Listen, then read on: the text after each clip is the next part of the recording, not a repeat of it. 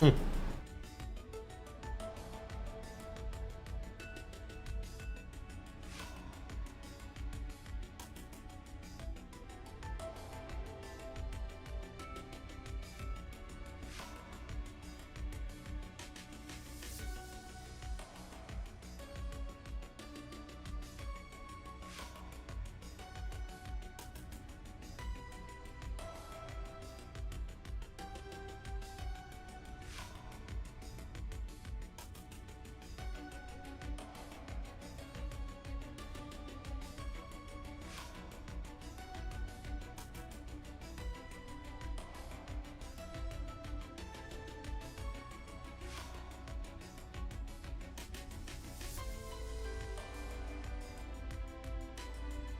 Yo.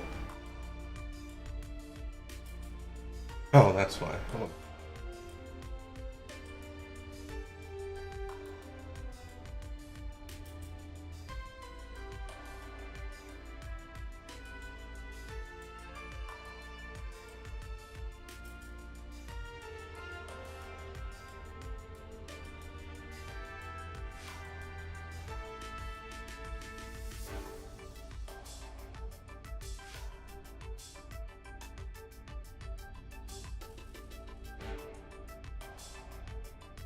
Yeah, we just started.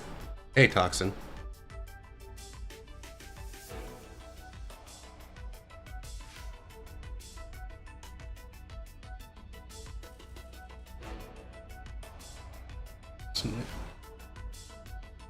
Just fixing a few things.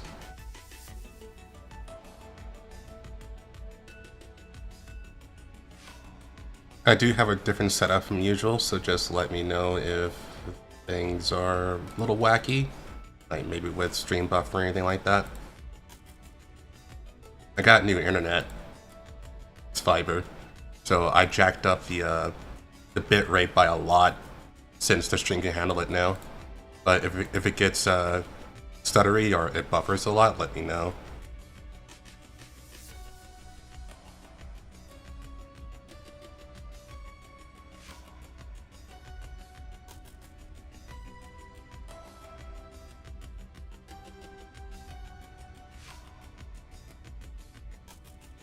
Sounds good, sounds good. Good to know that. Hopefully it stays that way.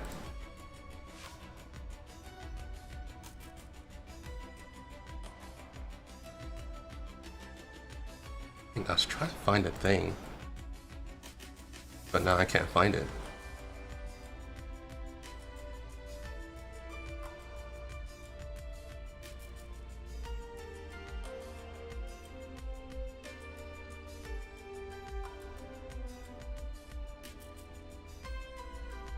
But I think I just may have to deal with it for now and look for it later. But it just started giving me some... I'm trying to move my chat to the other side of the screen on my OBS, but I completely forgot how to do that.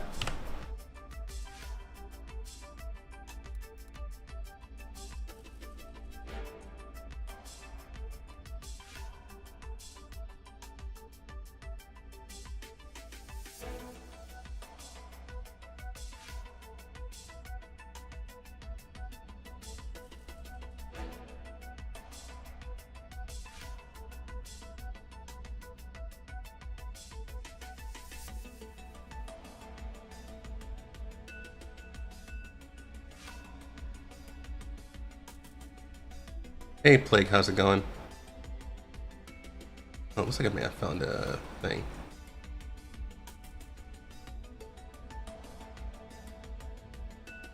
That's not it.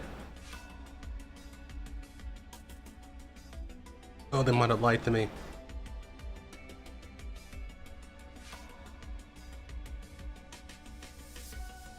Well, maybe not lied to me. Maybe it's more of like they just screwed up.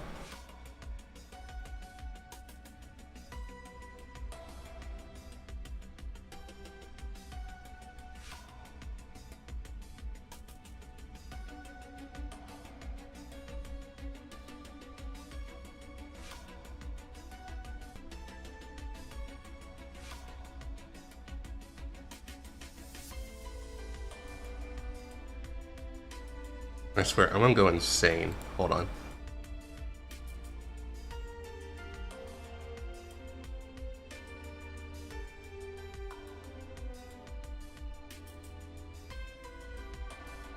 I'm not trying to deal with it, but my ADHD is kicking in. I don't want to make this work.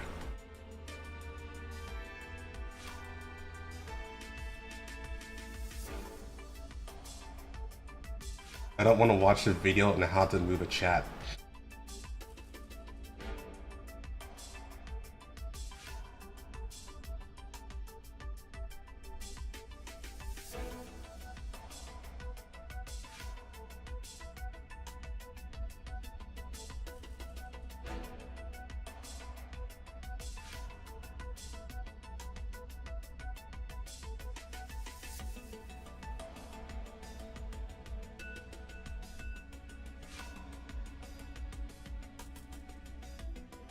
I'm contributing to a bit some passion projects, so that's fun. Oh, I love that. Passion projects are the best part of living, in my opinion. That's not even an exaggeration.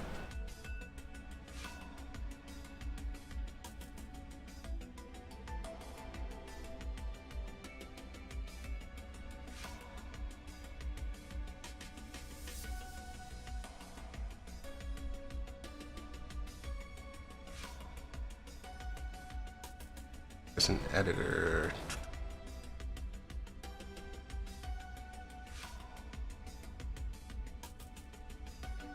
Oh, I think I found it. Let's see.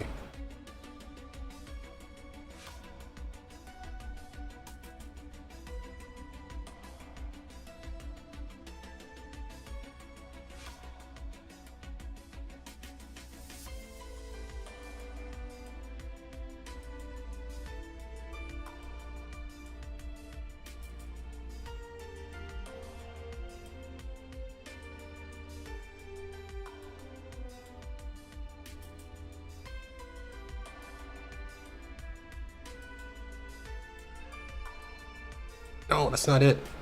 Ah.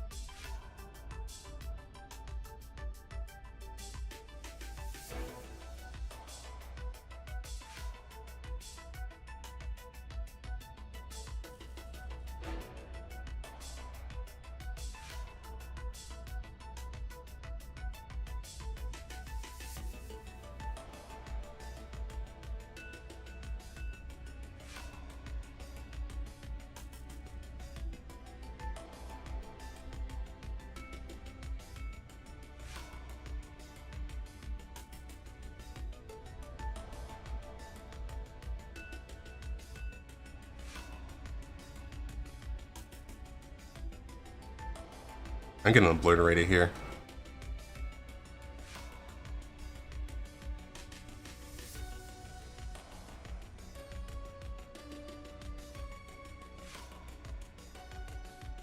Maybe it's this one.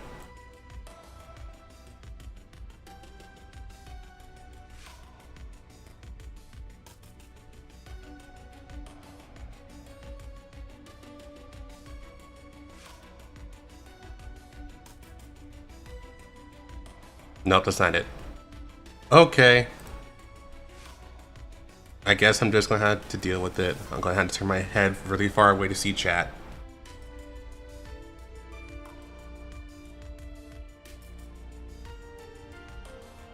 I'll have to deal with it later.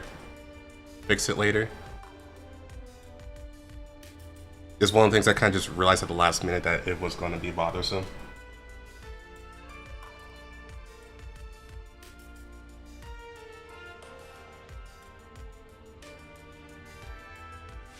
But then I couldn't fix it in time. Big rip neck, yeah, I know.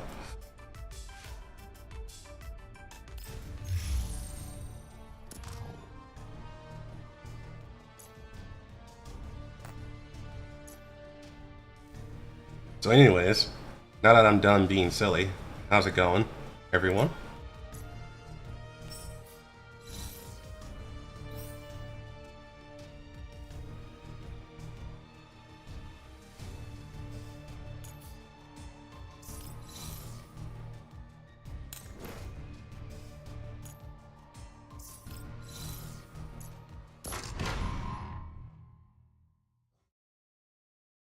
Yeah, there's not much going on in Girls Frontline at the moment. So the idea is going to be do my weeklies, I guess you can call it. Do my weeklies for this stream and just chill out. And then after that, maybe we'll play something else. Might be Nikkei, might be FGL, since I've been playing that too. How have I been? Okay. I think okay is the best way to put it.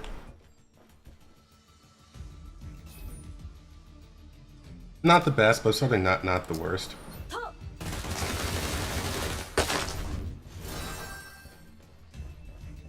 The new internet is nice. Stop that.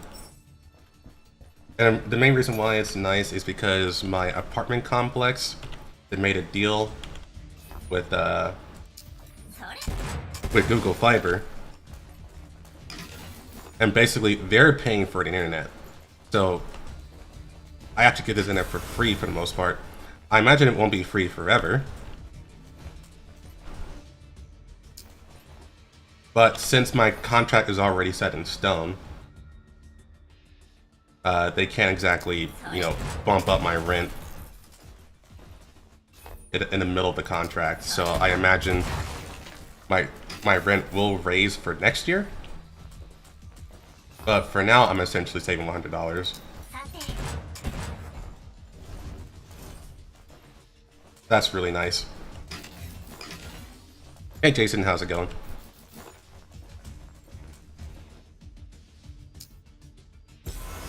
And this is a chill stream, so you guys can just feel free to ask whatever you want, even silly stuff.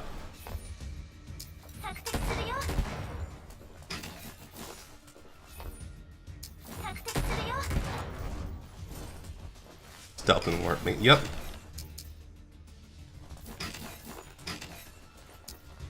Honestly, some of the best. Should I say it's some of the best gameplay in the game right now? Probably not. That's a little bit, maybe a little bit too extreme. But it's definitely fun.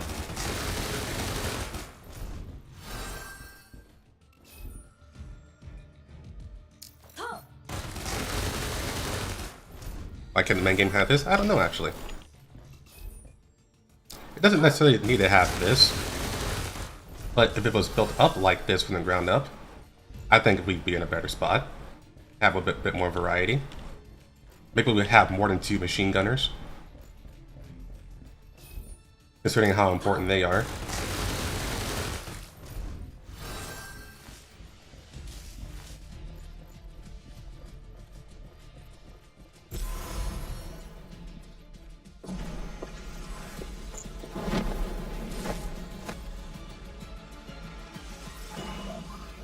Hey Warlock, how's it going? When you come out to the Aether Gazer? Actually hasn't been on my mind. So I would say the games that have been on my mind is FGO, and we talked about why that's on my mind. FGO, or Fate in general, one of my favorite series. And the other one was actually oh, that's interesting.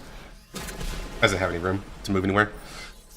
And the other one is a new game that I just saw today, actually. I saw it as a Styx sponsored it. It's called Black Beacon. Black Beacon is made from a team that used to work on PGR. And it looks really good from what I saw. Global is coming in April 10th? Yeah, April 10th.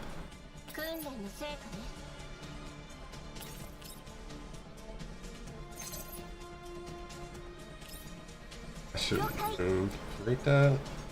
She's stuck here, isn't she? That's interesting. Yeah, April 10th. So I'm gonna be trying that out. And I'll probably stream it if the game actually works out well. There's no shenanigans going on.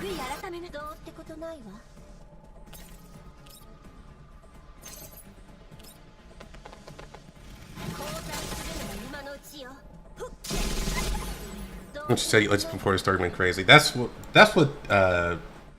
Was hinted at, yeah. That I left it a little bit too early.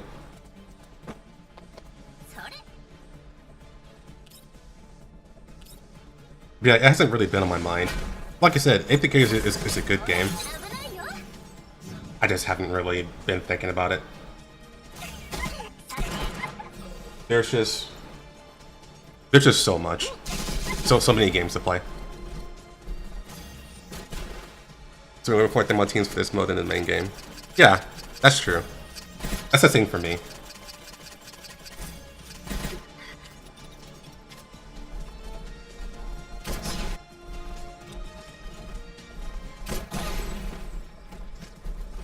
I can actually just reset the battle.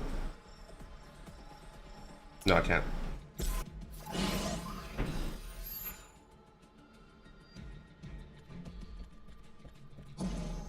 That was a little unfortunate.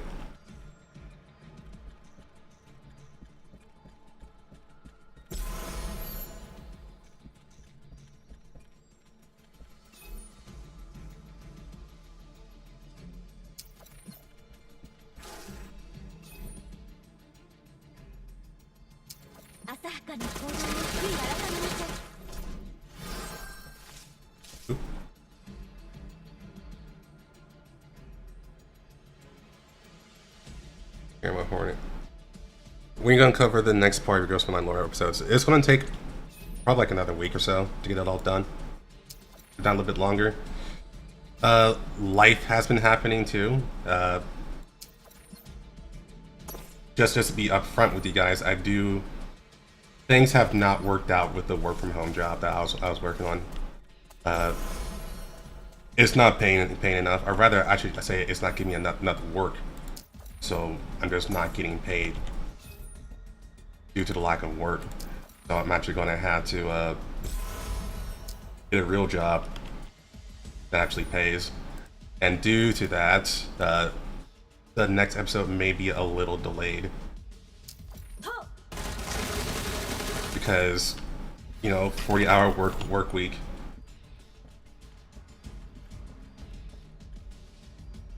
Work week. I'm gonna have to start driving again, all that stuff. So it may take a little bit longer to get those done now, but we'll see if I can adjust. Yeah, I have been working on it though, just not as fast as I would like because I've been applying for a bunch of different jobs.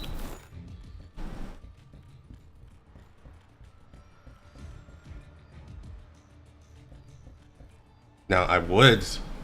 The unfortunate part is just that I just am not at a point on this channel where I can really survive, I guess you can say, or live off of doing this. I just don't have the audience for that right now. Plus, I'm not really pushing monetary gain at the moment. I'm just trying to have fun with it.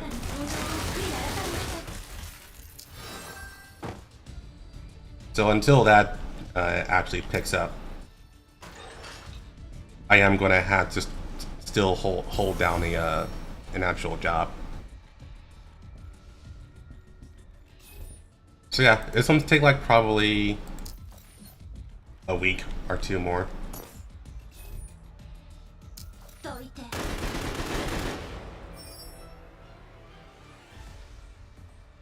Yeah, pretty much that.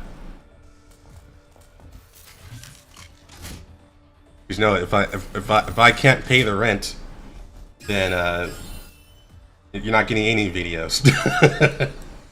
I think that's the unfortunate part.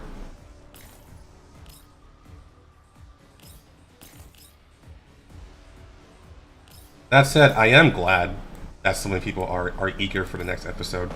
I've been trying to get those out as fast as I can, while also keeping the quality good. By quality, I mean writing quality.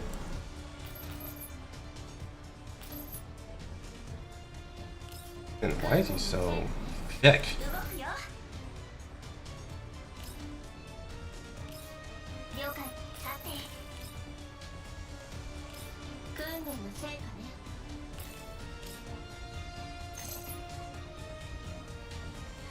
I want to see if I can actually damage one of them.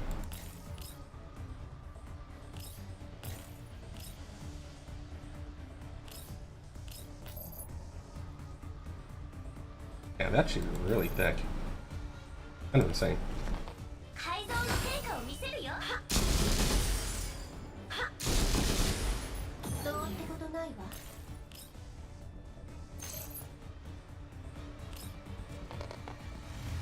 Hey Dylan, how's it going?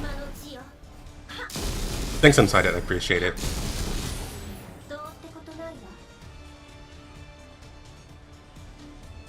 That said, the next chapter is called Mirror Stage. And that's gonna be a pretty wild chapter, I'm gonna say. A lot of people who have played Ghost from Line 1 would know why that's a wild chapter. Mirror Stage is actually pretty important.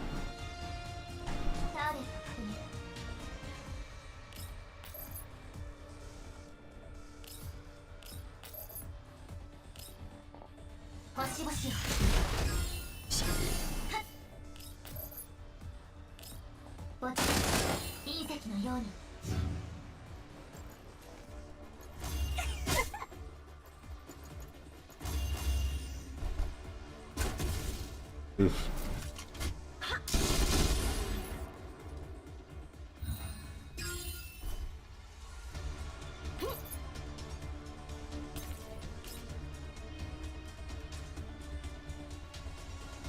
Go down one. Maybe another one, actually.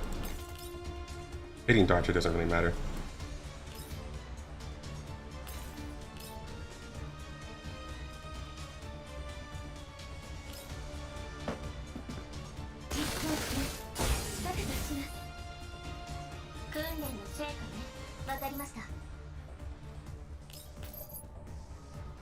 Oh, shit. So she dies.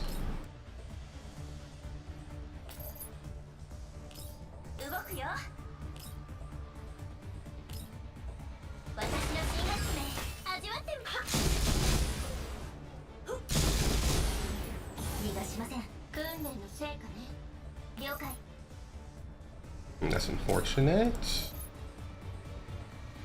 Yeah, so she just dies. She's gonna get healed later on. That's actually also bad because I'm unable to actually use her to refresh to Kai's ultimate. Actually, I can, but she'll just die afterwards.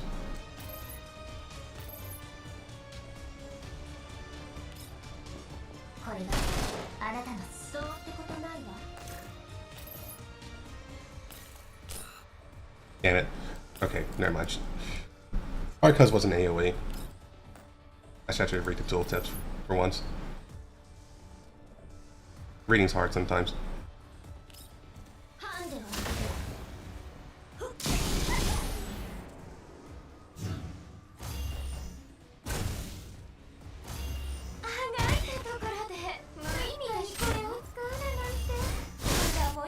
Ooh, I'm gonna lose actually. That's actually after I took out everyone. That's pretty interesting.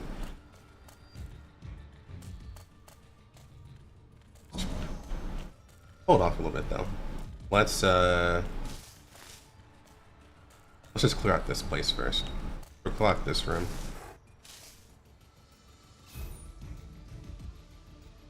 Or I could try that.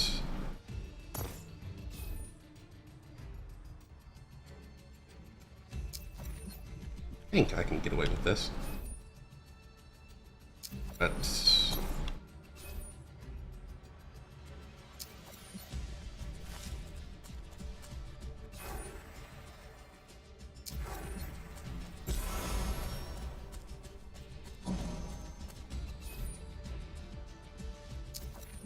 oh, this is the part where I need a sniper probably if I want to make this work out.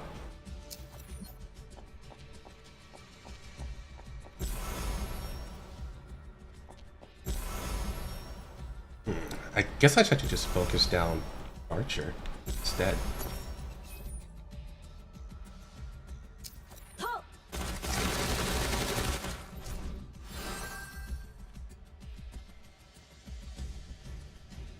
Yeah, usually I don't need a sustain. Because I just kill everyone. But, I guess the game caught up to me. But it has Swami. I just usually use her on a different team. This team here usually they just usually just kill whoever's in the way. But let's see if I can do this by just focusing down Archer. Got hit in the face with Mirror Stage. That's pretty funny.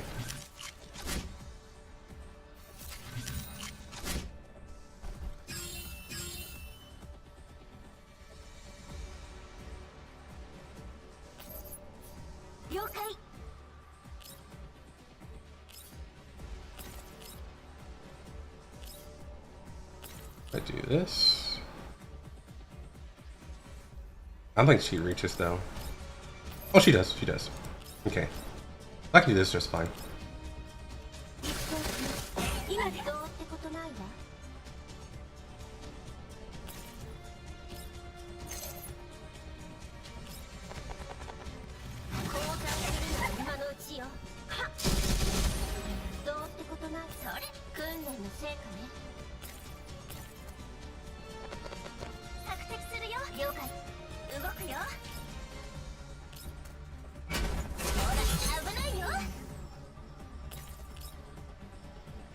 No, can't fit there, but that's fine. I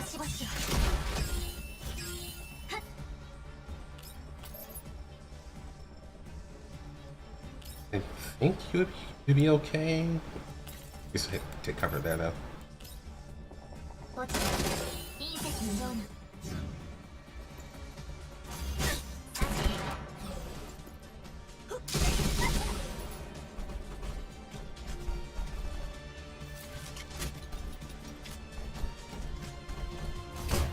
Why sustain everyone's dead? Yep, that's the idea.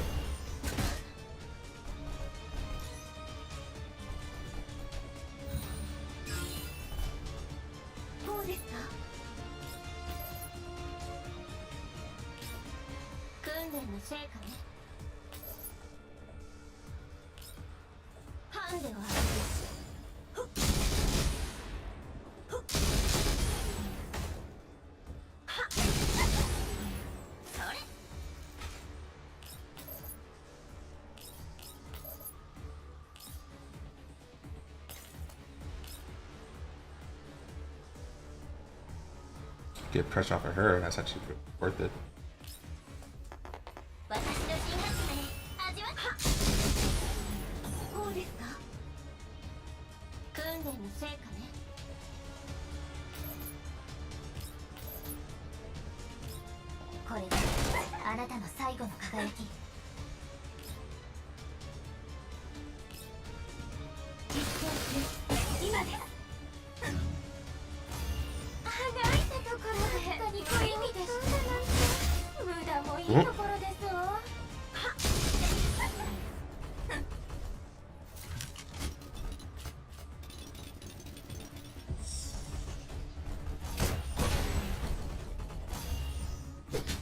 Bonk.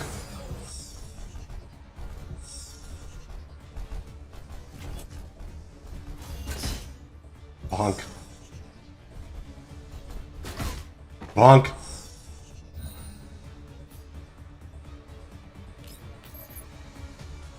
And she's too weak by herself.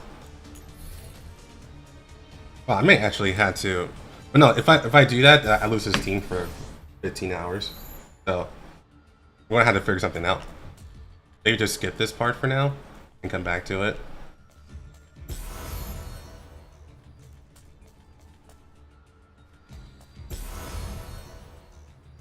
Pretty unfortunate though. That's the first time I had that happen. Usually I get past it just fine, but not tonight apparently.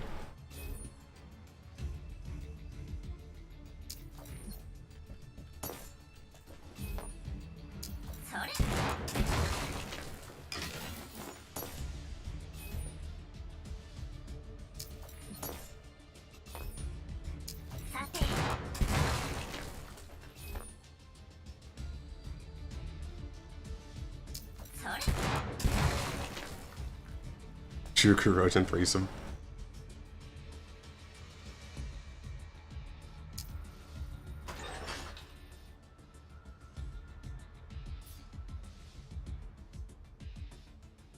What's this about healthcare? I think I missed something.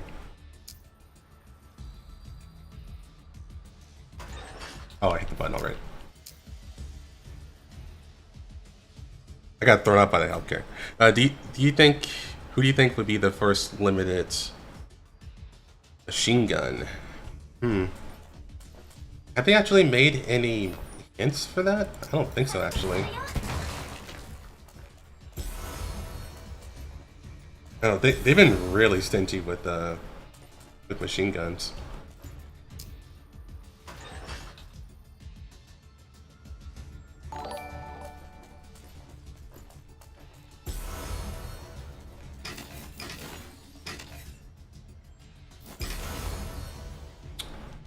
Thanks, Redhorn. I appreciate that. I'm glad you guys enjoyed the summary bits.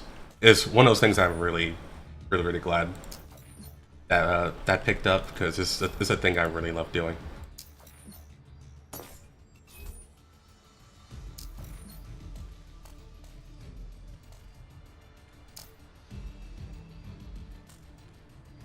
One of the things I want to do eventually is, so the thing is that once I start actually working, it is going to take longer for me to get the stuff done.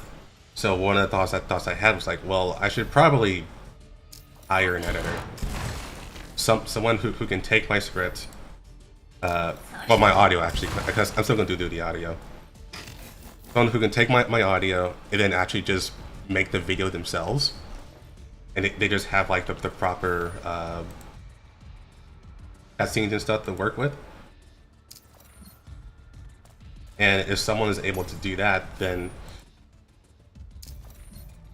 everything should work out. Like, everything should come out around the same time as usual.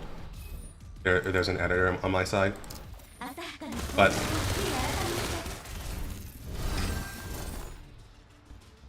doing the editing does take a lot of work. It takes a lot of time.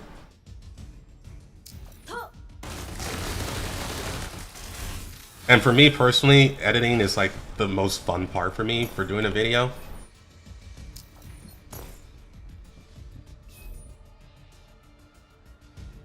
But if someone was willing to do that, then it'd be a plus for me regardless. That's the best way to put it. But that would have to happen after I got settled in at whatever job I get.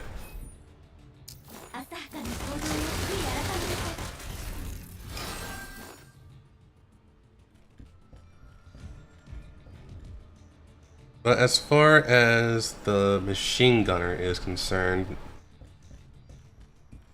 they really haven't said anything. I was gonna say RPK, but that'd be wild.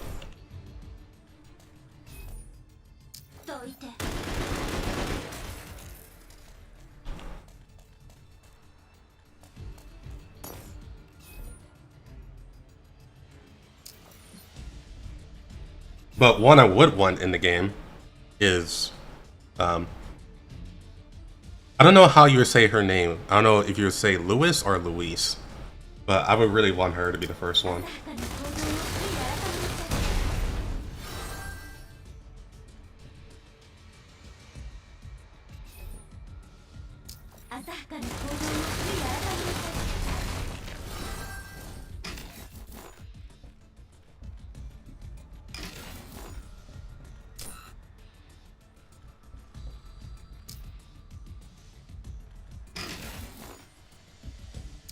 I think she's popular enough to be like a hype machine gunner.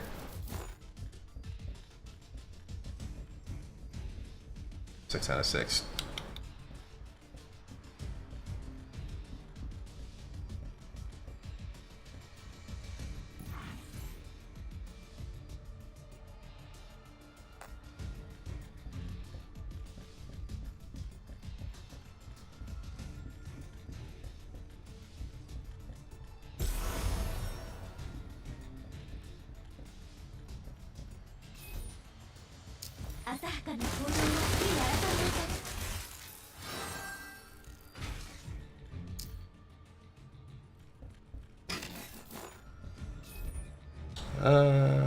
Where'd I go? Okay, up there.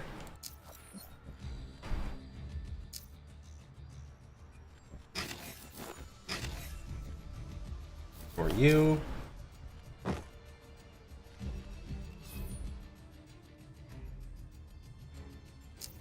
Bro, this guy. This guy's a menace. Oop, whoa. Had nowhere to go? This should be okay though. How am I suddenly up here? Where is... Oh, Slow is down there. That's interesting. A lot of people to murder.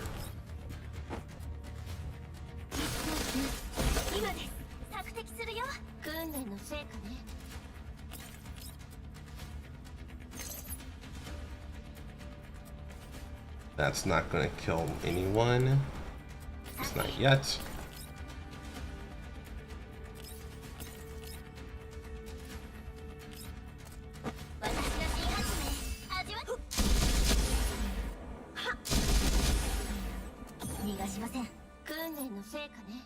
How's that? That works.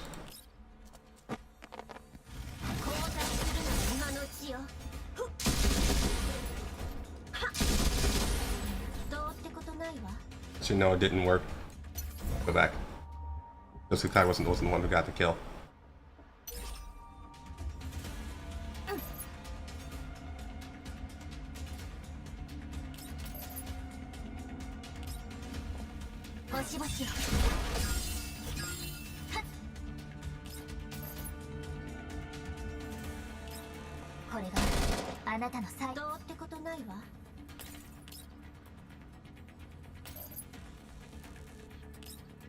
That should work out.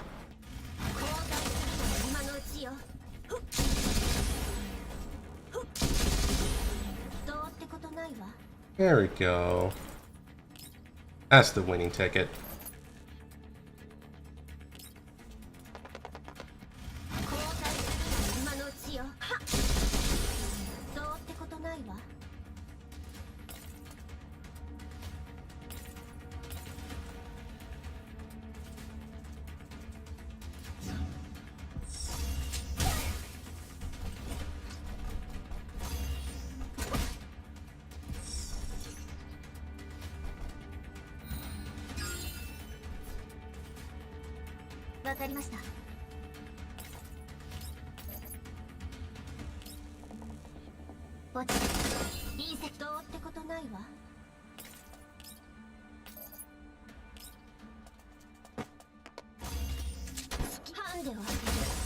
Oh, that little... I didn't see that dinner gate. I'm sorry, diner gate. I keep forgetting it's diner gate, actually. There.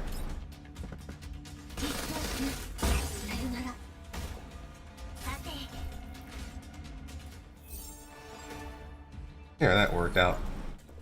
See? Easy. First try.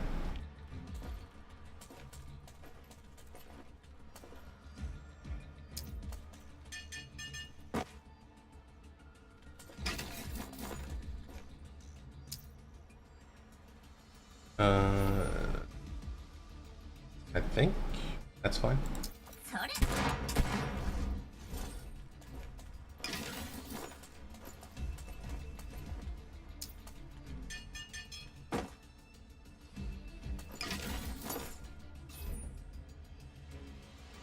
At least someone has to attack me, huh?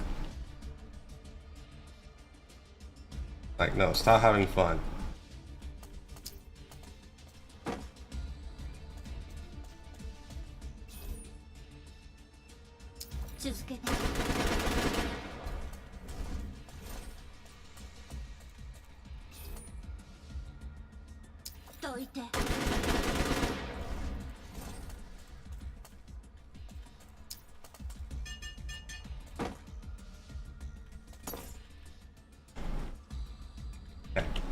Now we're good.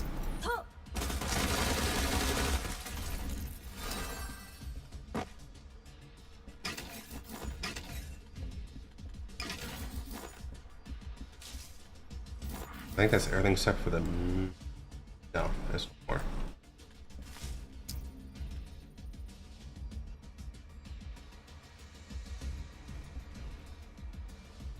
Where am I now?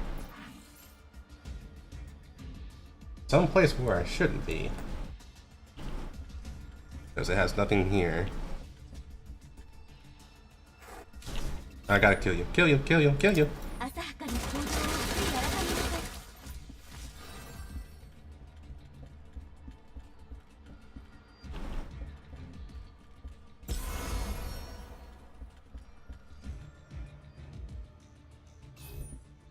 Oh, that's easy.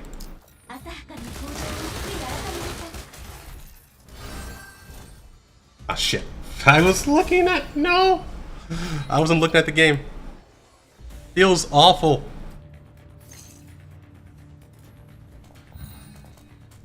I thought I was safe. So I wasn't looking.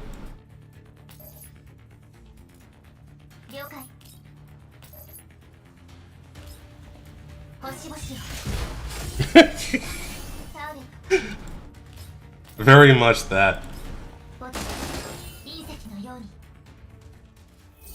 Alright, it's fine though.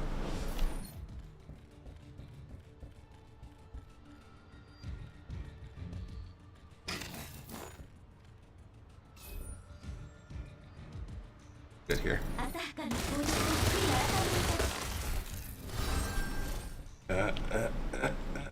Okay.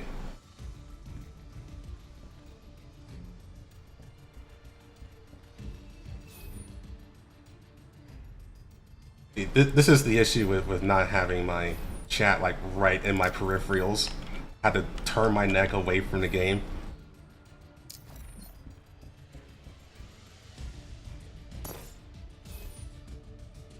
Man, I actually wish I had a Ulrid, because she could have one-shotted this dude.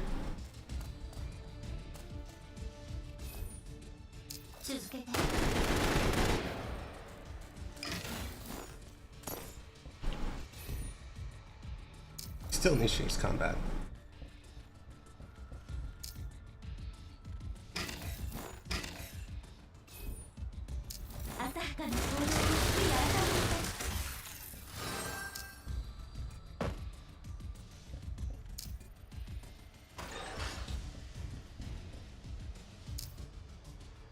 Oh, okay, I'm good with that.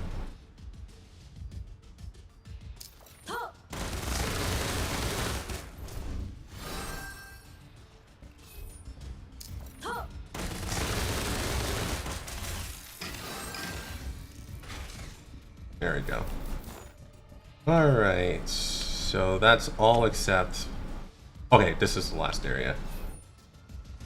Before I had to try Darcher again.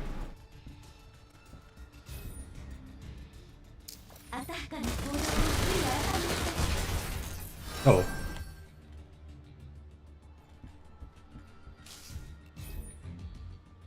And he's fidgety.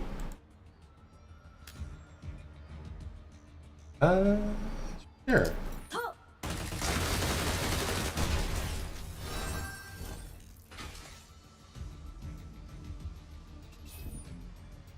And it's unflinching. Until he flinched.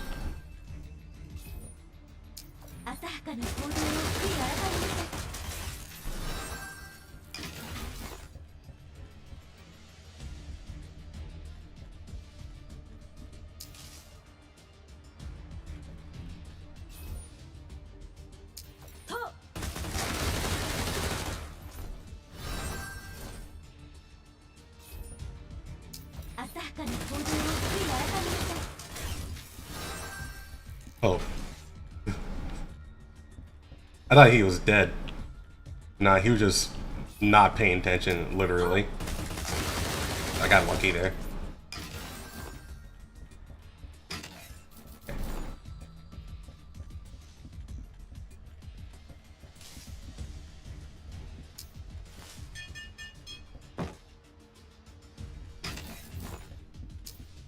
Okay.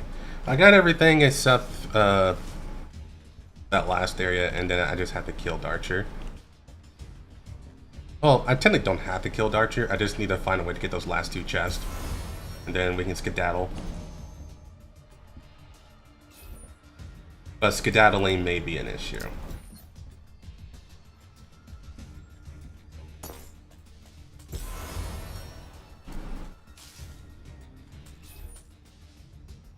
Because no matter what, this guy is like initiating combat because he's like a hawk.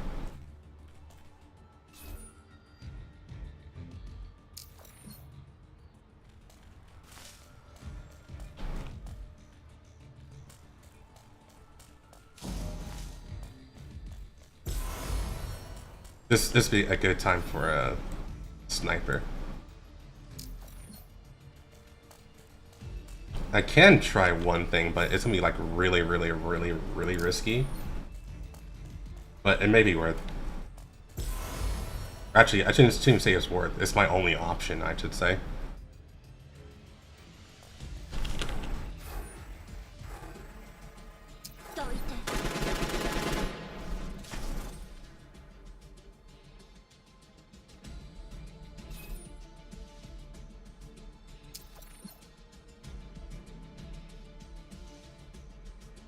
Just need them to calm down.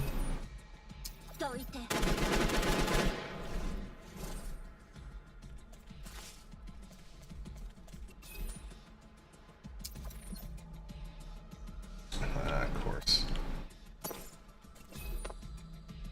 He's just too sturdy. I can grab this pretty easily.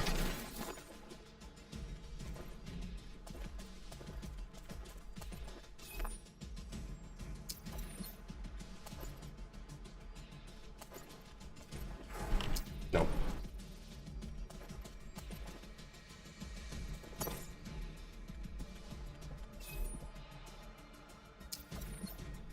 Okay, let's clear out the area then.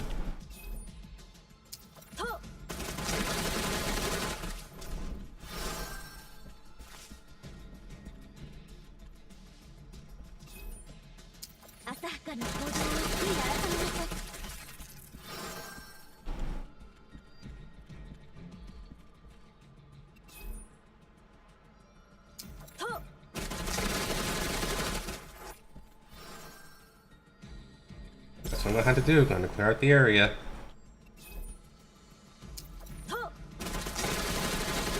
Must have been the wind type shit. Yeah.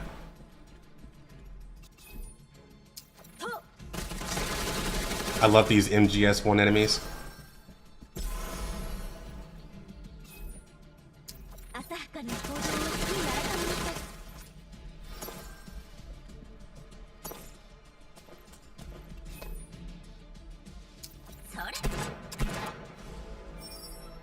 Alright. Let's give this another shot. And while that is loading up, let me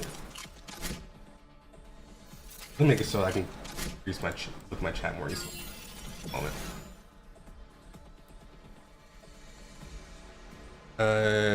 Dashboard.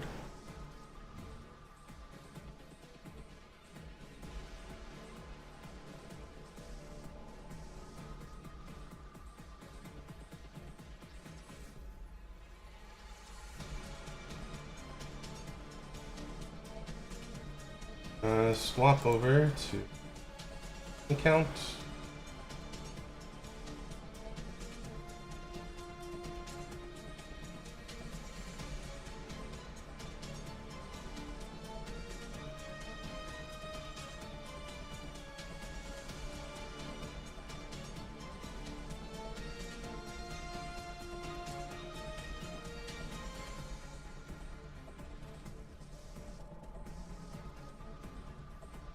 Wow, that's interesting. That is not correct. Hold on.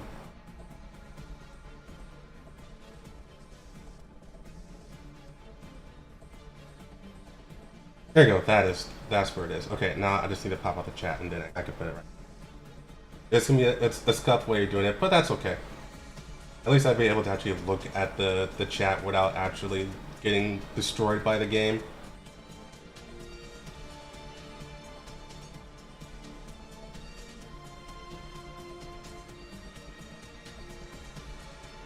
There we go. Hello, chat. I can now finally look at you.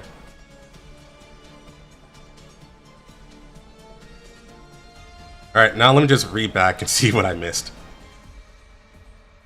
Can we bring back RPK just to kill her?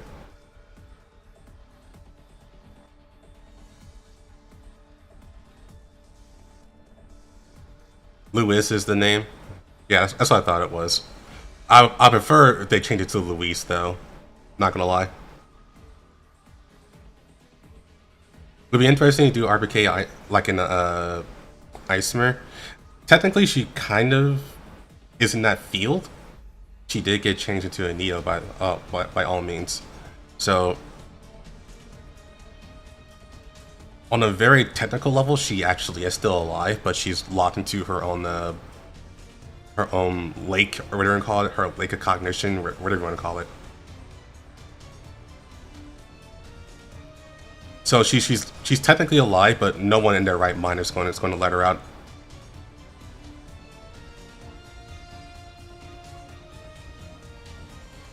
We got quick high, so I even bother. I mean, you can just make the machine gun unit actually better at AoE than Kukai is.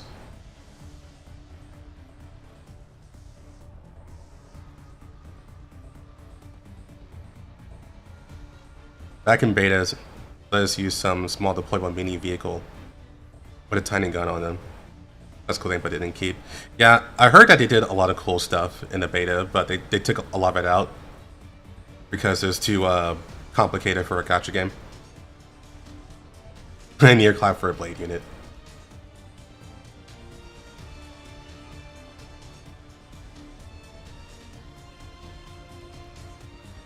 Louisa.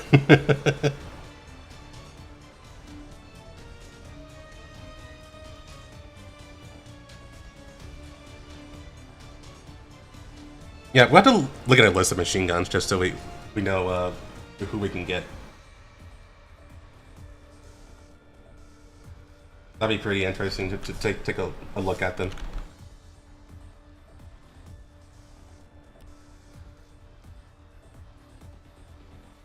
Hey, some good con, how's it going?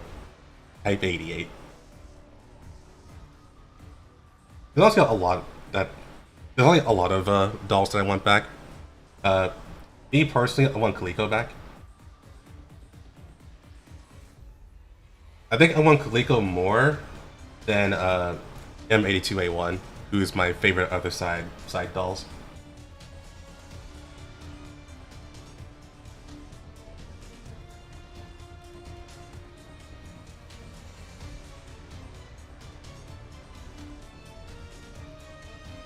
There you go. Alright.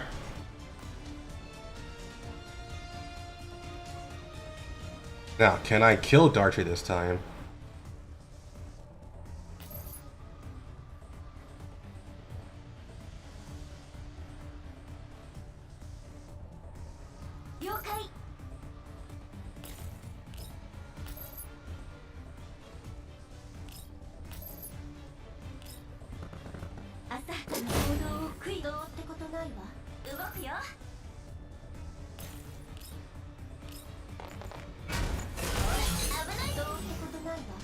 Let me lower my RAM usage because the game's bitching at me.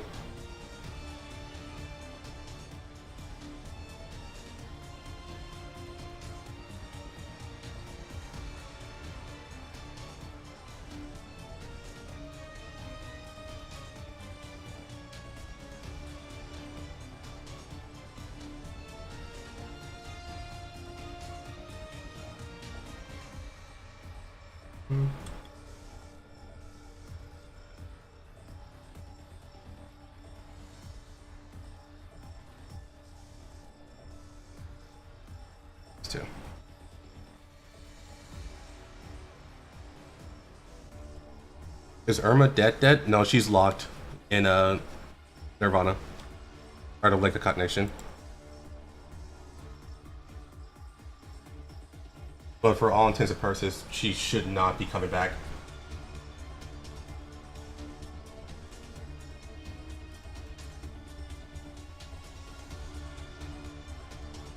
There we go.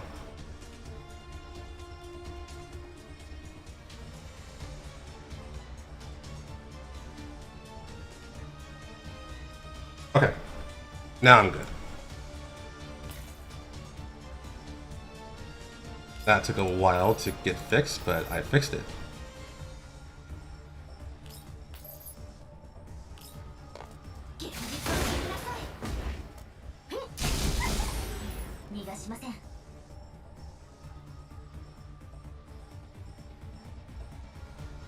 It goes on to an alternate timeline or just a retcon. We don't know yet.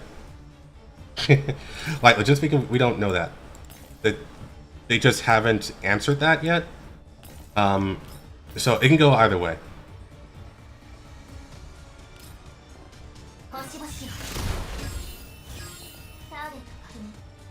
For the most part, we're hoping that it's a retcon.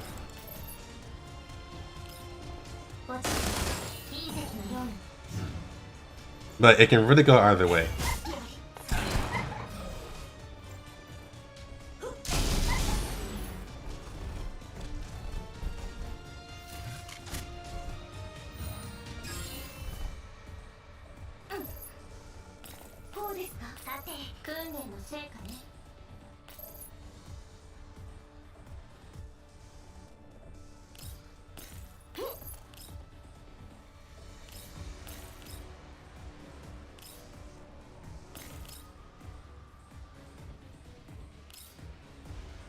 Can we hit both of these? Yes.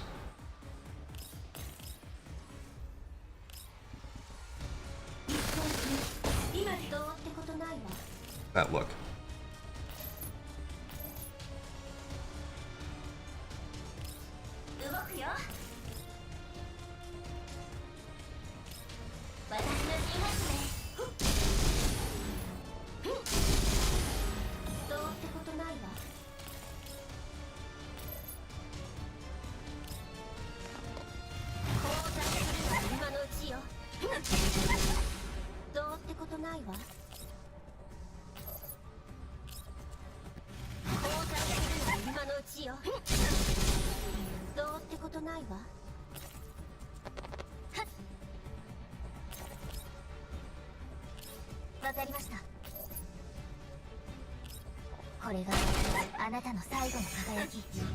Unfortunate, didn't get enough clicks there. We're still fine. Oh. She died to corrosion.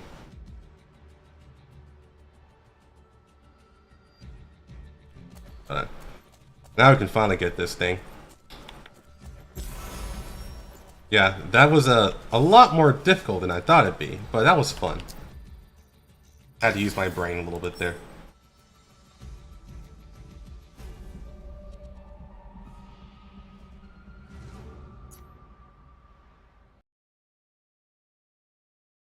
I want to bang my doll here.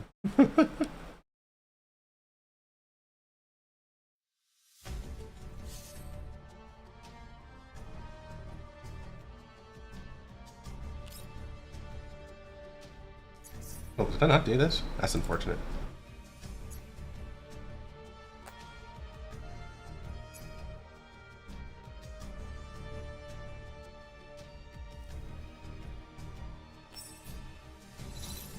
Okay, let me get back to this.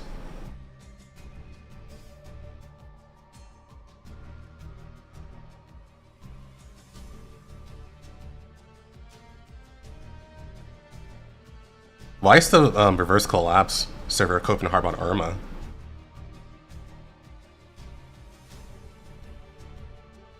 Surprised the commander doesn't have nightmares of Lunacia. Why would he?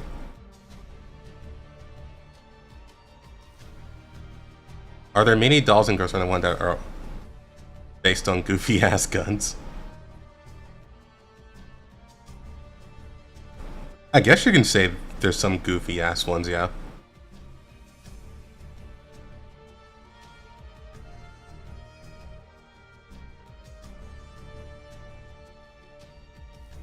I think about the running jokes around gacha games community as stereotyping a character based on the designation and features. The more I think about it, the more I realize it doesn't feel so. Not really.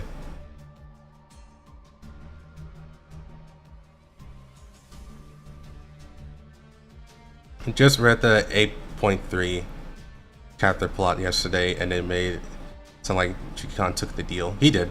Yeah, he took the deal.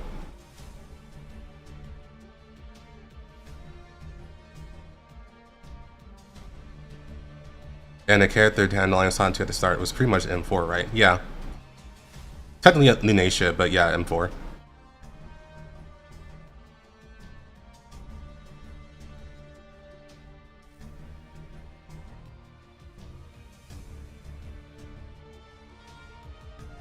Still be used in space.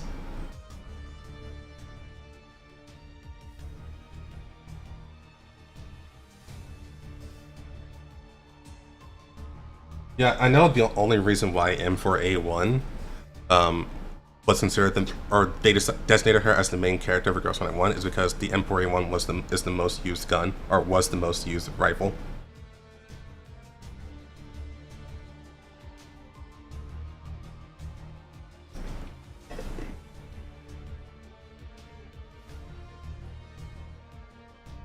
There's some timeline fuckery. That's kind of the reason why most people are thinking that it's going to be not necessarily an alternate timeline, but yeah, there's timeline fuckery.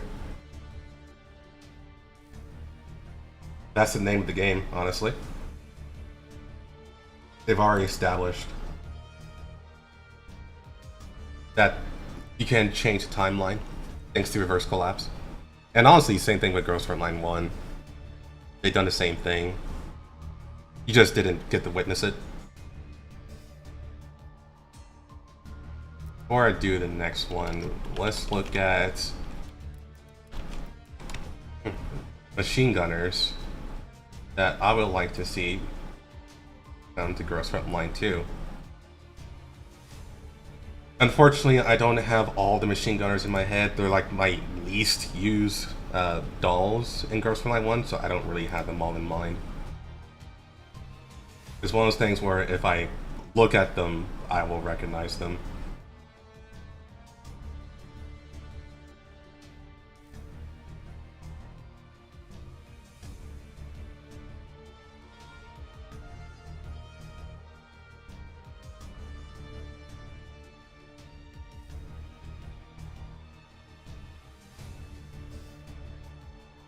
Like I said, my top choice is Louis, or Luis.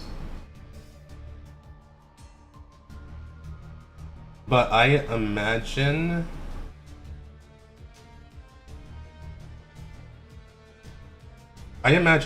if they want to pick one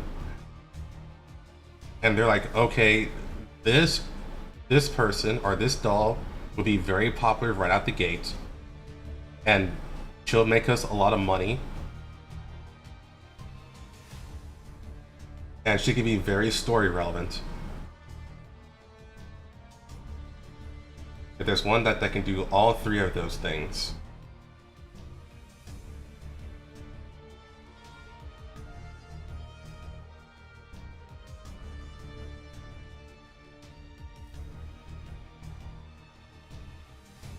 So she wouldn't be my pick.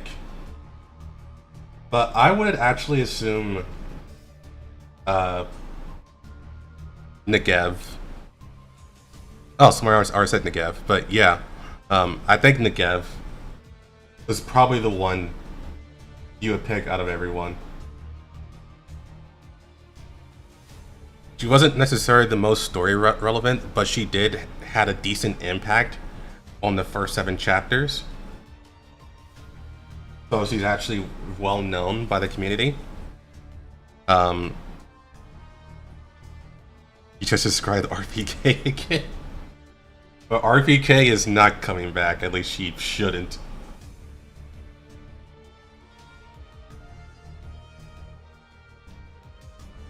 Yeah, Negev is well known by the community. She's a fun character, she's cute, and If they decide to do skins on her, then she'll go from cute to hot.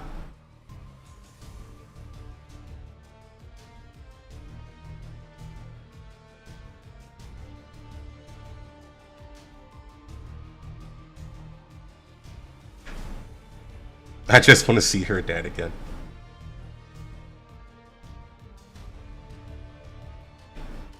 MG338.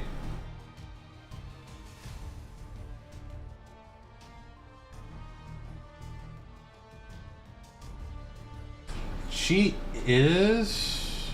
I mean, she's late game relevant.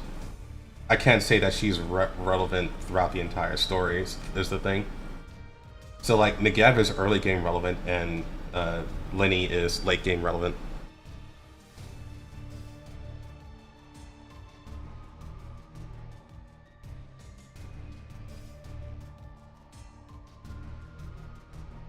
How about RPK units that did not do all the fucked up things? Then it wouldn't be RPK, to be honest. I would buy you so quick.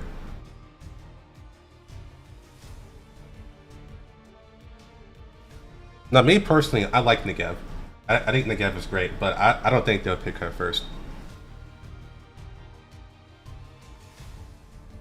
I think they'll pick like a very safe option, like, oh, let's just pick like a really hot chick. So you're probably looking at M1918. I think she's a really safe pick. And easy to market as well.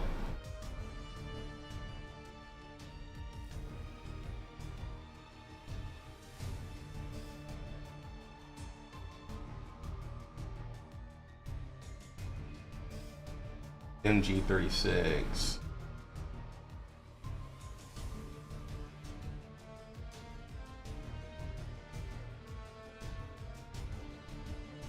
That's an option, yeah. But I don't think her chances are really high. Most of the God becomes new pro tag. Actually, that'd be pretty cool. To be real though, I'm actually surprised that it wasn't most of the God. Instead of Groza as the main character. Considering the ties that she has to not she, but her weapon has to Jefty. I think that would have been a pretty cool callback.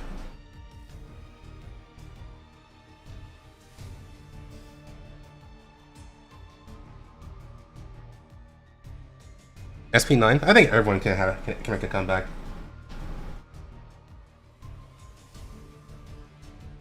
But I think they're gonna pick the most popular ones first. I know that there have been some oddball ones, like obviously Papa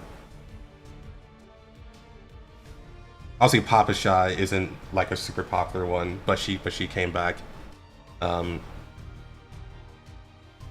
out of this whole list, I think everyone here, well, WKP, I just said her name, Latara. I doubt she was popular at all in Girls from I 1, but she came back. But I think they will prioritize the super popular ones first. They're either gonna be super popular or really well designed that they will sell very well.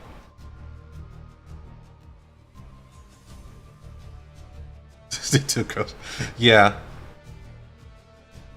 She does feel like a bit like a throwaway, and the thing is that they actually play into that. Why should Goldfiend so weak? Because we got Swami first. I had no reason to build Goldfiend. Goldfiend is the one I send out to PvP to die.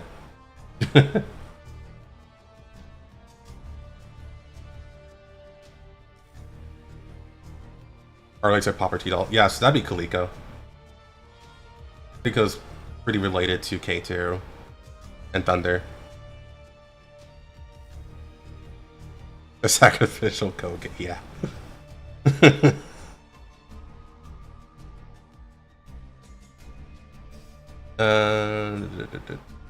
I think this one is fine. I need a shotgunner though. Yeah, I definitely need a shotgunner. So that basically leaves me just one option, really.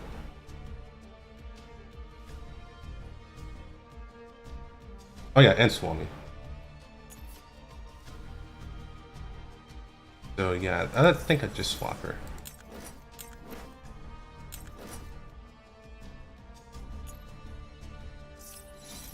This will be interesting.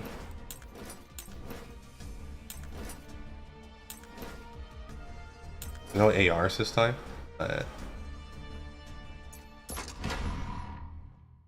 Said does me whatever class. Yeah, Architect. I would love Architect to come back. Architect is my favorite ASF dolls. Although I think that's like not an unpopular opinion. I'm pretty sure that's like the most popular opinion.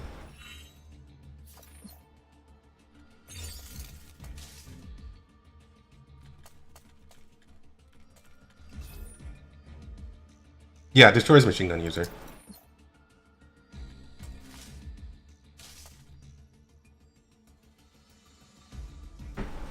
Honestly, if any SF unit came back, I'd be pretty happy. Just to confirm that they're actually alive. Look at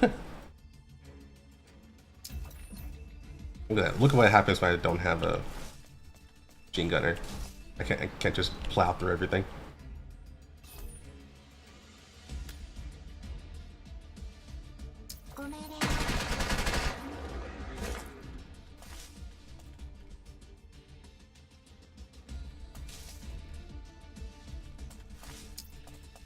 Remember the basics of CPC. Yeah, I was so silly.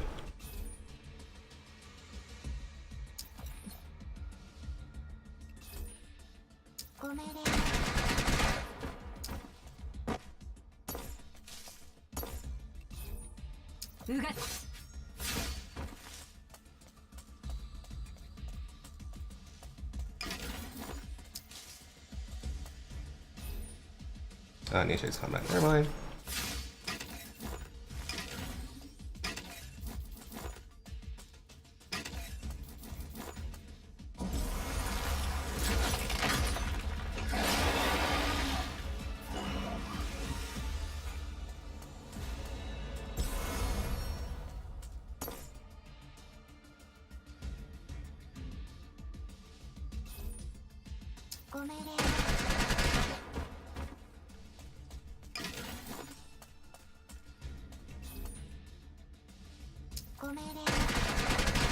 She's the best member of the Elmo crew.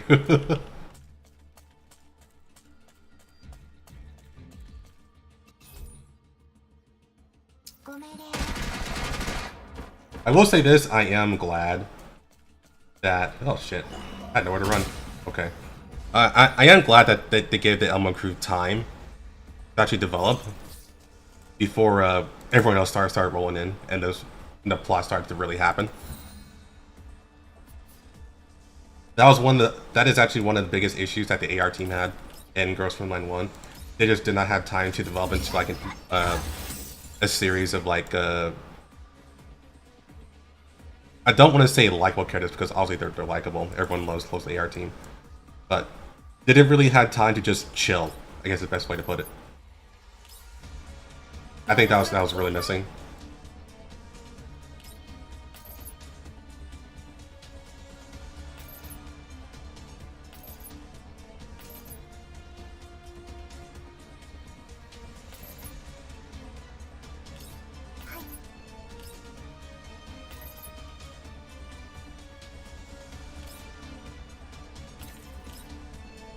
I'm probably better off just trying to kill these two first.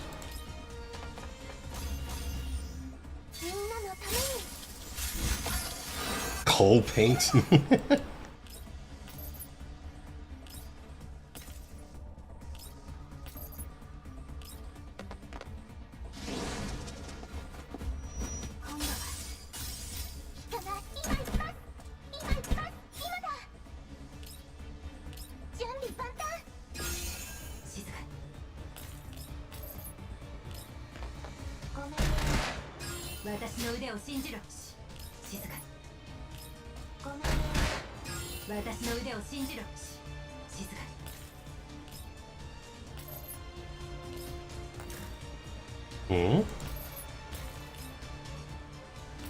Okay, that was weird.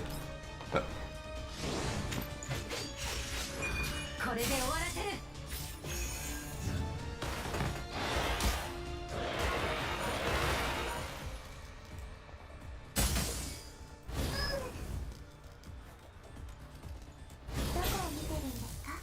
at least M16 say here's your SF unit. It's not a bad idea. Oh, that reminds me, Beak. You know, it'd be great if Beak showed up after being neglected for like years. I doubt like half you even know who the hell Beak is.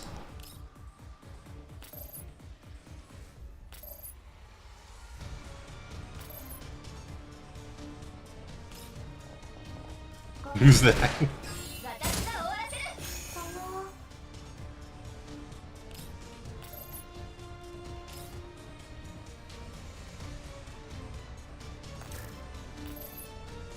I can't move.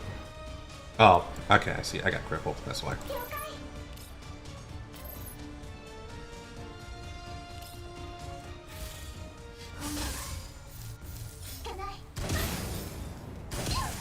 Ooh. Oh shit. Okay, my bad game. I did not know it was like that.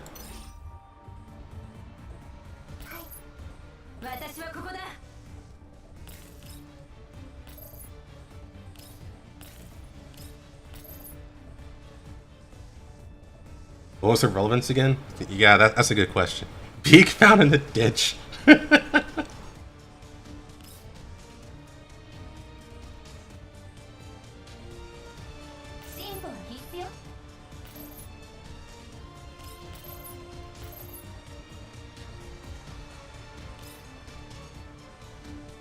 But honestly, Beak was done so dirty.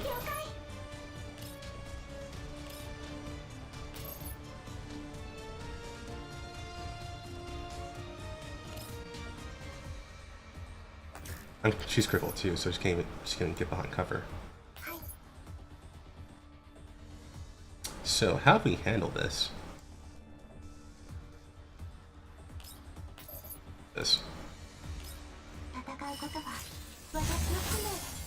We stall for now.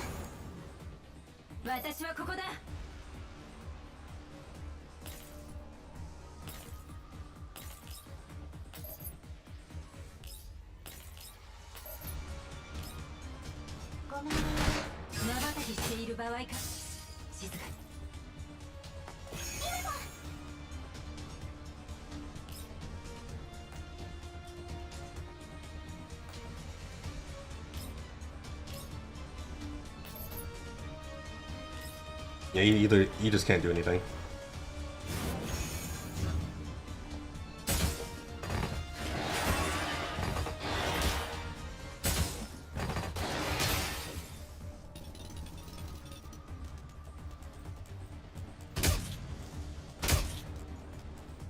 Everyone's still okay.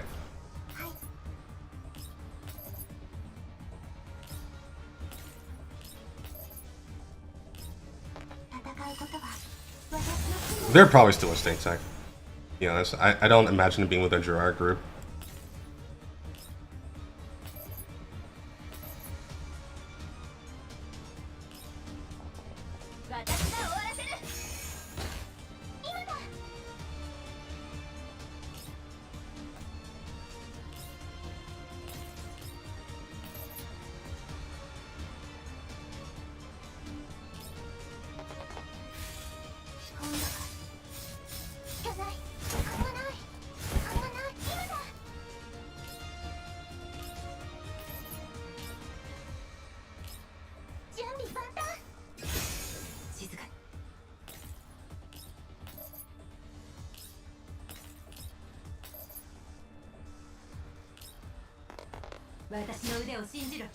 Ooh, nice crit.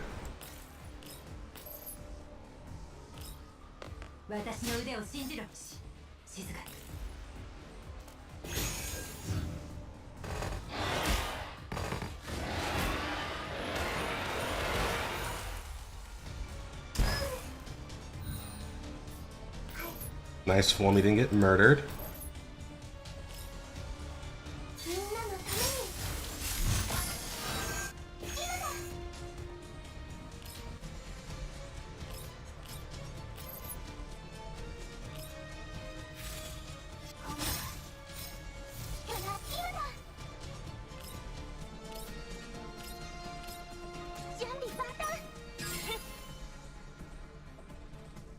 I think it's more likely SF got scrapped at the commander left and SF was fully crushed. I don't think they were scrapped, to be honest.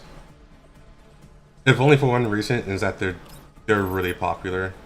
I really don't think they would scrap them. At least not unceremoniously.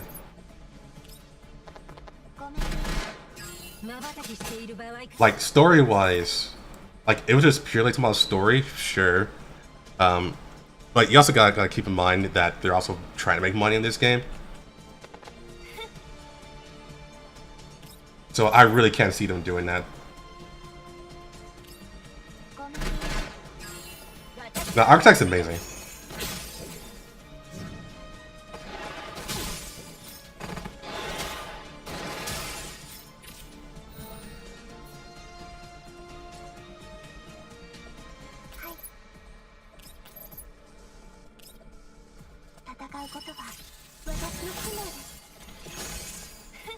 Well, Lotto was killed, huh? Okay.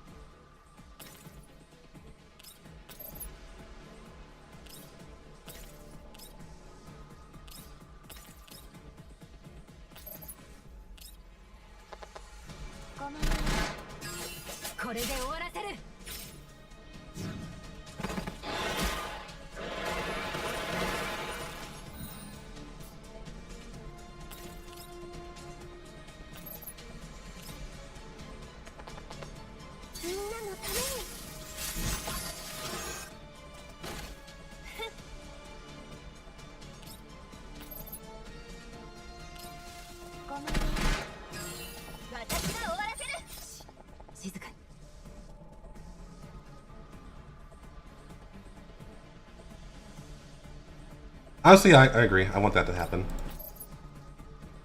I'm doing no damage, by the way.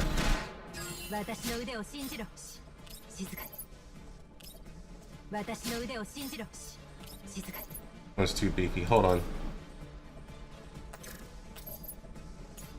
Why is there too beefy? Increase damage dealt.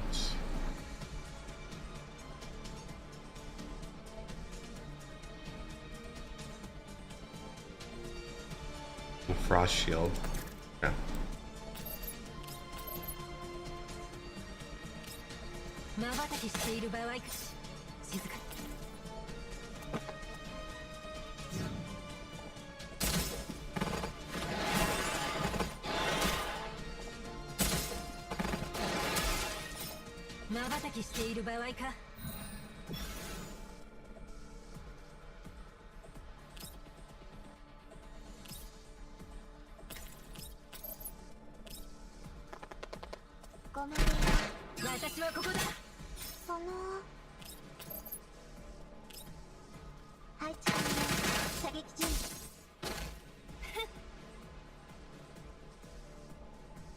Much reverse class. I would love that.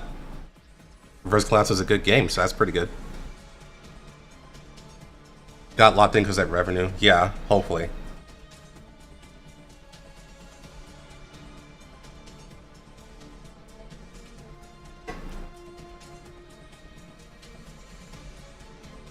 Destroyer and Dreamer being in the game would be nice too. They're good characters.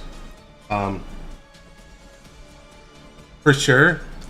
I think Longtran said, "Yeah, give me Gaia." It's actually pretty surprising that they never gave us Gaia in Girls Frontline 1. They only gave us Destroyer and actually the dog too. Doggo Destroyer. But not Gaia. That's actually pretty interesting that they didn't do that, so maybe they'll do something like that.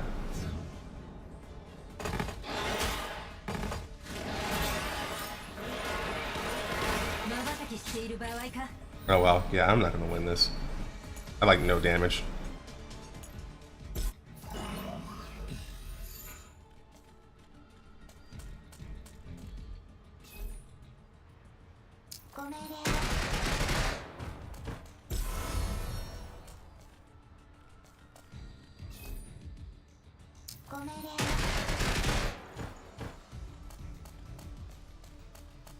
Yeah, before I really got before I really tapped into architect, um, agent was my favorite SF unit.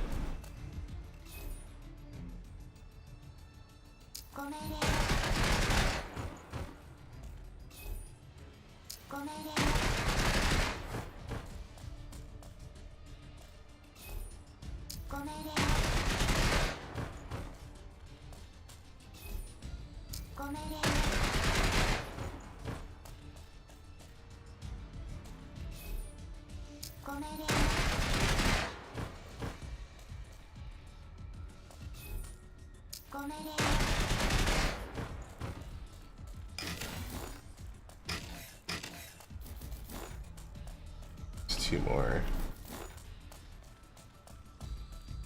Who's the better mate? That'd be a pretty interesting question.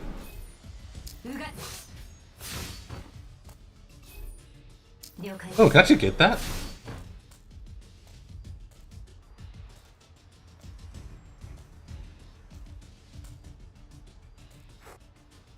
Ah. I totally could have, but...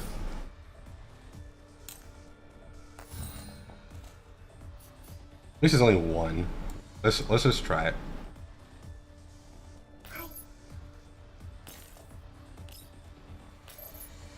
Tsundere blushing mate supremacy. Oh, so basically like a brevity from Nikkei.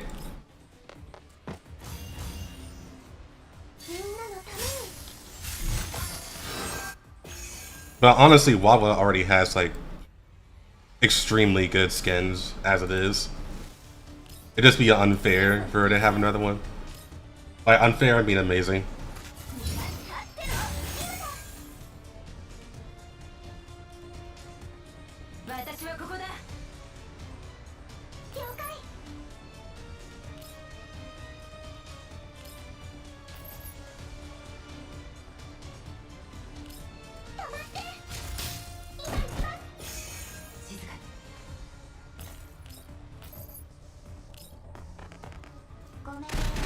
I'm on maid day.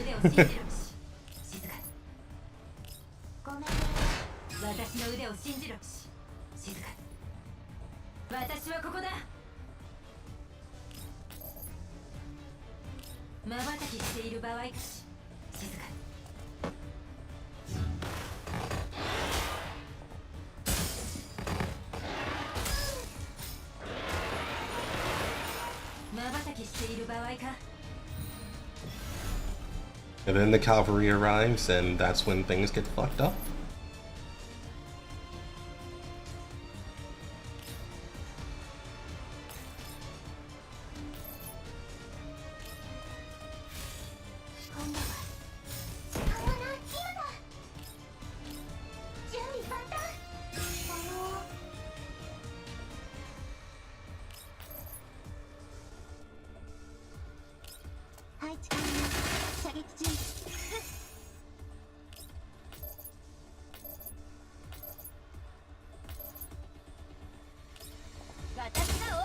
Huh? She totally would say that, yeah.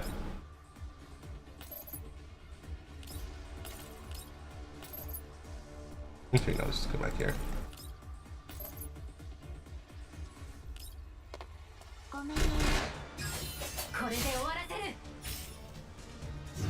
Nah, this isn't worth. Not worth it all.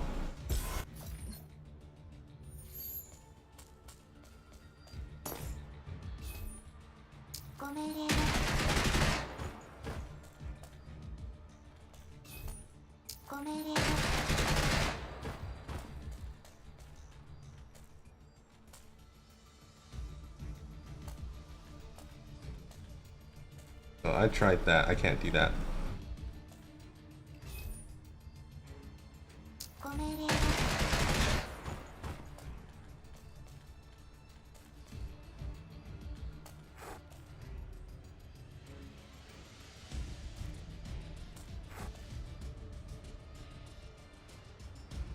It's so finicky.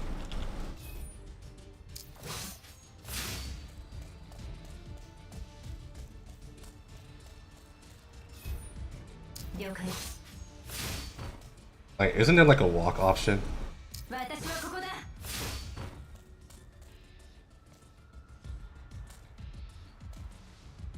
there we go. Might have to leave this one alone though. I don't think that's gonna work out. I just can't kill him. I don't have no single target DPS. So I'm not gonna bother. Let the loss be a loss.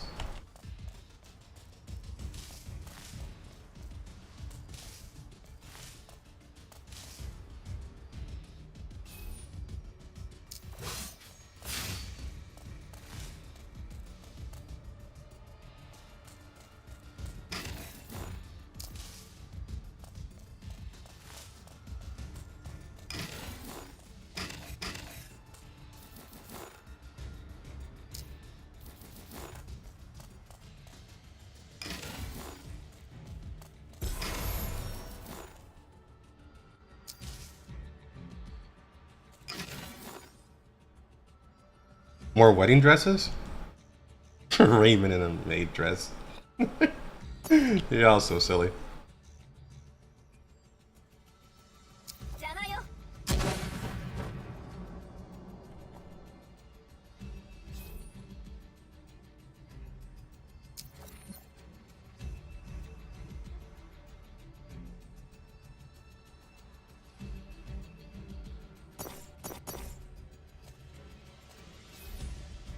Okay.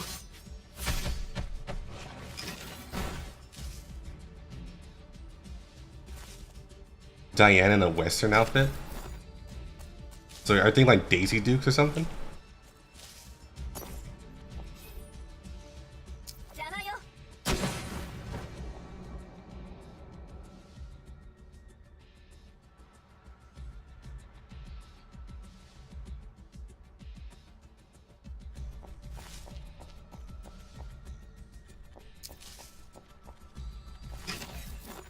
Truly? Be careful, your degeneracy is showing.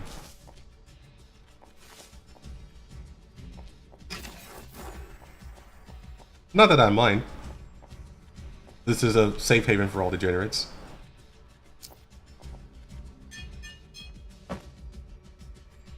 No, you just have to calm down. Y'all can go a while.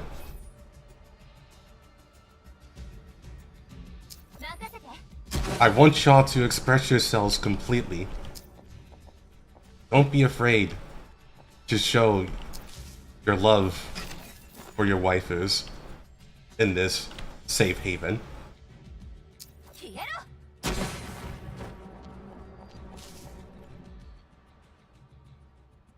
Loot is light.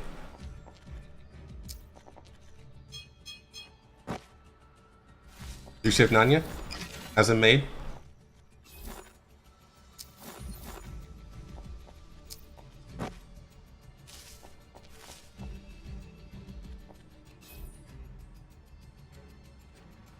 Calm down.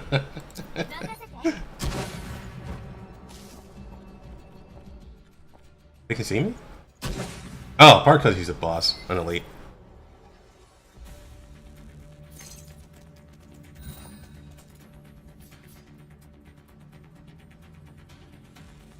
I want the banner to be for Nikkei 2.5.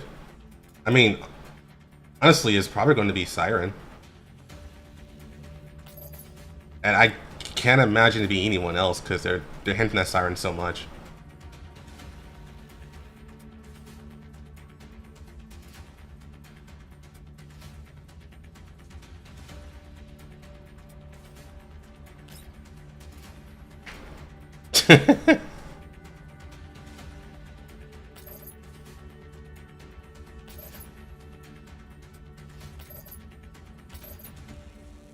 Yeah, you can tell him. It takes more fun. So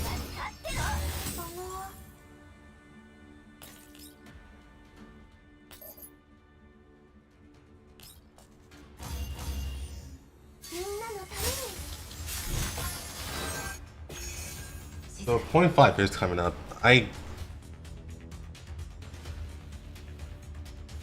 So I can't imagine that 0.5 would be Springfield.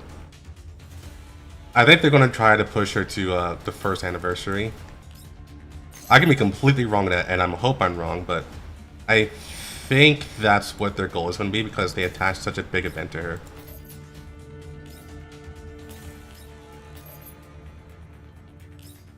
Now, the thing is, Springfield is like my most awaited doll that isn't like a main character. Because as far as main characters are concerned, my most awaited is M4 and RO, who is now called Rebella, but that's going to take some time to get used to still. So I imagine Springfield is still going to be Anniversary 1. And the 0.5 anniversary is probably going to be K2. Also known as Yugi, for those who don't know.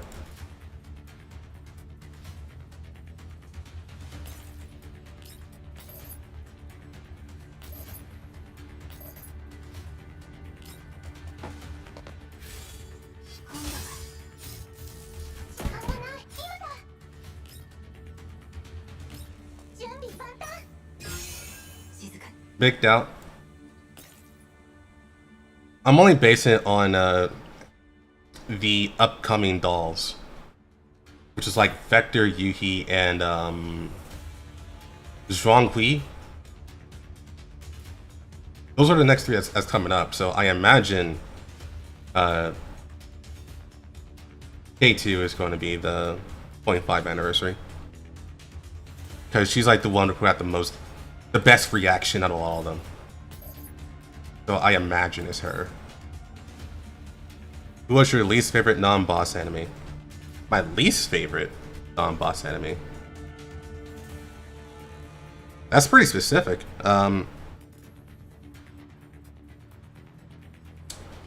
Least favorite non-boss enemy.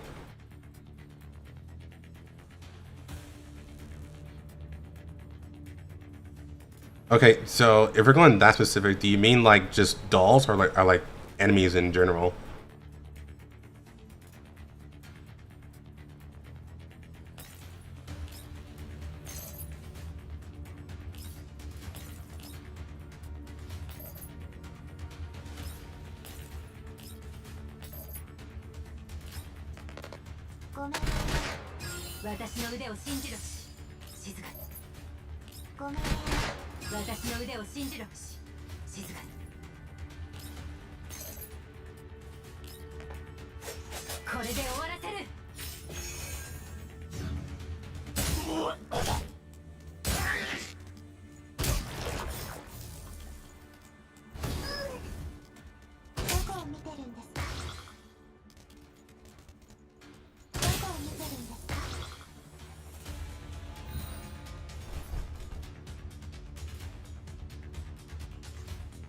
Okay, yeah, okay.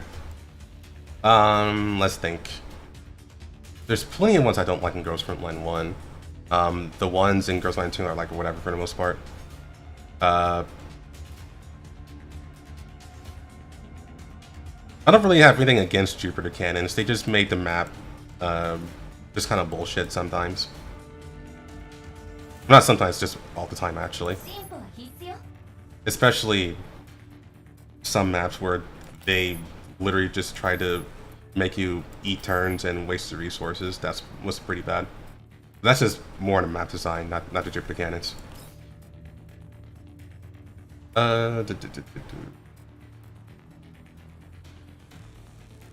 So I don't recall all of the names, but the ones I don't like are like the tanks that shoot the giant beams at you. I think that might be my least favorite one, because if you have any rifle T-dolls, they just get like a lot of free damage on you, and so it just feels like complete ass.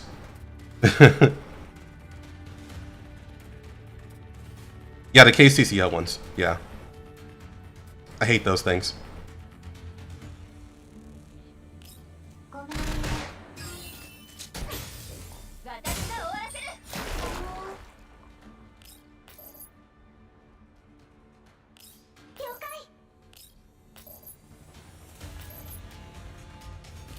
This is not looking good.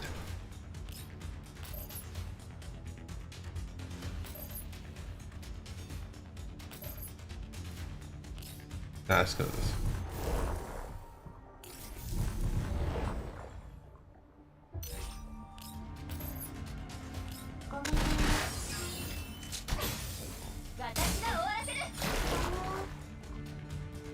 That's better. Who's killing me?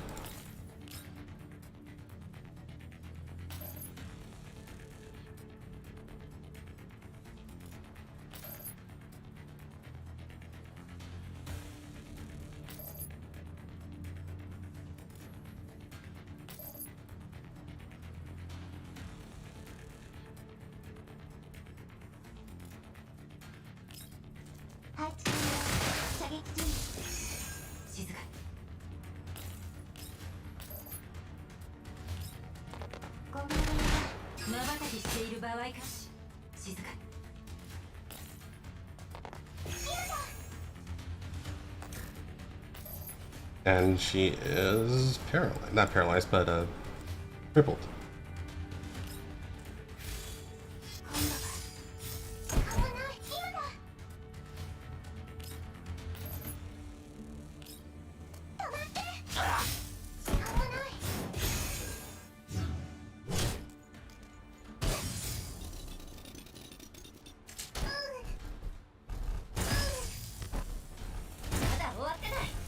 That should be okay. Now it's not.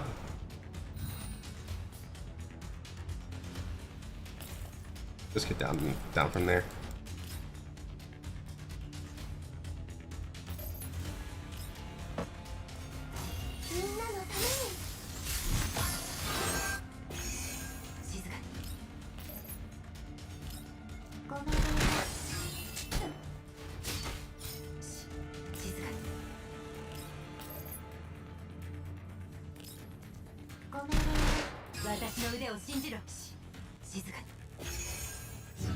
Try to body block and see that works out.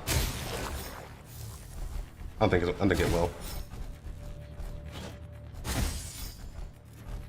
Yeah, it kind of did.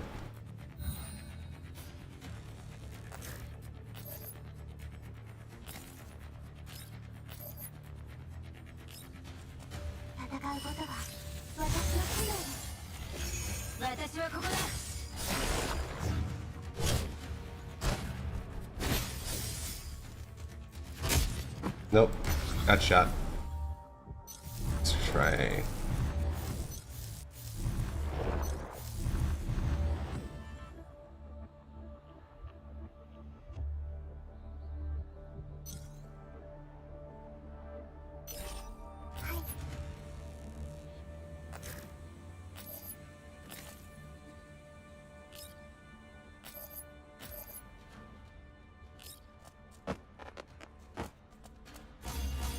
Maybe Cole can help? Nope, probably not.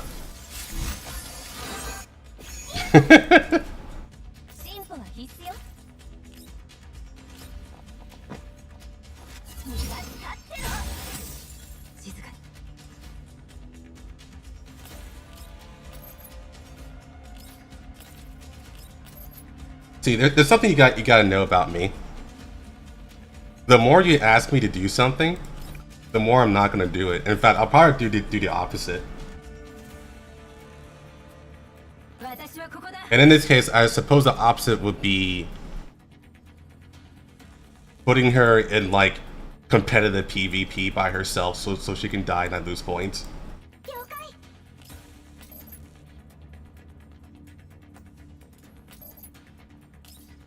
That sounds fun, actually.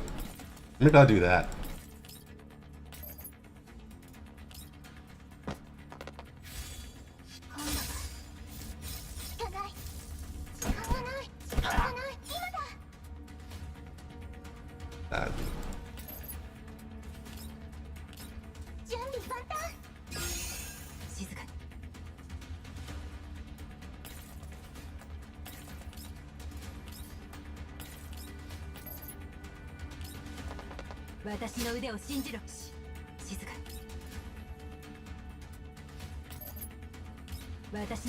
Should totally not give me money.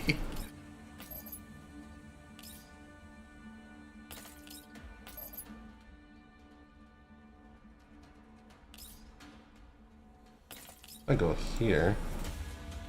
Chances of being killed. Oh, a decent crit. Would die.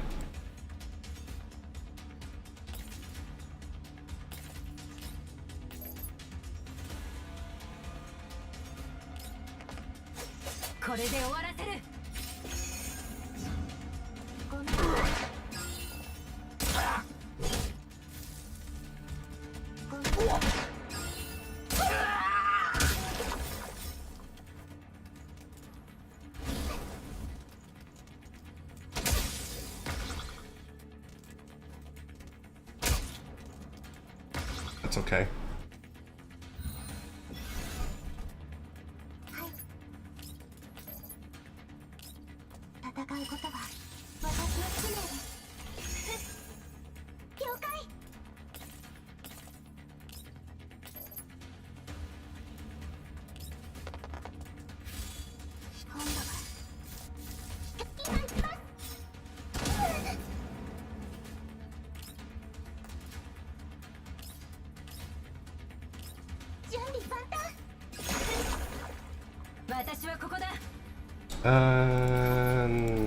No, I don't think that's happening.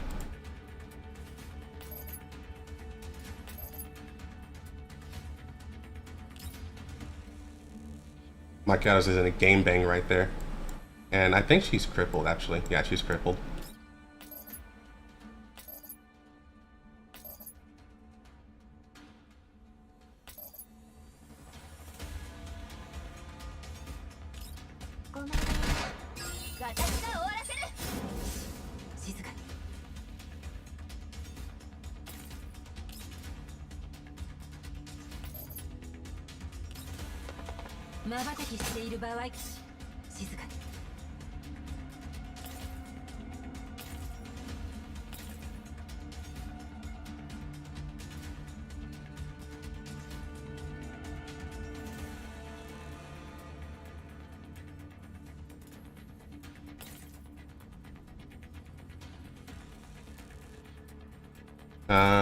Probably up here. Yeah.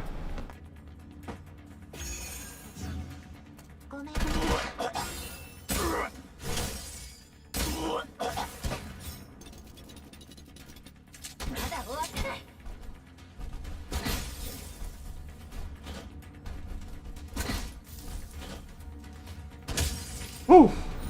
That's interesting.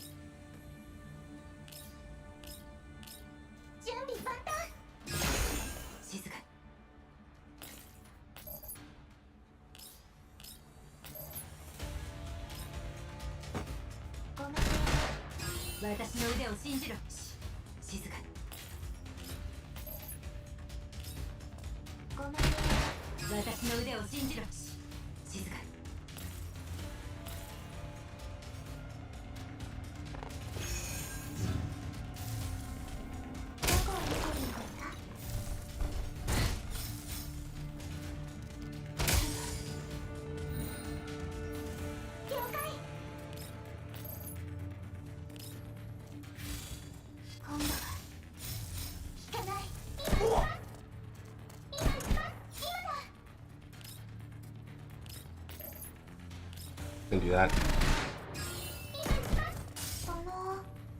Take him out.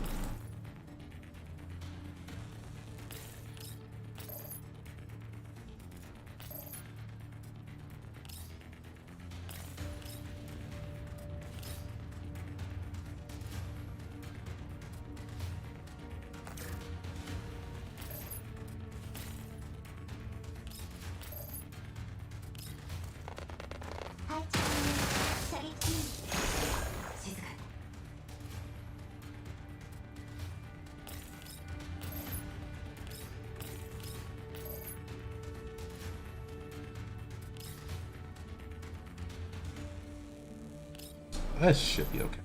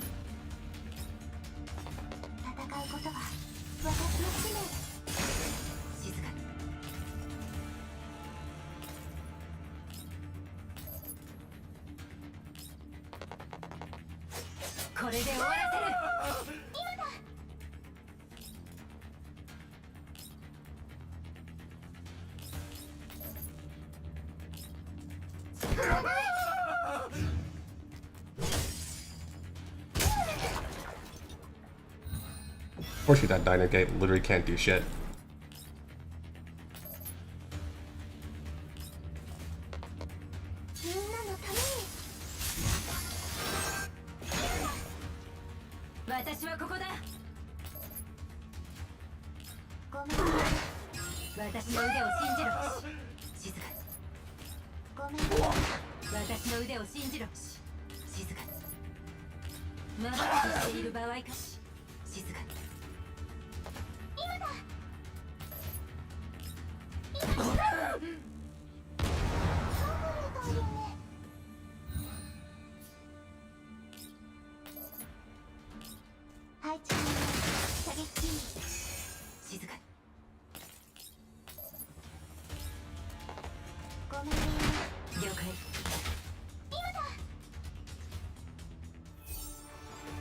See, easy.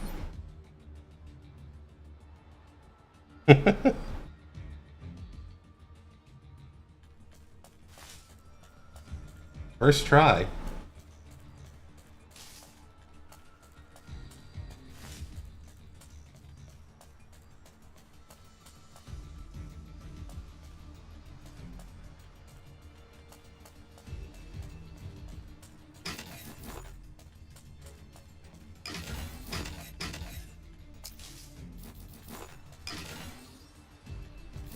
Well, I don't know.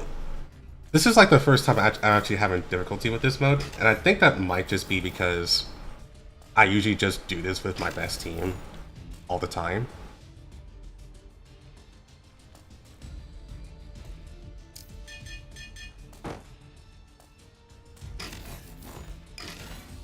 I usually don't bother doing this in multiple teams.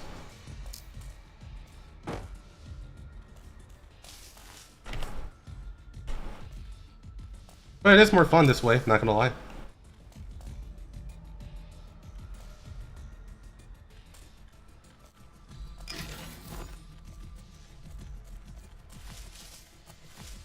that's the thing too, I do need to build Latara for this mode, WKP. I just haven't.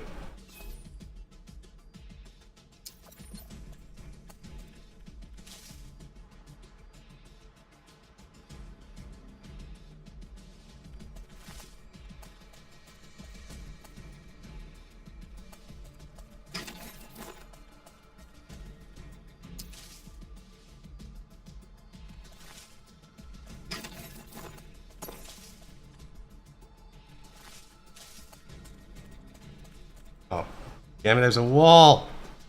Oh, never mind.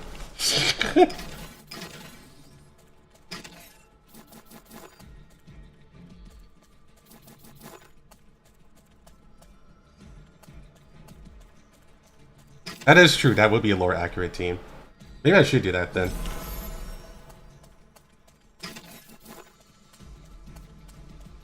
I'm not sure why I keep moving forward like this.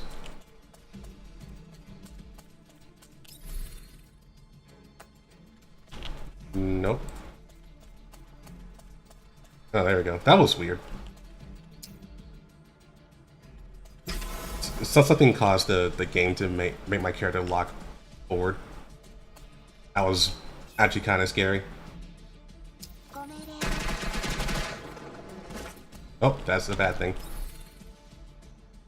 Let me see if I can actually get there in time. Nope, no, I can't.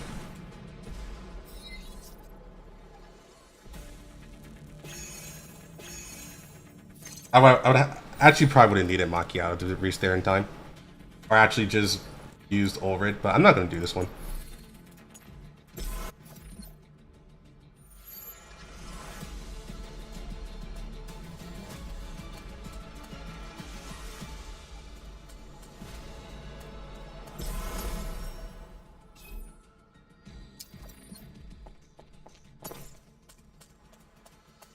Use that, no.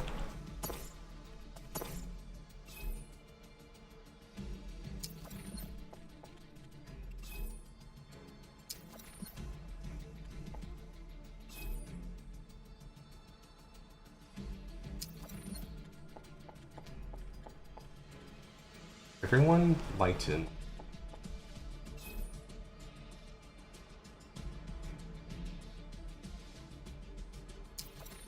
That's unfortunate.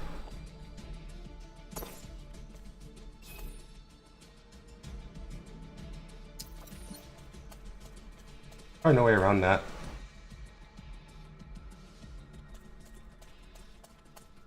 Like rubber band in multiplayer game? Kind of. It was weird. It was like I was constantly going forward like this, like, and any buttons I pressed didn't stop it, even the forward button, but I guess pausing the game stopped it.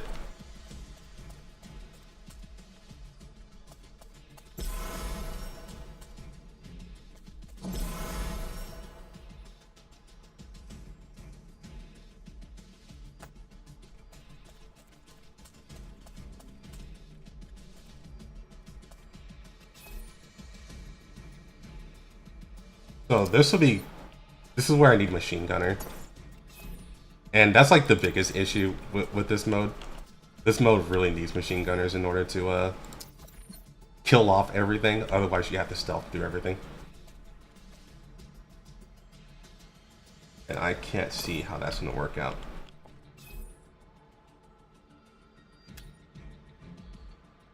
That's half damage.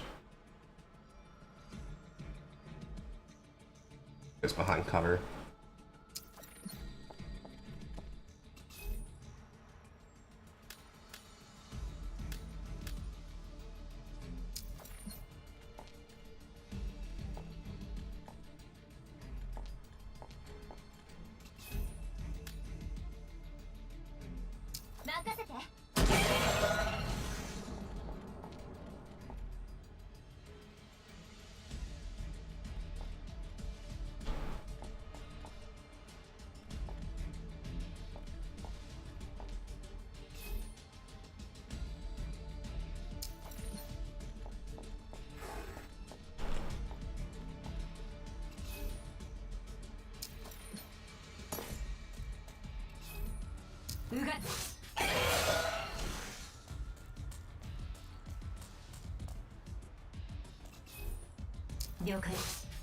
Hey Turn Ghost, how's it going?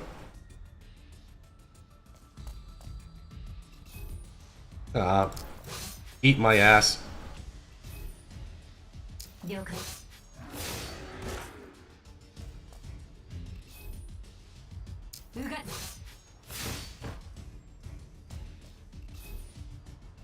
Ghost reporting. Call the shot.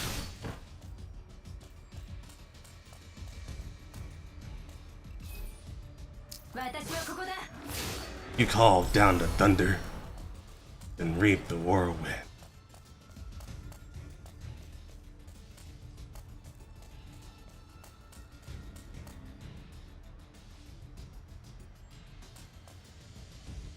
I guess for these I still had to actually fight them.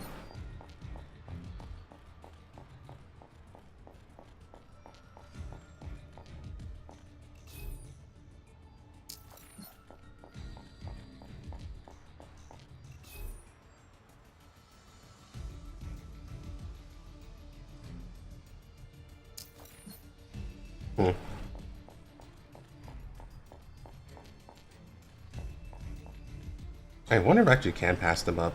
Like if I was like really good about it.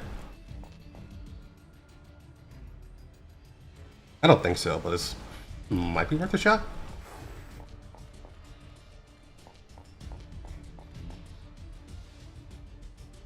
Nah, I think it's too big.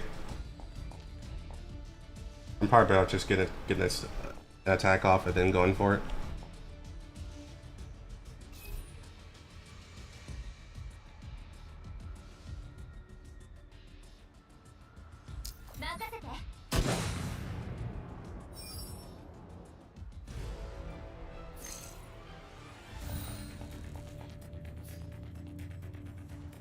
Oh, there's so many dudes.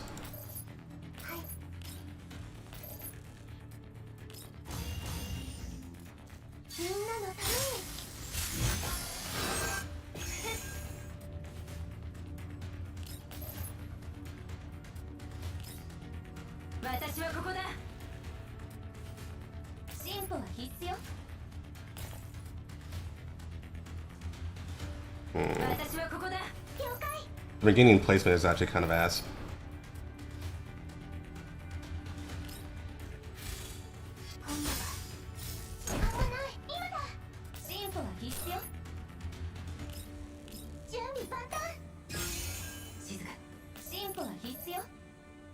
I think that works.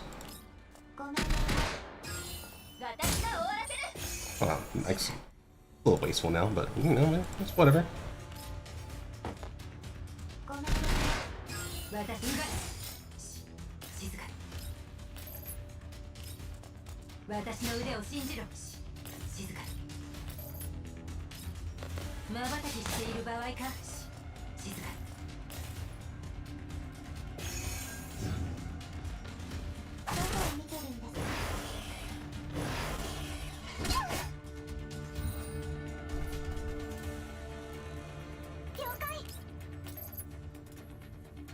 I think the high alert is just, you know, it's a way to show you that you're bad.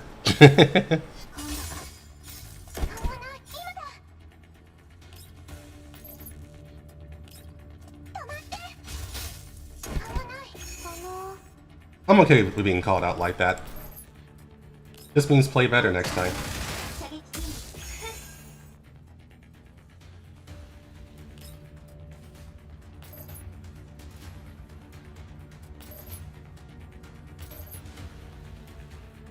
I think it's worth doing this now.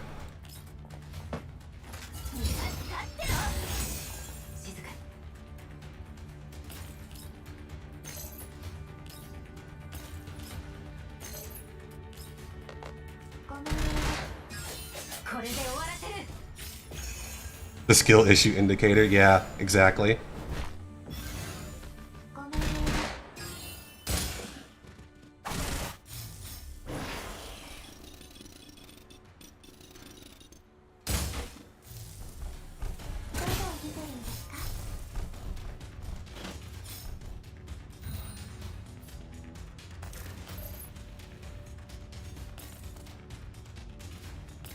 Oh yeah, it's because I end up using the, yeah.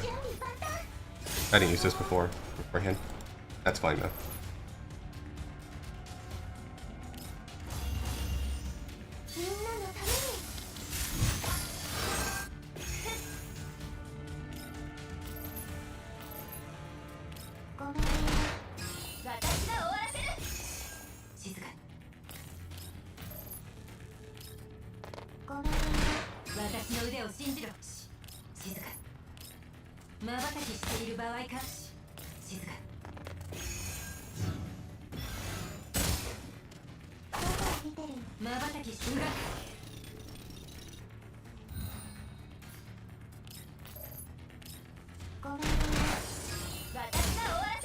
High alert means the enemies are scared of you.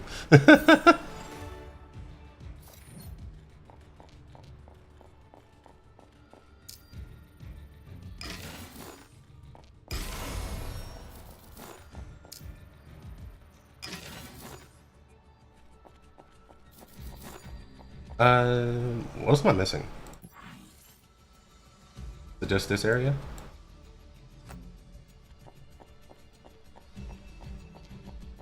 Oh yeah, that was the chest I said I can't get. So yeah, we're done.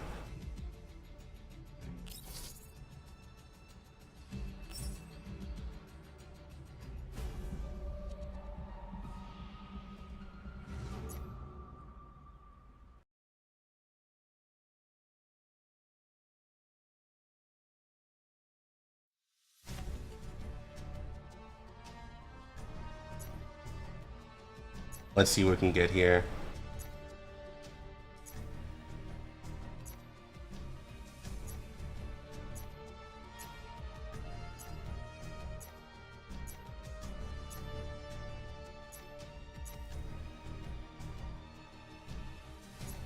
-1, defeating the boss, lower hazardous level.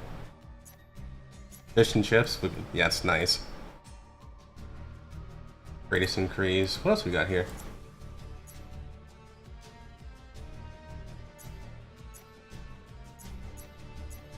Where do I want to move at?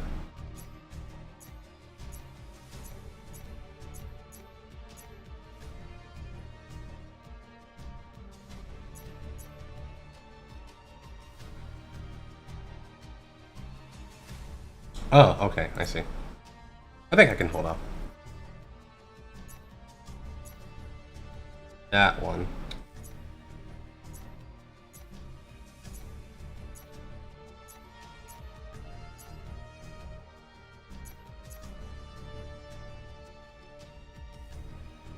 Yeah, we'll save until we get there.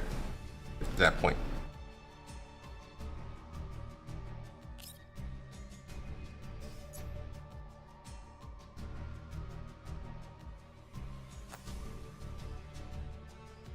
Okay.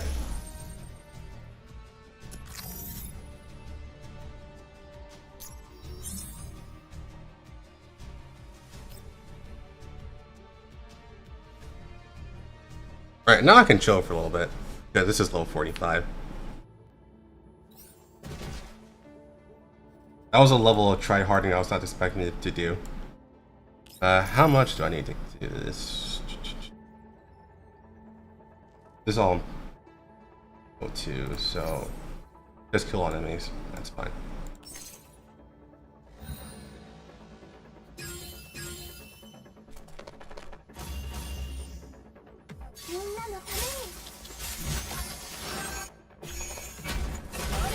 Oof.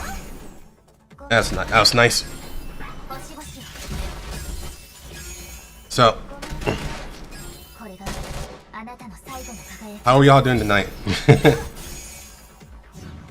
If I take a load off. Actually, it's really hot in my room. Let me open the door.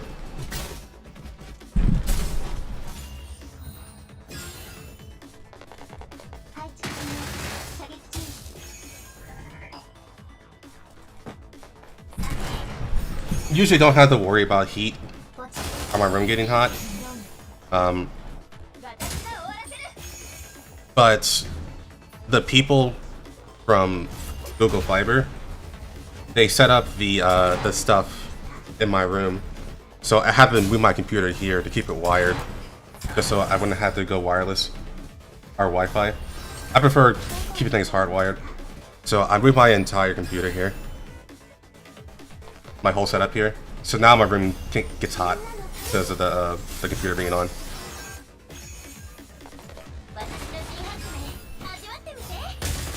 So that's a pretty poor trade-off, but it is what it is.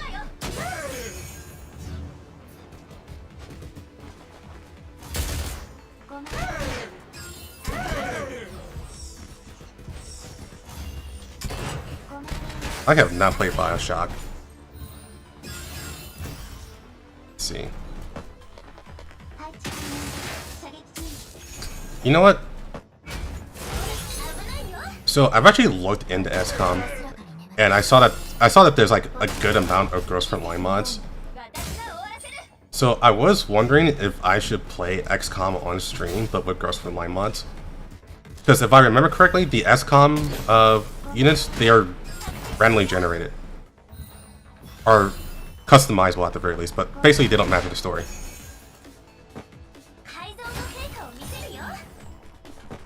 So I was wondering if I should do that.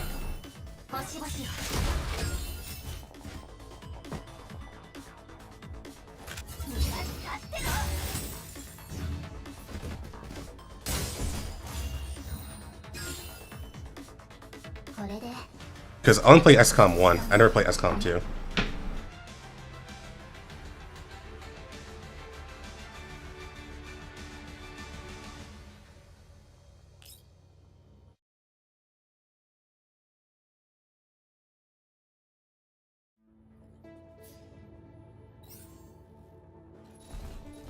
And the time I played XCOM 1, I was like 5 or 6 years old. I don't even remember anything about it, but I remember I had fun. It's all that mattered to me. I had a good amount of fun playing it.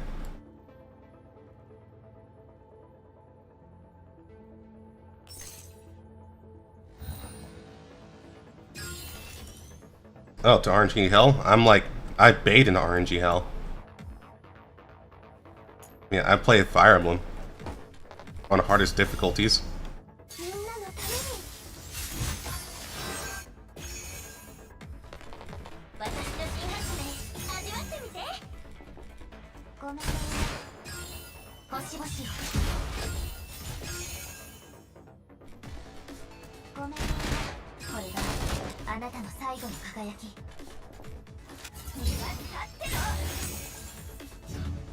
The thing is that the girls' frontline mods for XCOM, there's like, at least on Steam anyways, there's like a bunch of mods I had to install.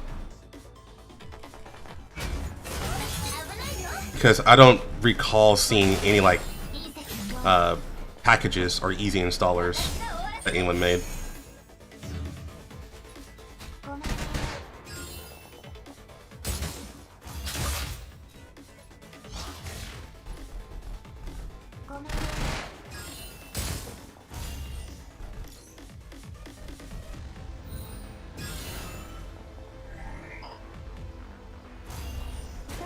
UFO defense?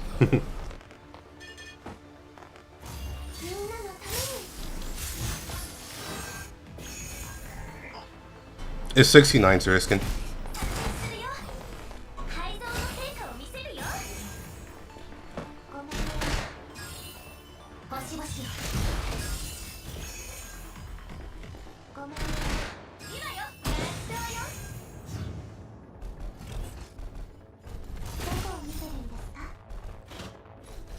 Call of Duty Ghost Frontline mod campaigns?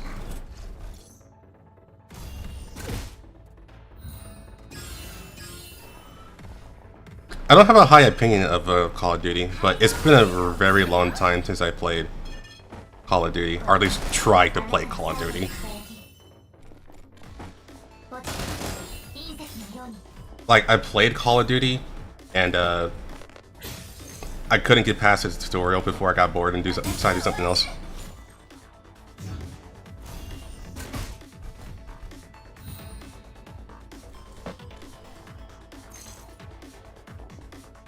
No.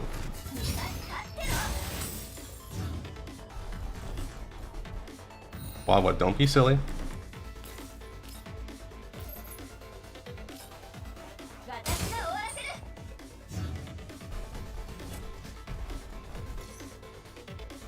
Oh, you dumb bitch. Not you, Wawa, is the robot.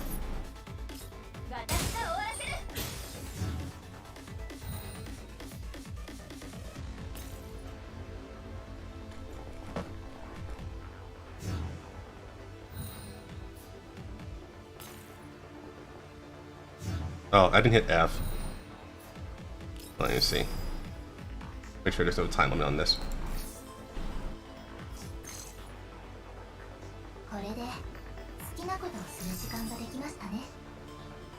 Anything after Black Ops 2 is a hard sell.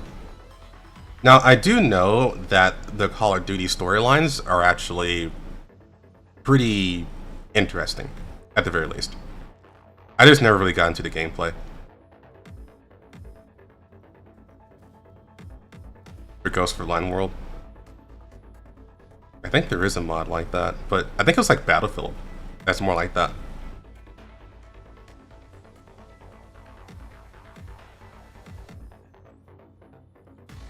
Oh, it wasn't high-end graphics though, but there was something like that for Battlefield. It's a Battlefield modded Ghost Frontline.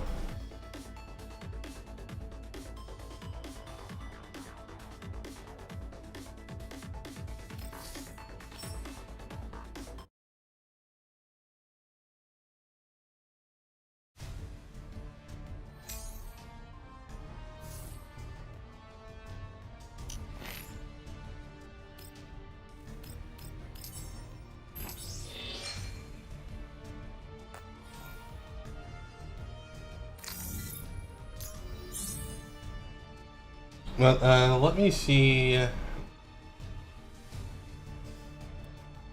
XCOM. Ghost Frontline mod. Take a look at this. Anyone tell me what's the best Ghost Frontline mod for XCOM? Because I know there's a lot of them. And I know there's one called the Resistance Faction. But I heard that was buggy as hell. Anti-divide, that doesn't exist.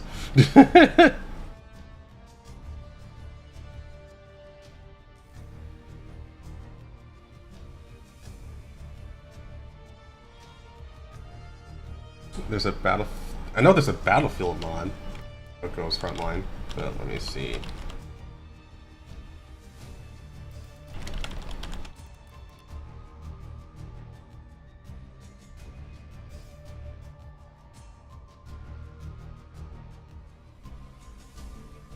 Yeah, there's a Ghost Frontline mod of Battlefield too.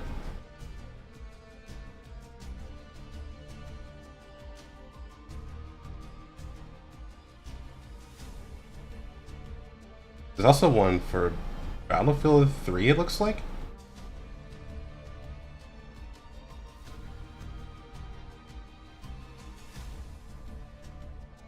And Battlefield 4?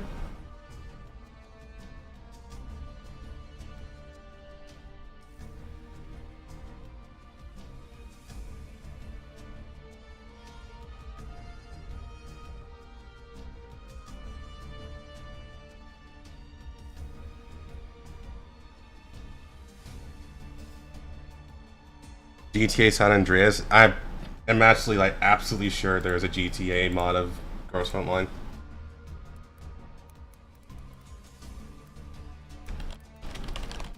I mean, there's even one for Neptunia. I'm pretty sure there's one for Ghost Frontline.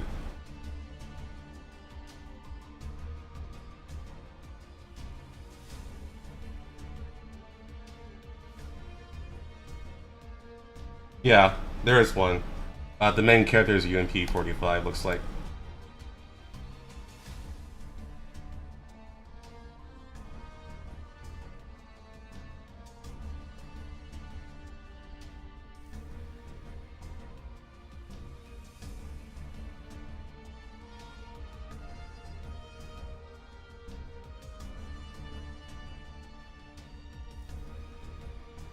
Sabrina has a big smoke.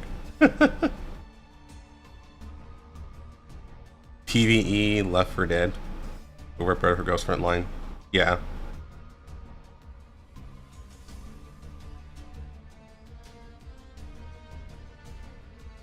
Well, I'll look into the XCOM one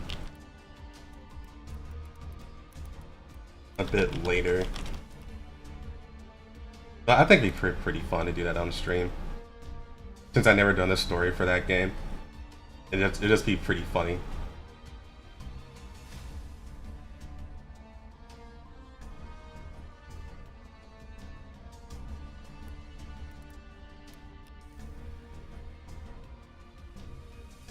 Alright, take care of risking. Oh shit, this is $6? Yo.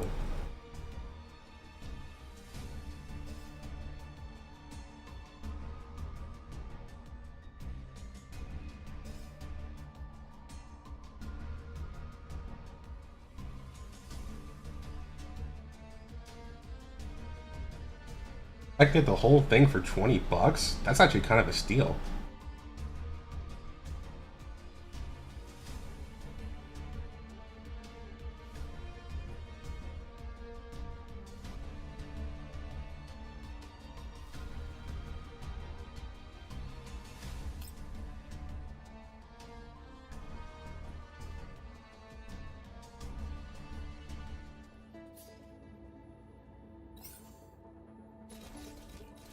Yeah, I can get XCOM 1 and 2 and all the DLC for $20.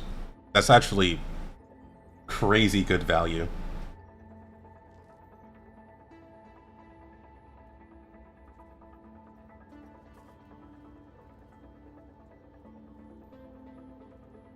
What's this one for?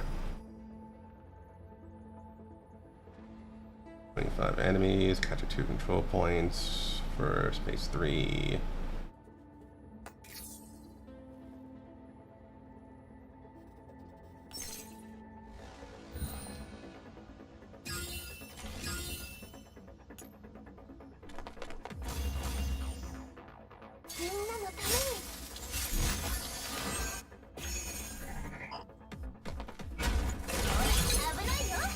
Yeah, unfortunately I'm streaming right now, so I can't download the game and do a bunch of searches for the mod. It have to be off stream, so I'll probably have to do that probably sometime on the weekend. Because if things go my way, I'll be getting hired next week for next job. So that'll be the last week I can do anything really wild on stream. By wild, I mean like wild hours.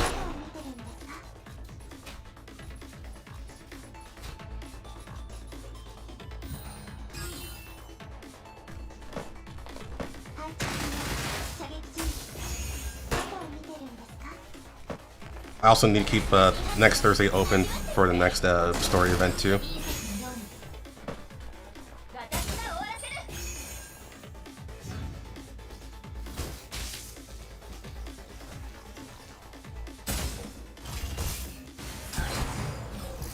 What's next? Okay. There's no crazy ones up there.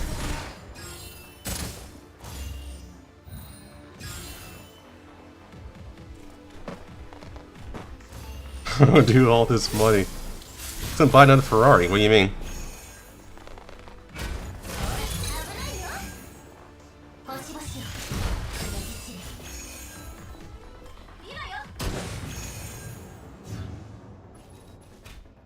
I heard about Metal Gear Solid 2, like all of them.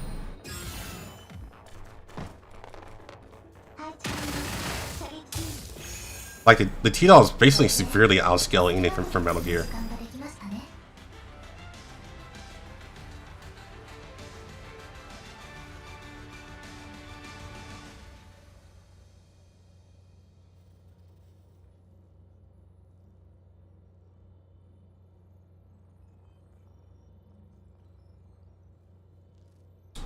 Continue. 2K launcher? What's that?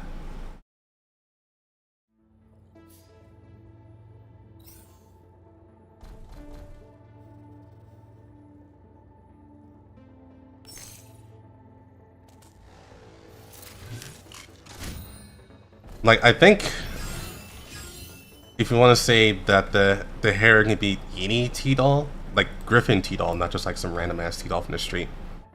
Like,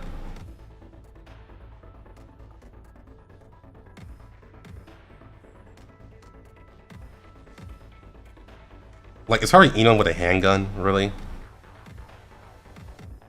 Because the handgun wouldn't really penetrate the area, although they could be accurate enough to get rid of the fans.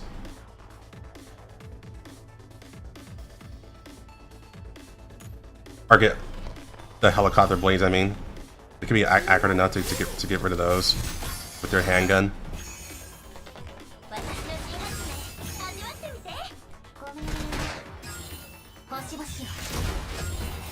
You know, we'll get more story on the Doll Collective.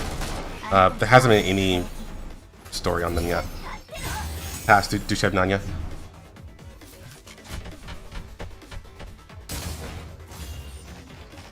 That's been the last time we heard of him so far.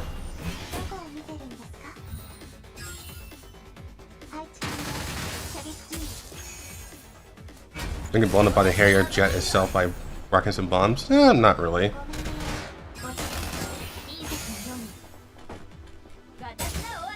Like, so I'm assuming it's the same arena, right? So,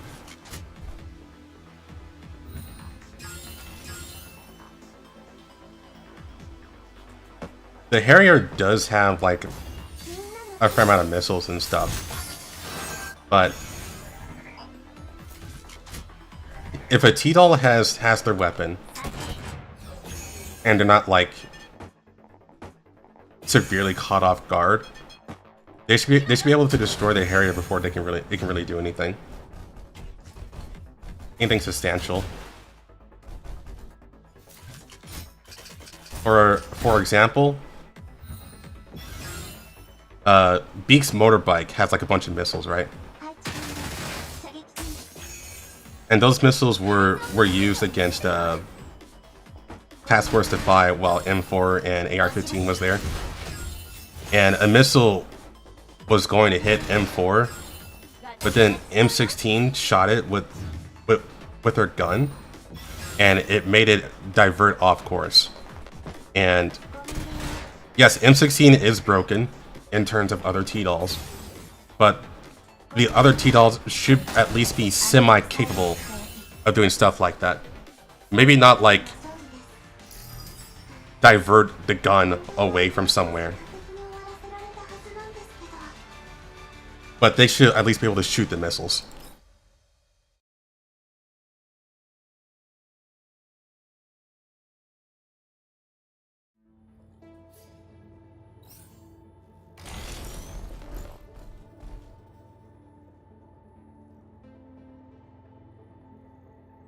They can do flybys and are very fast. They can do hit and run tactics. If in the hover mode. So if it does flybys, I think it'll end up being more like a stalemate.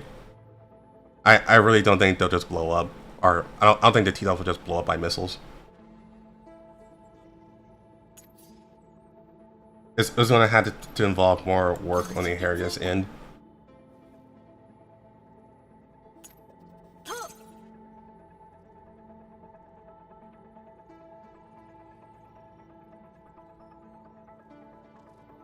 And that's just a matter of like being stack gapped, I mean.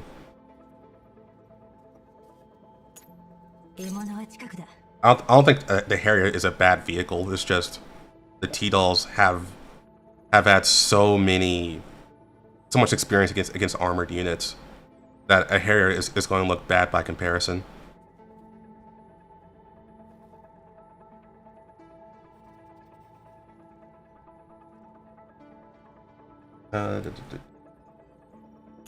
Probably Sharpie.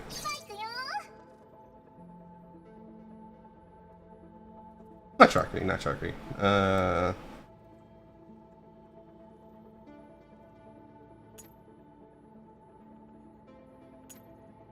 It's QJ.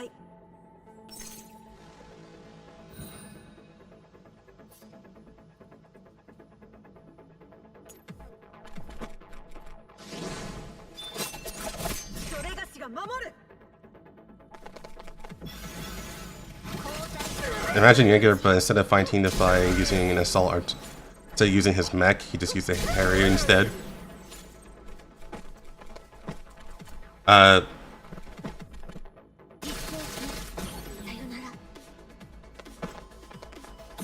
Guess I don't think that'll work.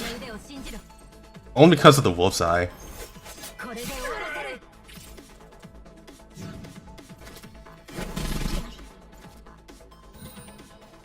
Like, AK-15 can break the sound barrier, so she should actually be faster than a Harrier.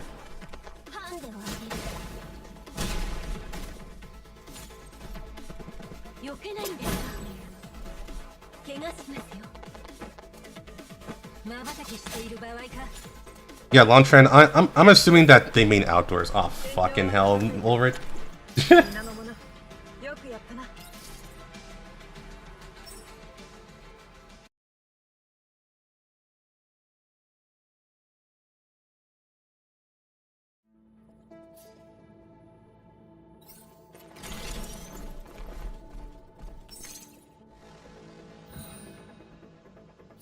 I said, make sure she doesn't run off to the next spot. Iron Man wins. It's not even a contest. Like, I'm pretty sure Iron Man from the movies will win, and Iron Man from the movies is like one of the weakest iterations.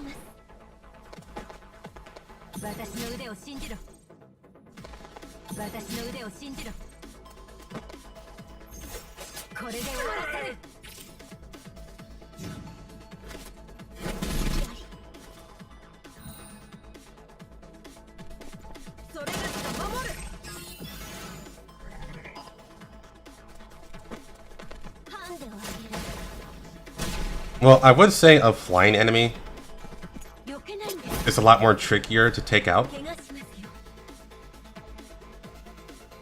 Couldn't Tito just have to shit about Iron Man suit though? Not really. I mean, the Iron Man suit has its own AI.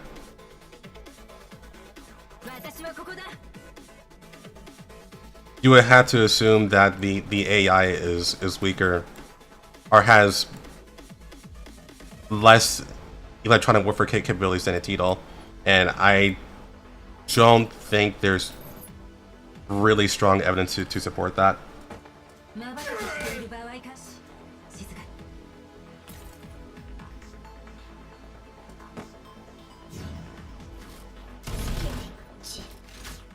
The fuck?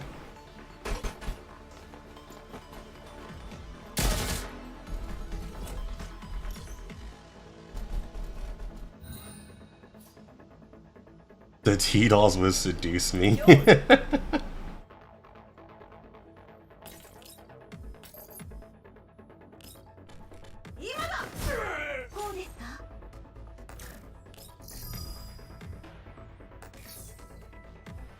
Now, I would say if there was prep time involved, then Iron Man definitely wins. But if there is no prep time, it is closer. But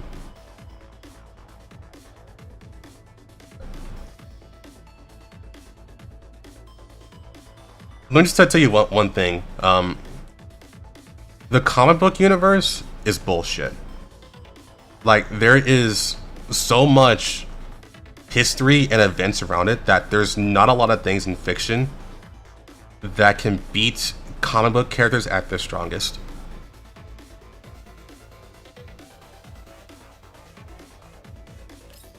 So they're typically not the best ones to do versus battles with. Unless you also have like a bunch of bullshit history. But for all things considered, Ghost Front Line is pretty grounded compared to comic books.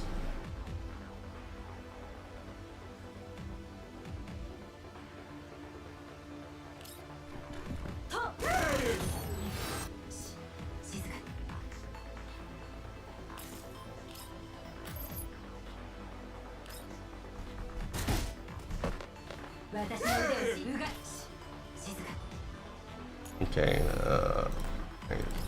check the rest of these.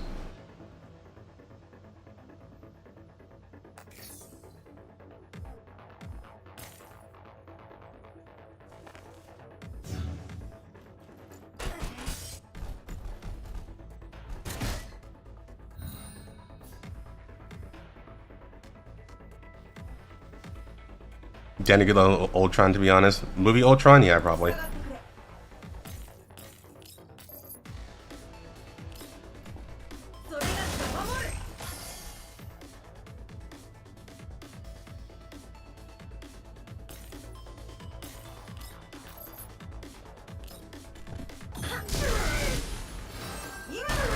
Mecha shifty. Actually, she probably does because she's a gag character. Yeah, she literally has a one-shot attack.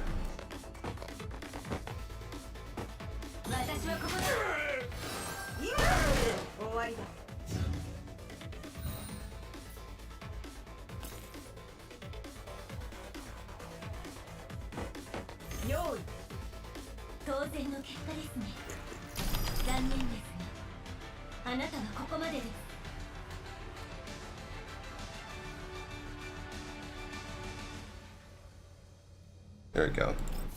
That fixed everything.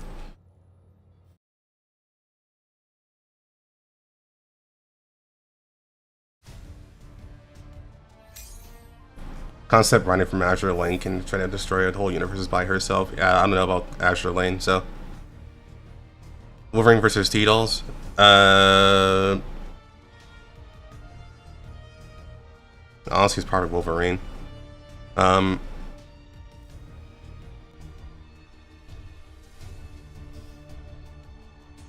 Like I said, if it's the comic book world, they're probably going to win most of the time. They're just the easiest thing to bet on because they've been through so much more bullshit.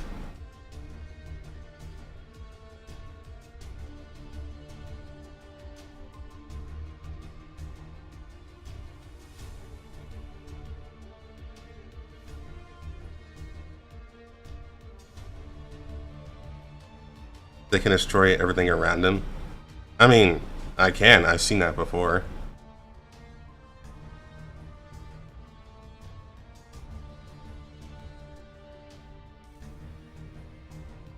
Optimus Prime versus T-Dolls. What's up with these versus battles?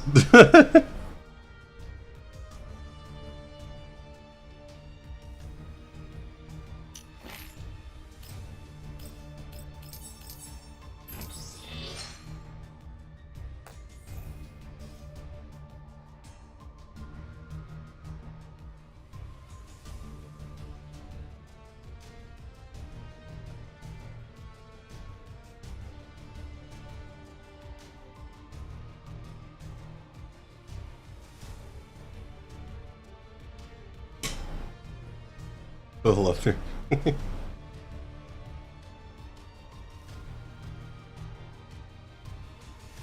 It's like the versus wiki trying to put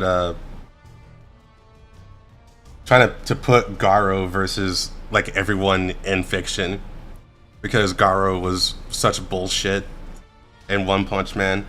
So they're like, yeah, let's just make like a bunch of threads about Garo versus literally everyone. And then he loses to like Shadow the Hedgehog because he just freezes time.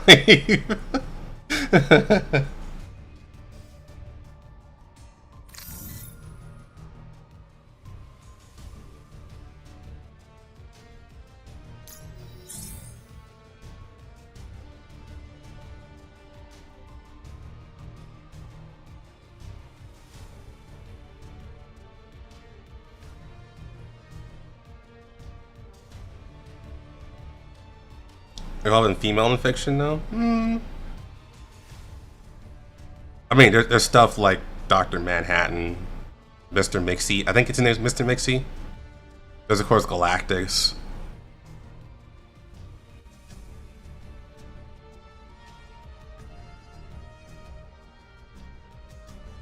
And then you gotta get an anime as well.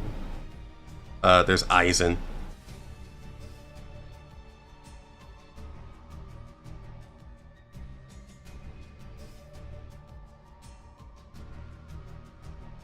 There's the Girls for Online fanfic vibes. It kind of does. And then there's like the really abstract stuff like the Counterforce from the Fate series. There's the Axiom from SMT. Things that just exist.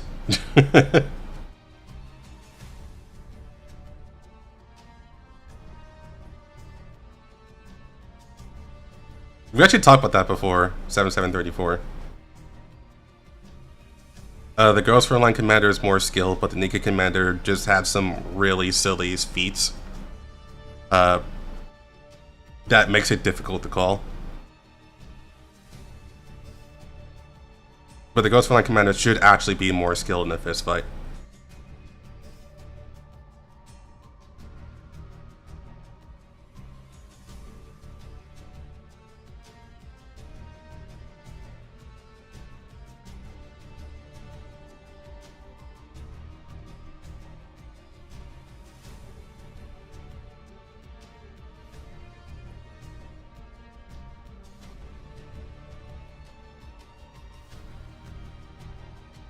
Yeah, there's just some things in fiction that you're not supposed to beat. They just actually exist as abstract beings, or abstract gods even. And you're not supposed to beat them. Like, even like the Fate series in general, they kind of work like that. They're like personified concepts.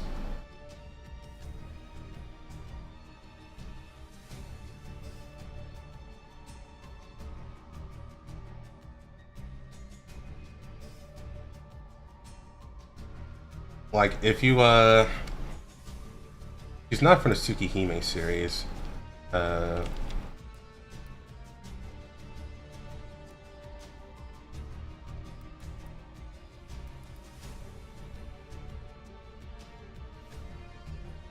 Yeah, her name is Ryoji, and she, like, literally, she destroys concepts, more or less.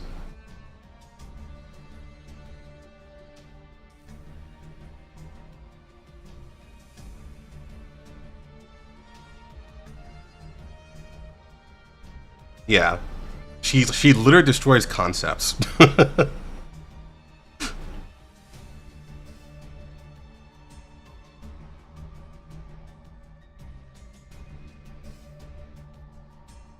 All the blonde girl to her.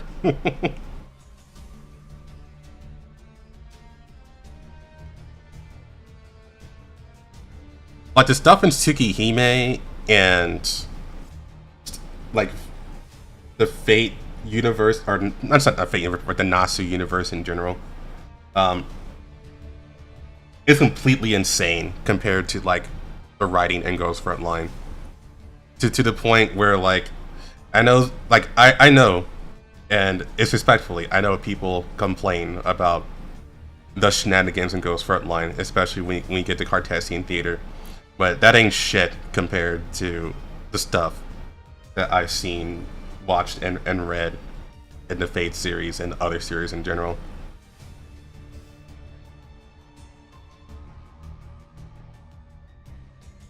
And it also allows for like some very interesting things too, as long as it's done well.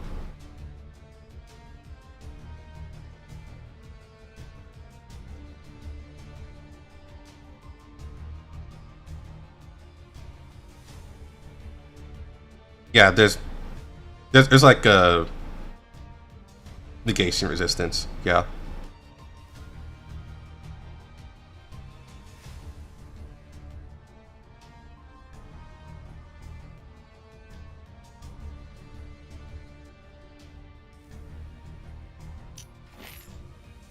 It can get pretty crazy with how the writing can get negated like a boss.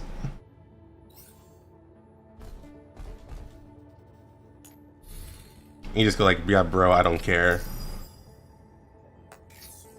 Like I know you have this power, but I literally don't care.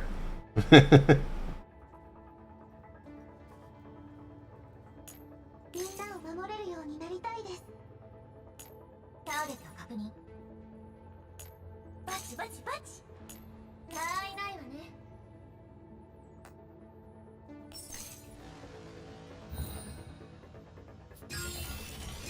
Wish T-Dolls is sus? What do you mean?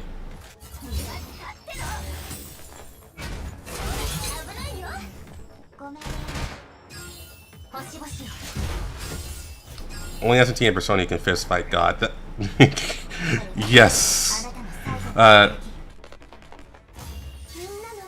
So, if you ever played SMT's Strange Journey, you would know that you actually defeat several gods as a guy with a gun. And that's like the most American shit ever.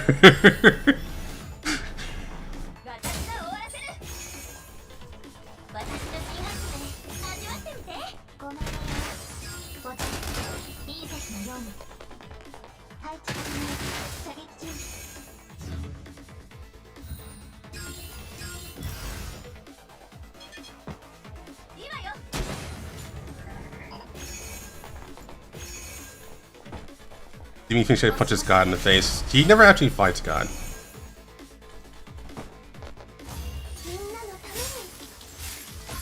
He fights Lucifer.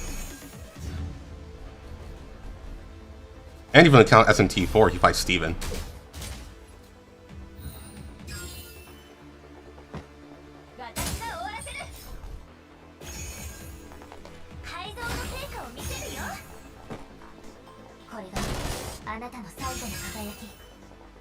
But he can punch God in the face.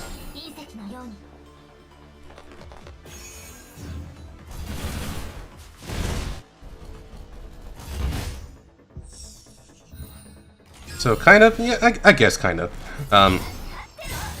You know, a lot of things can stand in for God in SMT. But usually the actual representation of God of SMT is a YHVH or Demiurge, one of those two.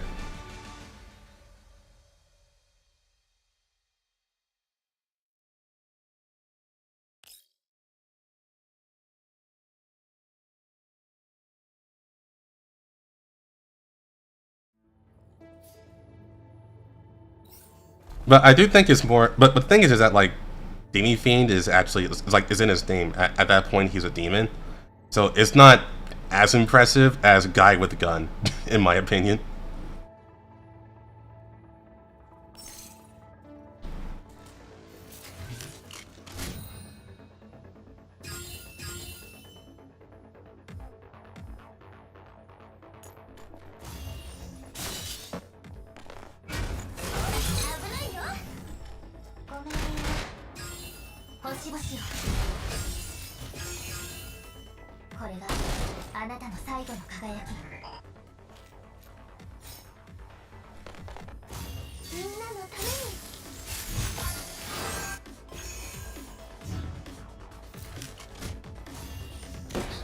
Yeah, actually haven't played 1 and 2 yet, but I have heard about that. Yeah.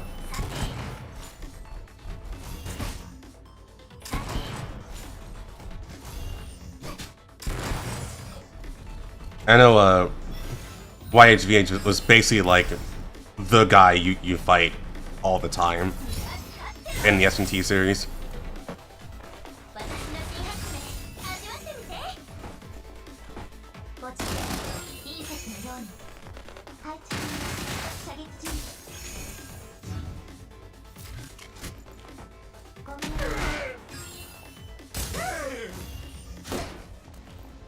He was surprised we could befriend Lucifer. Yeah, a guy in from church. I can see why. It's a very strange thing, but at the same time, it actually makes sense.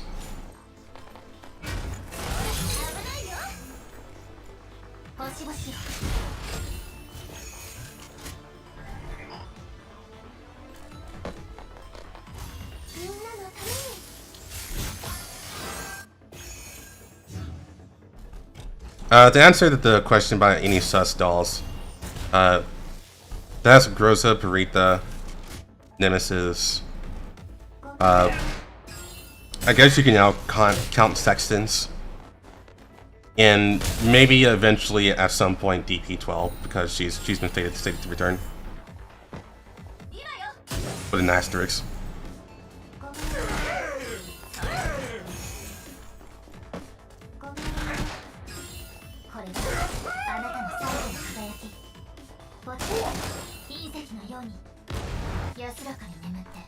I think she's nowhere near as sus as the other dolls, but she is still sus regardless. It's one of the things where she's sus enough that even the commander's like, yeah, keep an eye on her.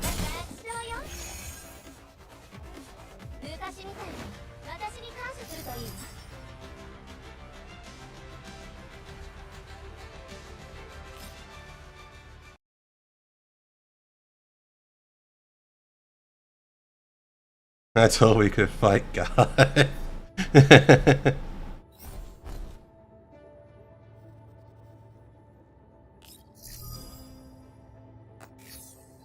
Yeah, if he's ultra religious, I can see that being a problem for him, but usually people can realize that it's just fiction. So hopefully that wasn't too much of a problem.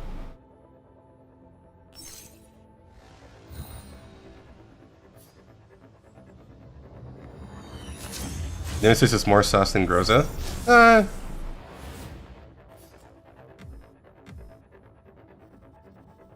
I think she has a history, but I don't think she's actually that sus. She has a history that needs to be solved.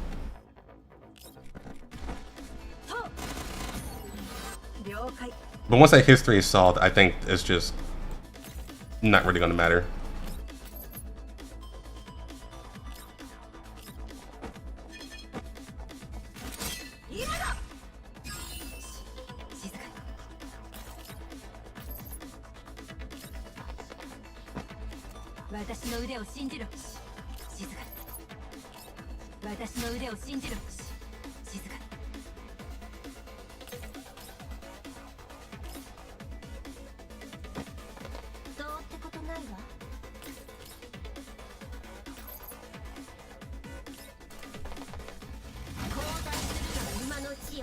Among Us Elmo edition.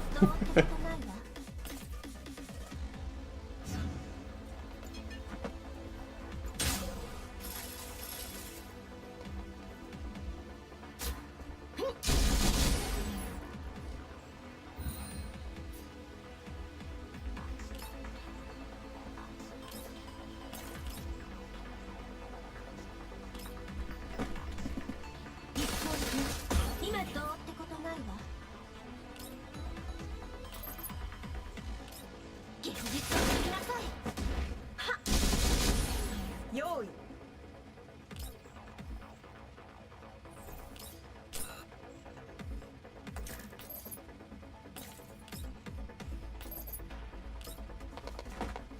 私の腕を And this is red herring. 静かに。これで終わらせる。了解。今だ。了解。当然の結果ですね。残念ですが、あなたはここまでです。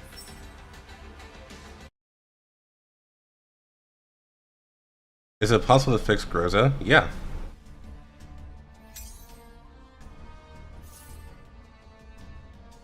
Right now, she has the issue of being the main character.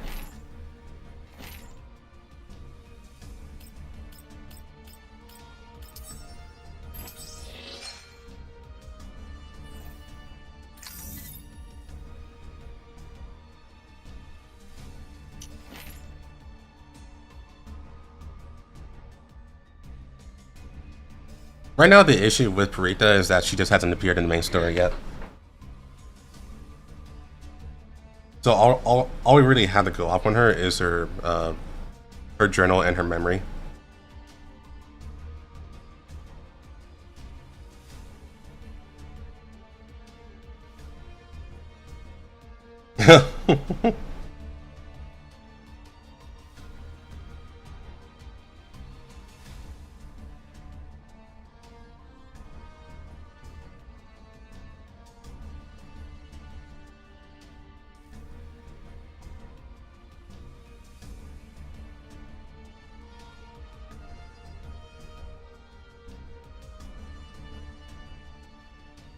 I don't think her characterization is good enough yet.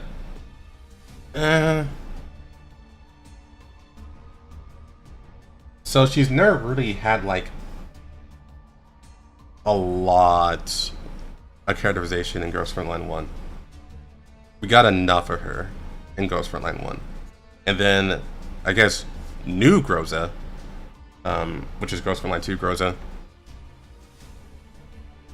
I think she has a good amount of characterization, and I guess right now the big thing about her is her just getting to know the rest of the Griffin T-Dolls, especially Moses and Nagan, since they were actually best friends in Griffin. Like, I want to see that reunion and see how that works out. But it kind of needs to happen first.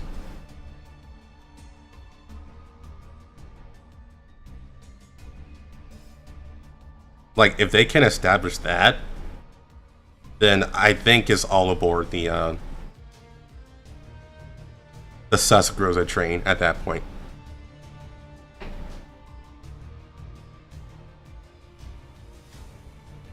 To install Windows 7. That's funny.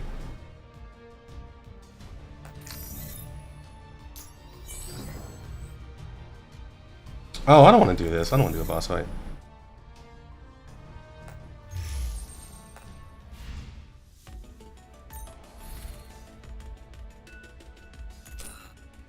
Oh, inventory overflow. That's unfortunate. I can work with that later.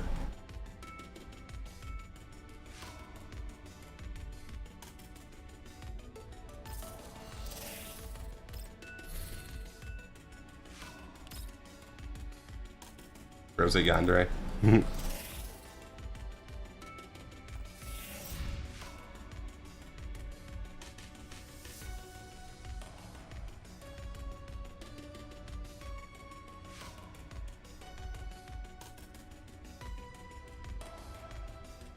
You wonder her dream was that actually real than in one alternate timeline? No, I don't think it's alternate timeline. Obviously, she would never think about doing that herself. But I think that the hint is more of that she has another entity inside her that wants to do that. That is like the actual fear that we should have right now. That's the sus thing that we should be thinking about right now. That there's something wrong with her, and there's another entity or an AI or whatever inside her that wants to do bad things at the very least. Maybe not actually kill the commander. Maybe that just literally to freak her out.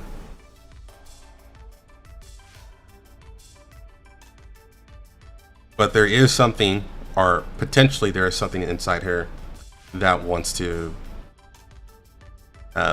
ruin plans or make Groza the enemy.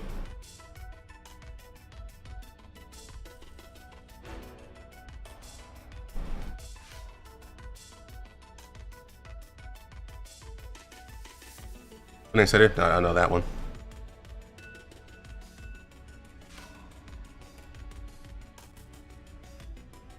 A bottle of Jack Daniels.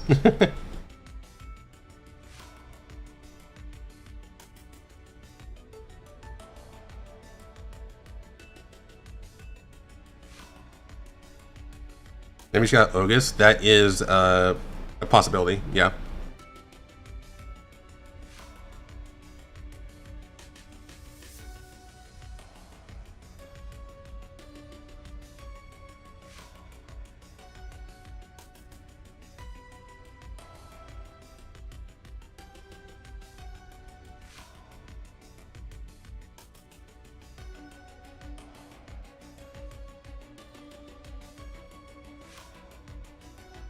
Oh wait, Codename Setter. I think I actually heard of that one. I mean, look.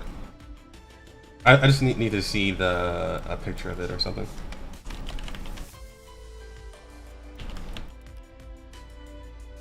Oh yes, yeah, that one. I'm interested in that one. I remember now.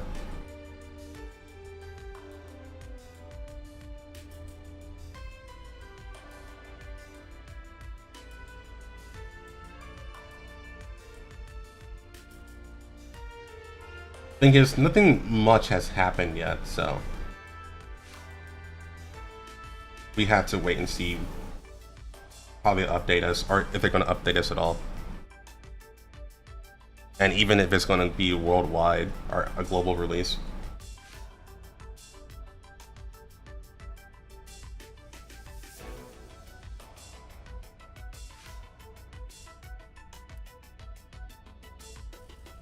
What?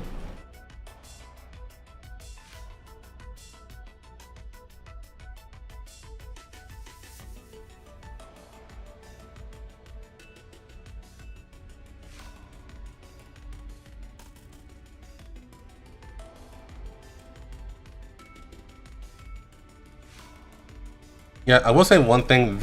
They had 10 years to do something that would allow them to make another form of Ogus. Why the fuck the USA got nerfed so bad in Gross Online universe? I wouldn't even say they're nerfed, it's just that this is too chaotic over there. There's a lot of BS happening over there. If anything, they're actually really strong.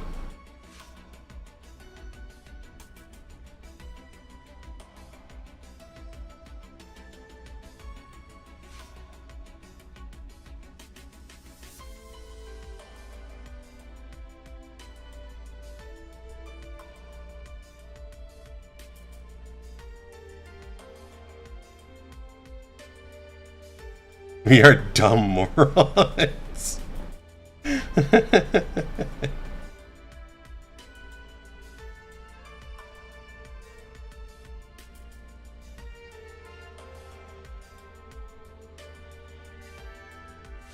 We discovered Canada has oil and relic sites.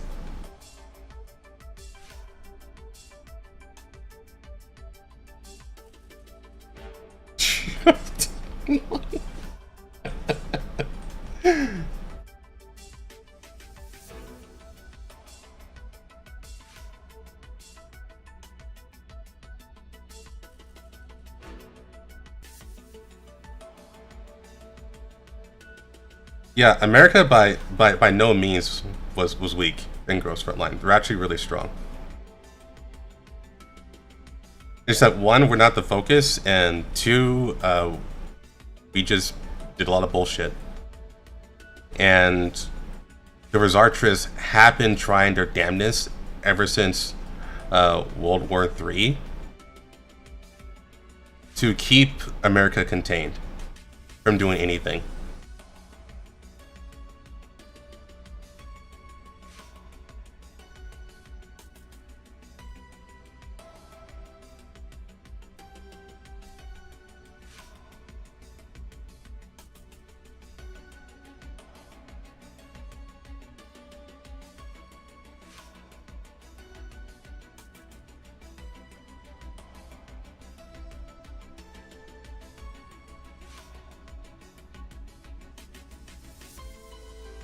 Honestly, the Daybreak Squad is actually extremely powerful.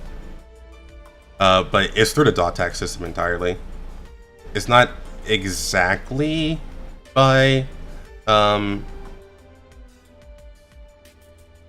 their own specs, but Aliana and Amaris, well, especially Aliana, she's actually like really strong even without the dot tag system.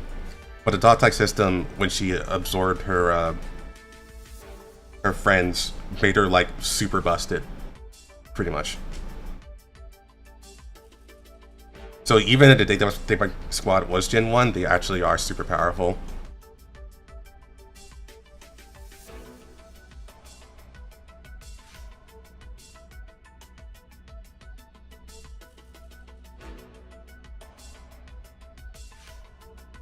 And we also had to remember the Daybreak Squad. Yeah, absorbed. Yeah.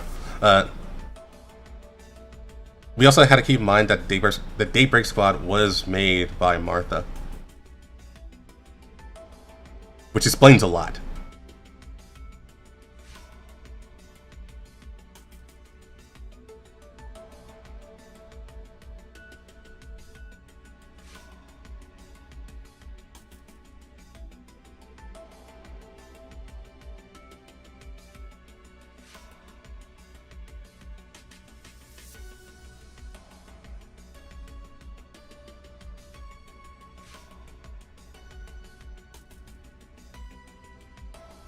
So go for Lines Lilywise. Lilywise is in a league of her own. I don't think Indiana was that busted.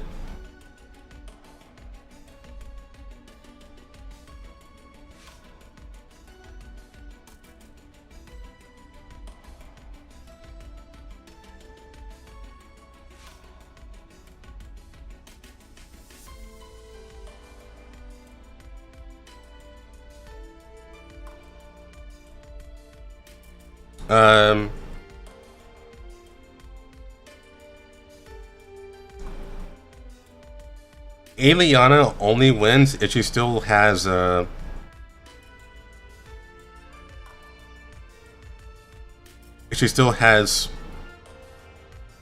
dog tag system operational.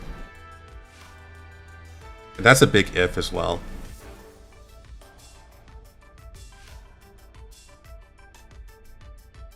So when you say right now, you mean like in Gross Frontline 2? That's supposedly still alive?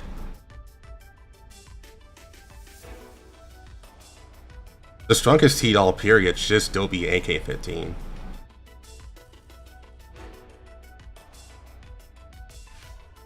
Not counting the Gerard dolls, because we still don't know a lot about them.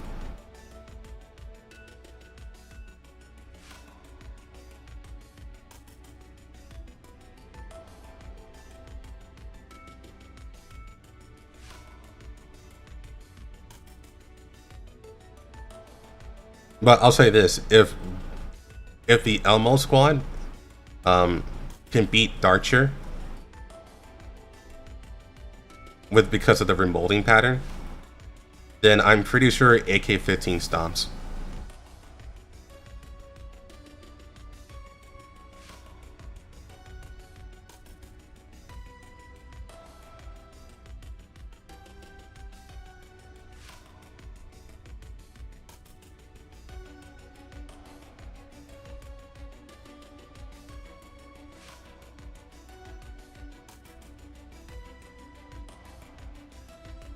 I'm only saying that because I'm pretty sure AK-15 would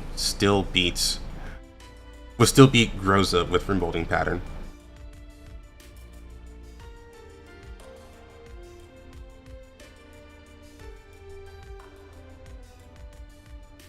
I'm only saying that because Groza hasn't really shown anything that would make me think that she can keep up with specs.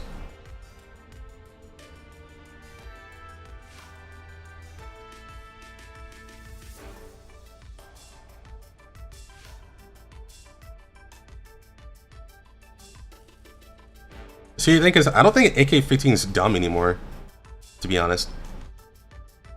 Like, she was humbled by AK-12, and she relied a lot more on the ones that she deemed as a good leader.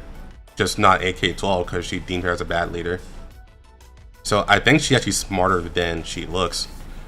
But her main issue is that she relies too much on the Wolf Eye, and I'm not sure if she got around to actually defeating that weakness.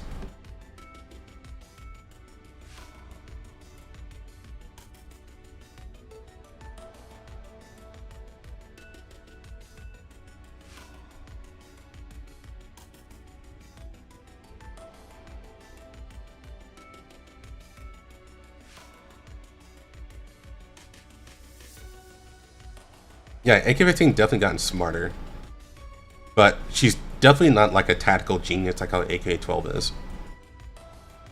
But I don't think you need to be a... Well, I'll put it this way. It took AK-12 being a tactical genius to actually beat AK-15 in the first place. M16 versus AK-15? I'm actually pretty sure... Well, M16 doesn't have her Ogus anymore. But I want to say M16 still wins.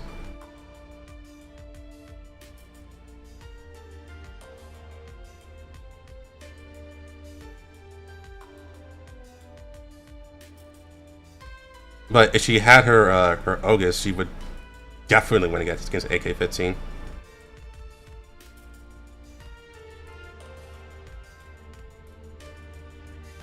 Where AK-12 is now. Hard to say. Maybe she's at a bar drunk.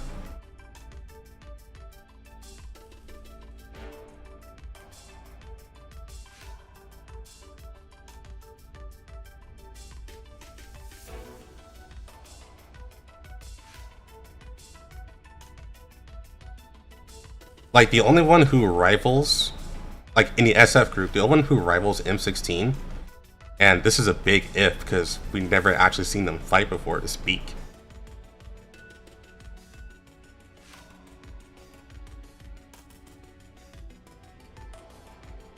And I want to say M16 is even, if not better than Agent.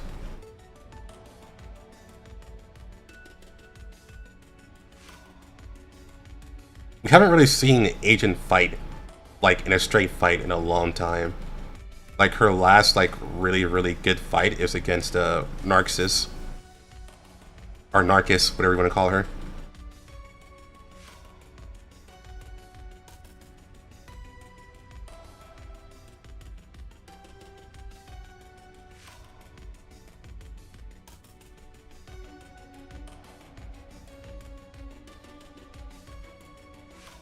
But yeah, M16 has a lot of bullshit, and she's actually incredibly smart.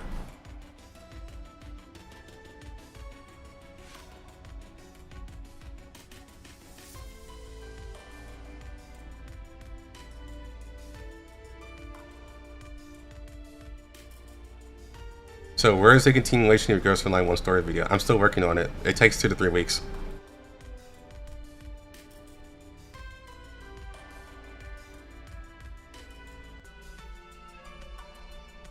There's also stuff in life happening, so it's gonna take a while.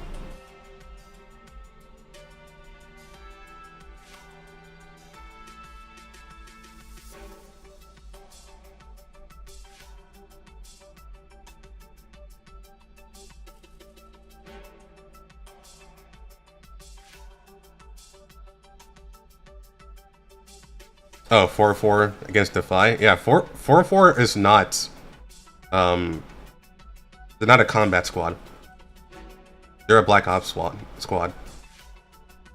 They do covert operations. The only one who's actually good in a straight-up fight is Kukai.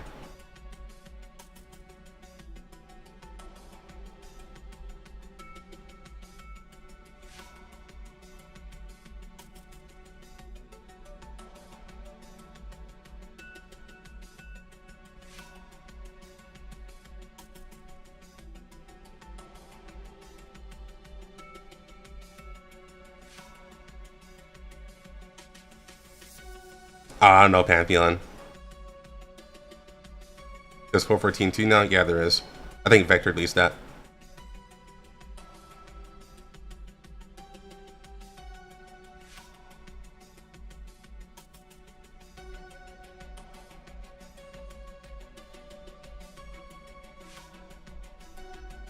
Leva relies a lot on her hacking skills to close the gap on a lot of fights.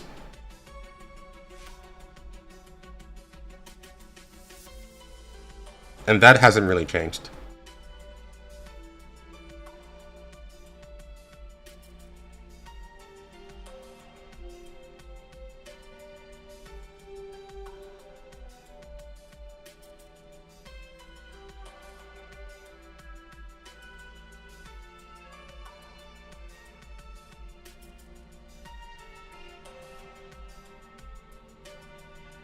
It's not a combat frame, but it did get modified a great amount by Dier.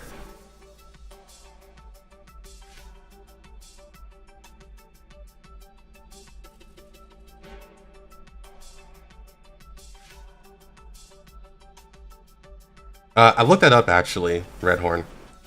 It doesn't. They haven't said anything about hide yet. Of what it stands for.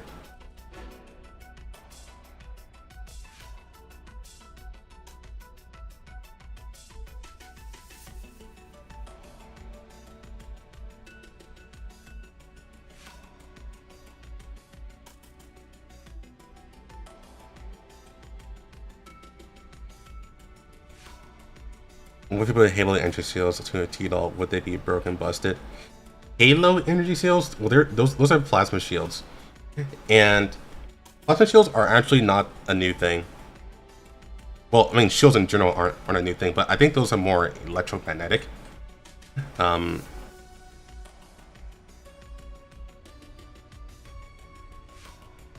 story short, shields in general, they aren't really a new thing. Now,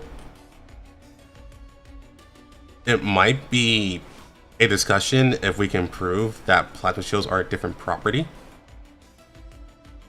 but we can't say that for sure. But shields have been a thing for a long time in Ghost Frontline.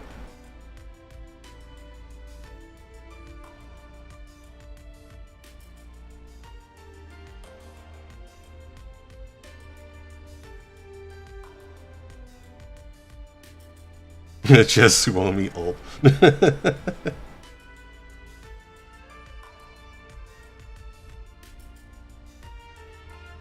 How did Dier got a hold of Venus's bionic arm? He literally looked in like a closet. Honestly, is either his closet or a garage. Is one of those two. He said he was looking for parts that is compatible with 45, and that was the best he could find.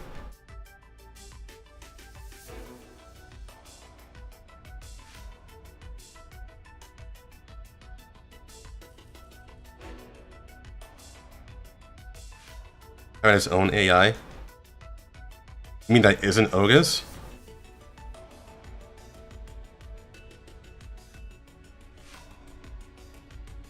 Because Ogus is effectively Cortana.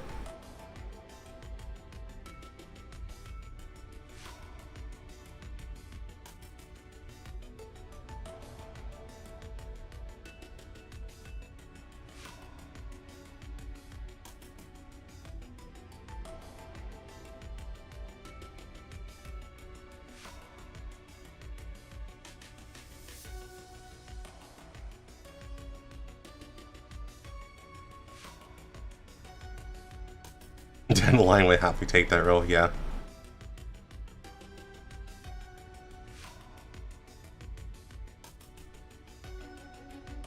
You also have Nadia. Nadia was just a plain ass AI though, as far as I know.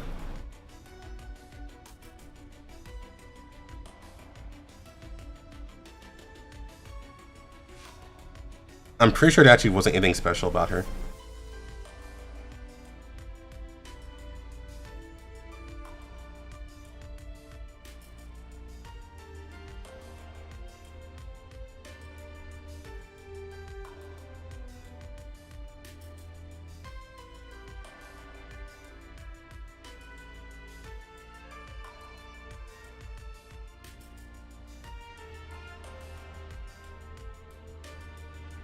Is Internet thing Ghost Storyline universe? Yeah, there is. It is.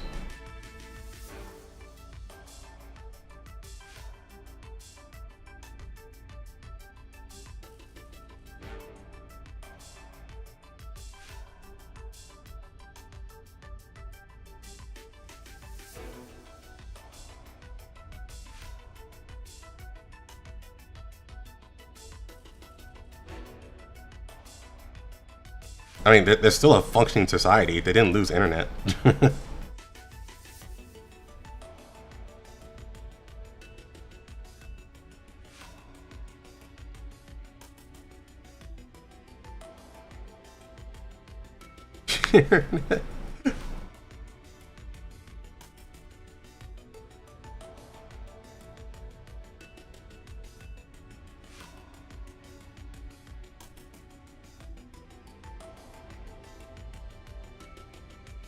Speaking of Martha, though, I really do hope at some point, either in like extra media or anything like that, that we end up learning more about anywhere that isn't Eurasia.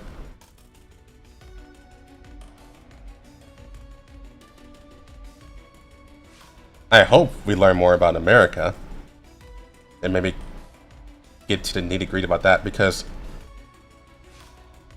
as far as like any other area is concerned, the only place that unironically the Ghost Frontline universe gives a damn about is actually America. Because they honestly, they do mention America quite a bit.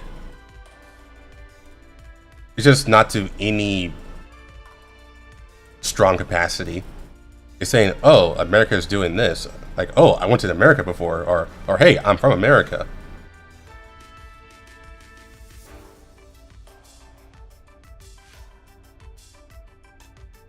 Oh, it's definitely still around. It never went away.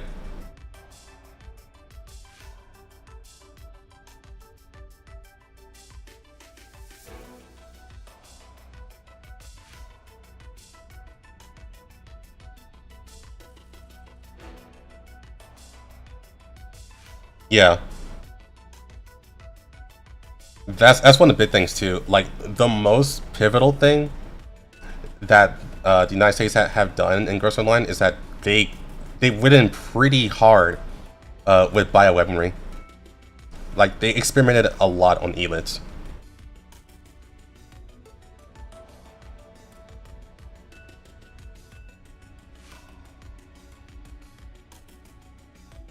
Like, they just straight up just gone Resident Evil.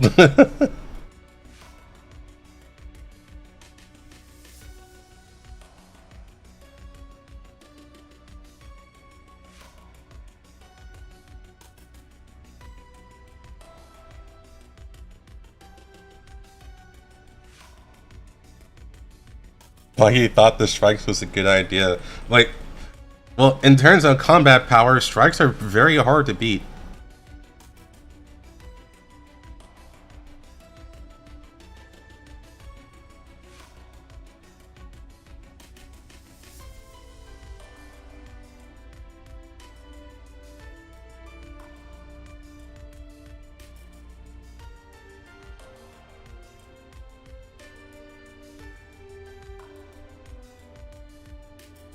Yeah, the Flood's pretty busted as a parasitic entity.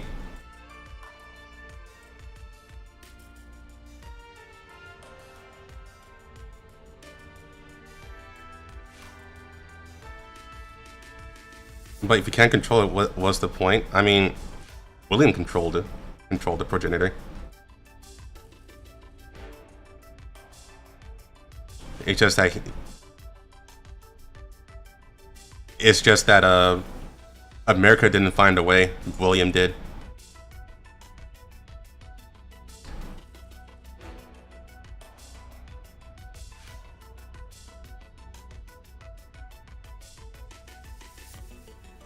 But honestly, I think like their actual train of thought was like hey, at the cosmic orphans, yeah.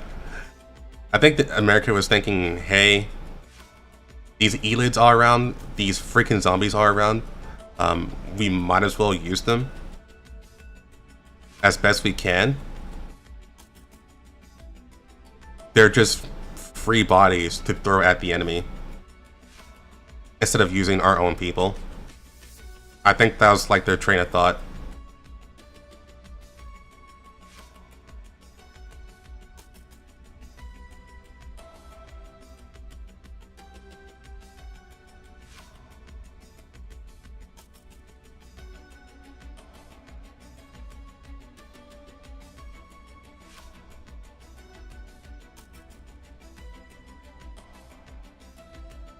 Kamikaze blood clones.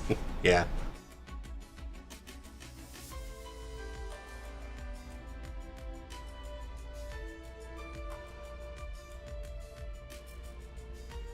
Yeah, the Flood is crazy.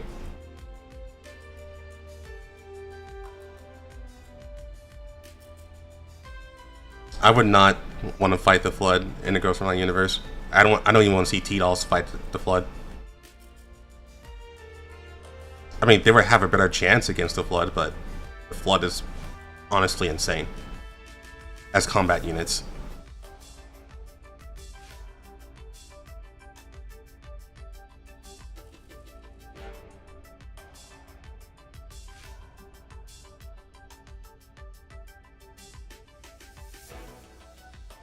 I haven't seen season 3 yet, so I don't know what actually happens.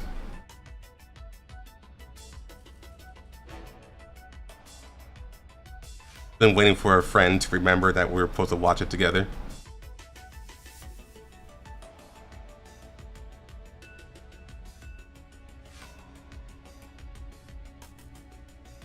Wonder how strikes would do considering what they do. Against who exactly? What's about the Flood?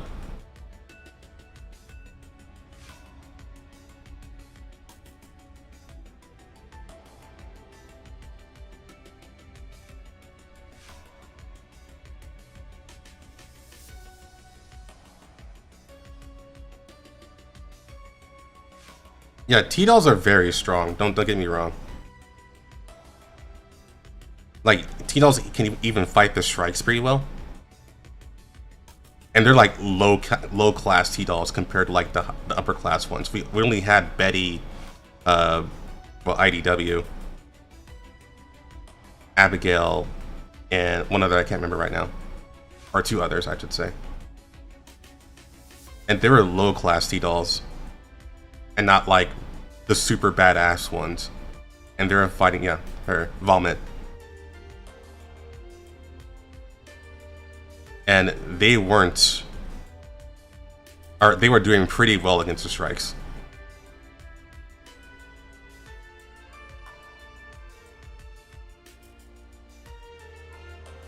Yeah, Ruby was there too, yeah.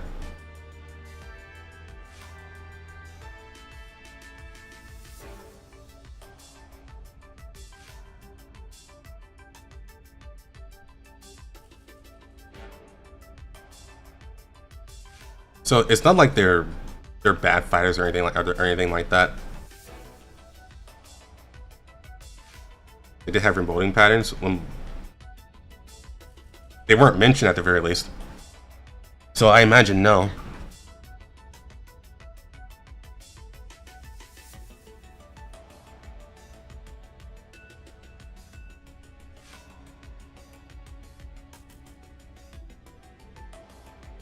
But yeah, their experience is a big thing. It is pretty much a known fact that the more experience a TL gets, the better fighters they become. I don't think that adds up to being statistically stronger, but experience does do a lot for their combat capabilities. Versus War of the Worlds, I guess it kind of depends on how they start off, you know. Like, are they caught completely off guard? Then it might be a bad time.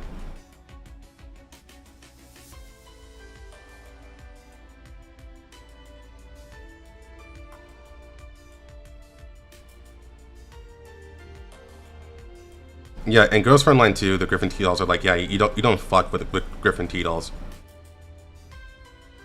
That's basically what the authorities say. You don't mess with them.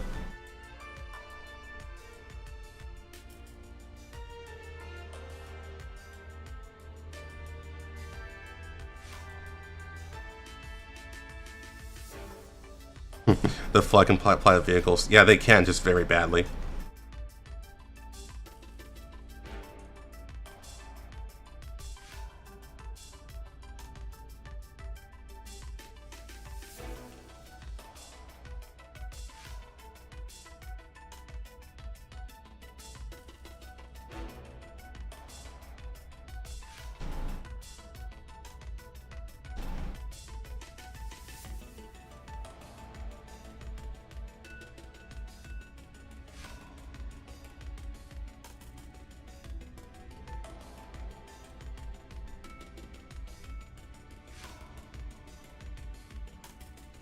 So Strike versus Flood, I guess it really depends on how their organics would interact.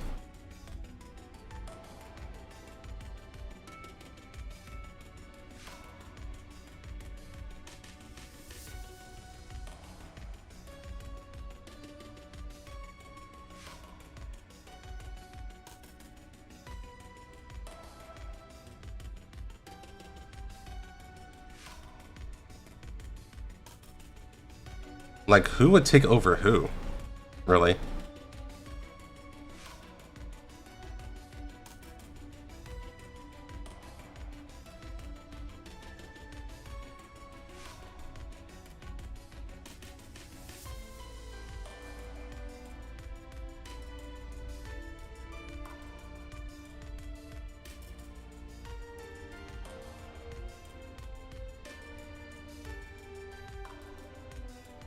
Who would consume? Yeah, exactly.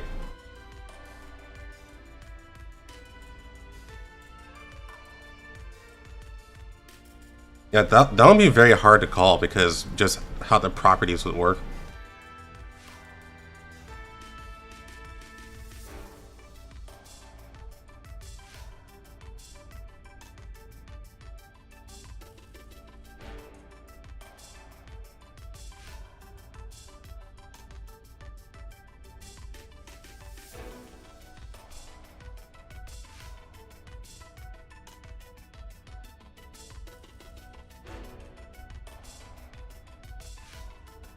Cosmic Save Scummy.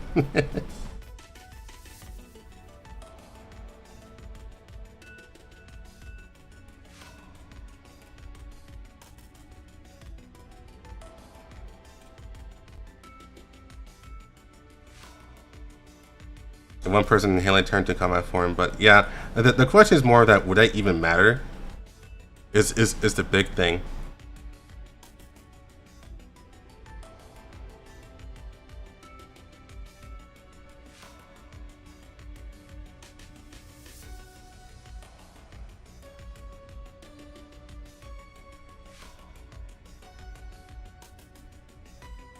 Because if you look at reverse collapse, the only thing that could kill Sugar is Jeffy. And that was through neutralizing the strike cells.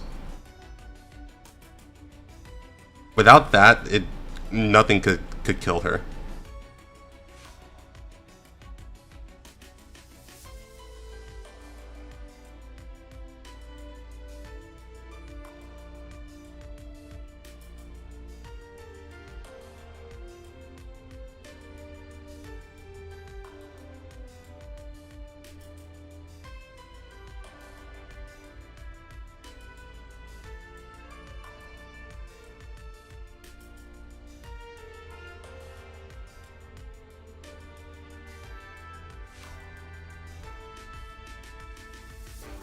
Like, in some of the endings, Sugar went through, like, a bunch of damage. Like, she's been shot a bit, she's been literally burned.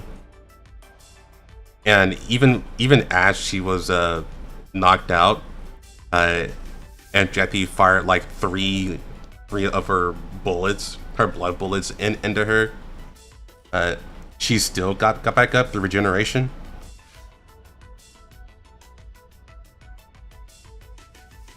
And the big thing is just the regeneration. Because regeneration would also... It can also potentially regenerate in healthy cells. In a way. So even if she was infected, that infection may not matter. Worst case scenario, she just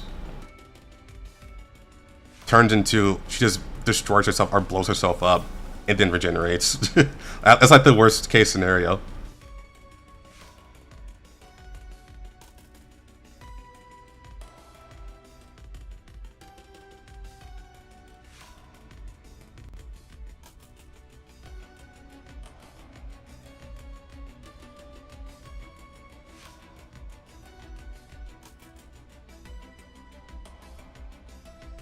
Like, you would have to get to, like, the very nitty-gritty of how strike cells work and how the flood can overwhelm that.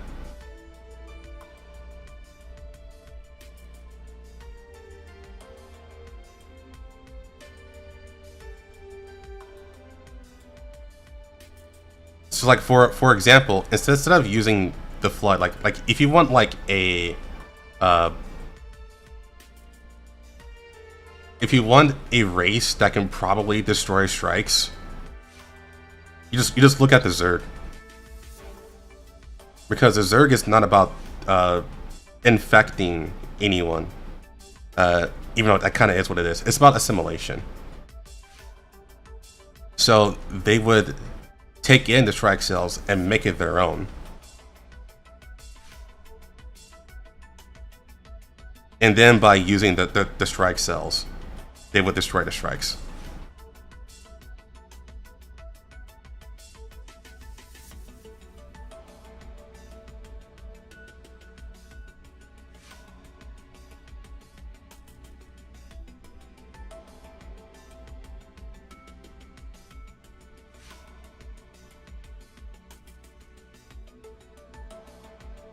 So I don't believe the flood is that advanced.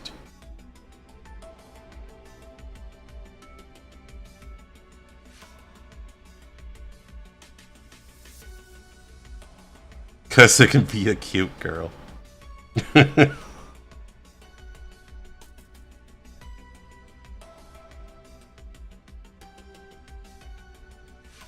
Yeah, I remember that that meme.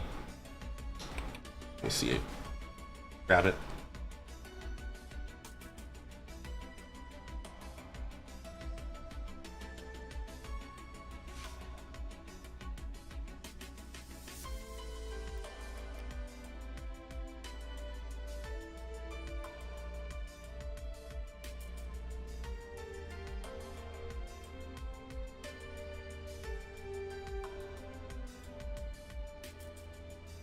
Oh, right here. I'm glad I actually found it very quickly for once. Potentially breedable.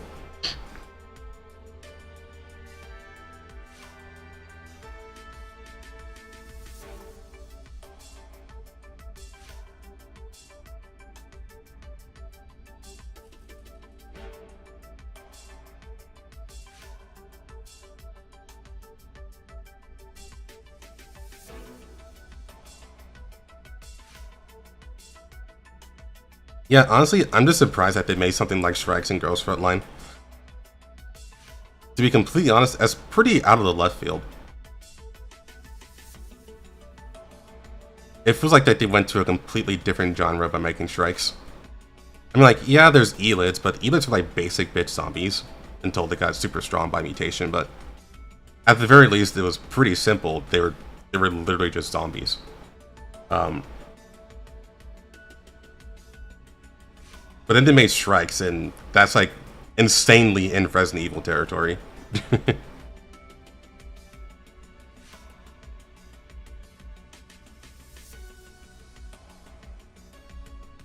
But the thing is, like, it still makes sense how they got to that point.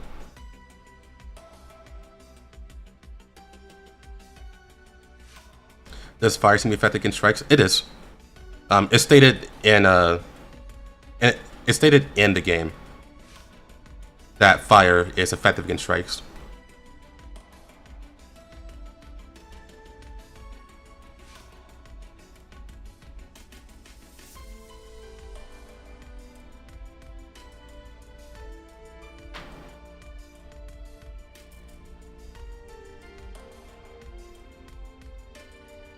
Yeah, bordering on Lovecraft territory, yeah.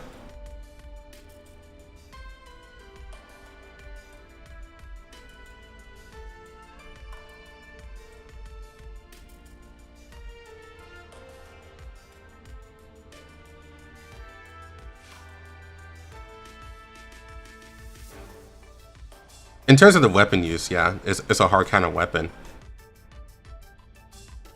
But it would still be pretty difficult to kill Strikes, especially if you're fighting a progenitor, like Sugar.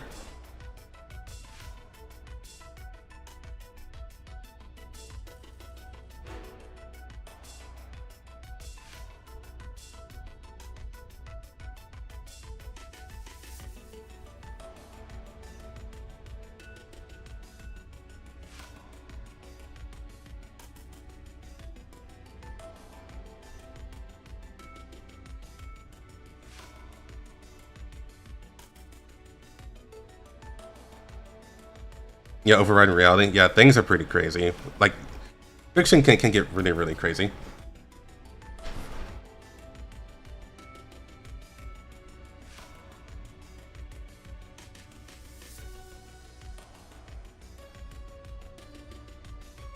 Overriding reality. I mean, so we haven't gotten to literally overriding reality yet.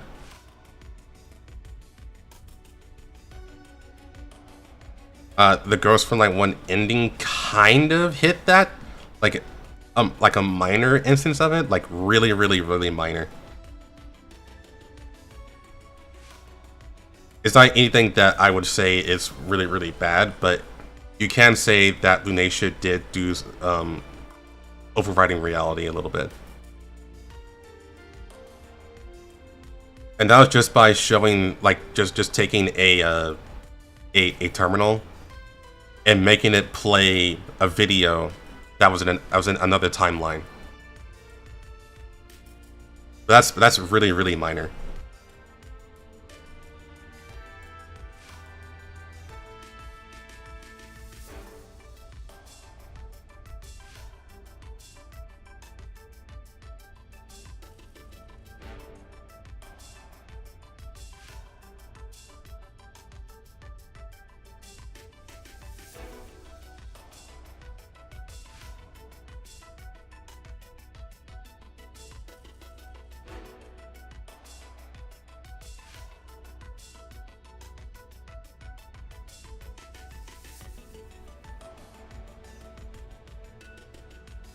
Has to pretend to play Persona 3 a lot.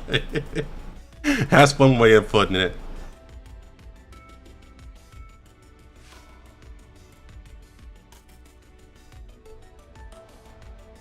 Yeah, Lunacia has more resources, and she does seem to have more control over her abilities. Or at least she has more knowledge over what she can actually do in Nirvana.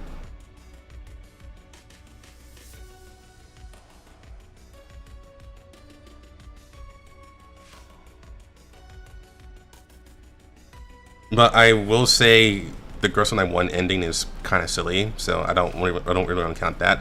But in Girls Frontline 2, yeah, Lunatia's abilities seem pretty nutty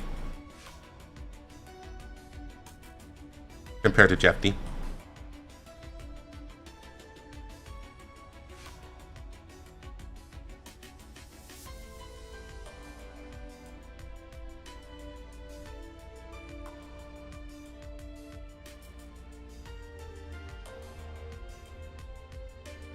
Yeah, she can do busted things. That's pretty much true.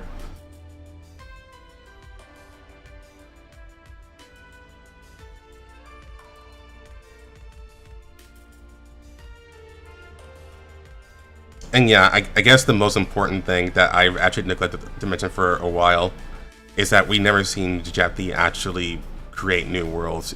Even if they're simulated worlds, they are worlds nonetheless.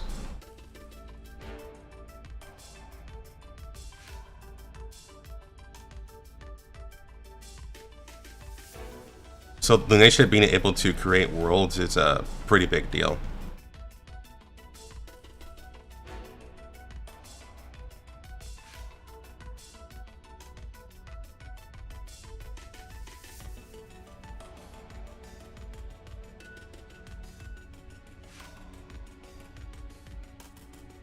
Yeah.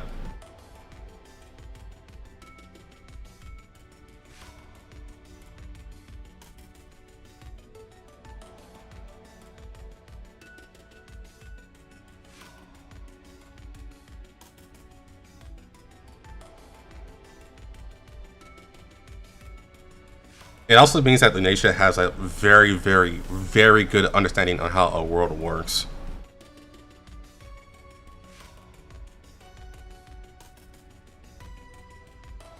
Use VR goggles.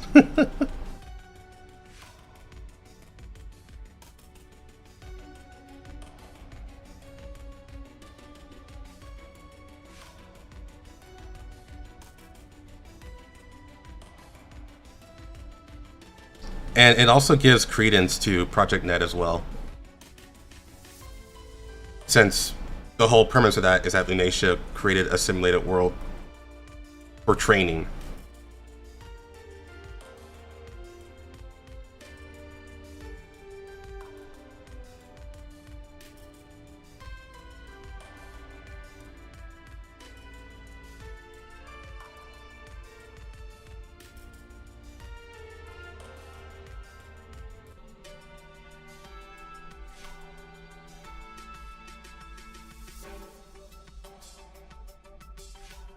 Well, as far as comparisons are concerned, we can at least say that whatever Nirvana Jetty can do, Nirvana Lunatia can do. And that's really all we can go with that.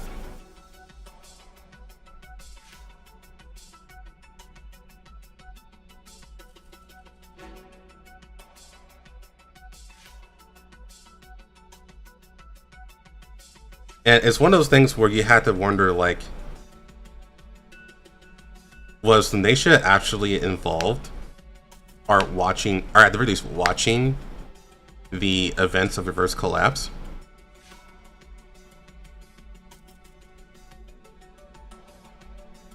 Because I still just think about the blue butterfly that was in Lige's virtual connection image.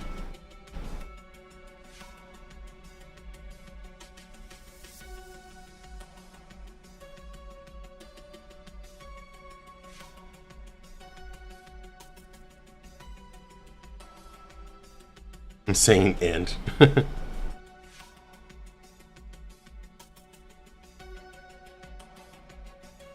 I think at this point, Lunatia was just watching. But the fact that she's even involved in the first place makes me think, like, this is crazy theory time.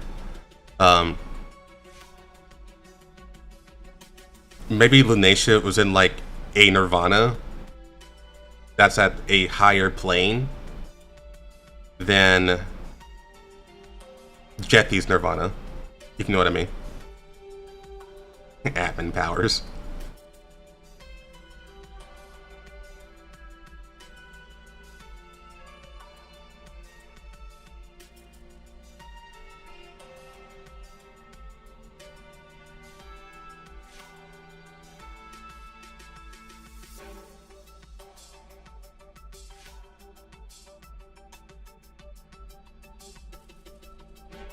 My girlfriend just became the moon.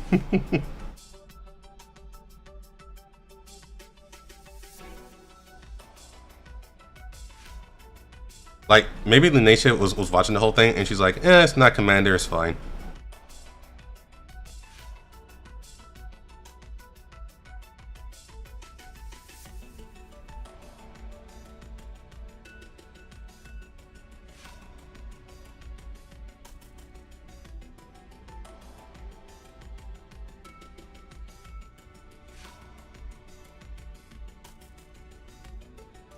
And then the roll is into 2100.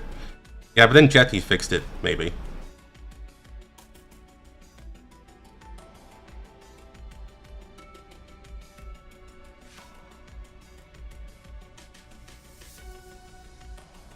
Yeah, I can't say anything about Azure Links. I never played the game, so I can't get into that conversation.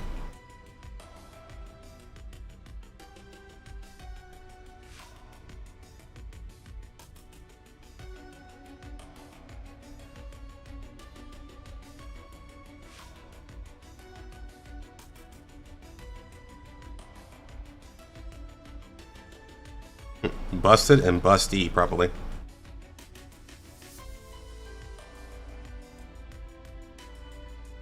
That he takes us into fanfic timeline.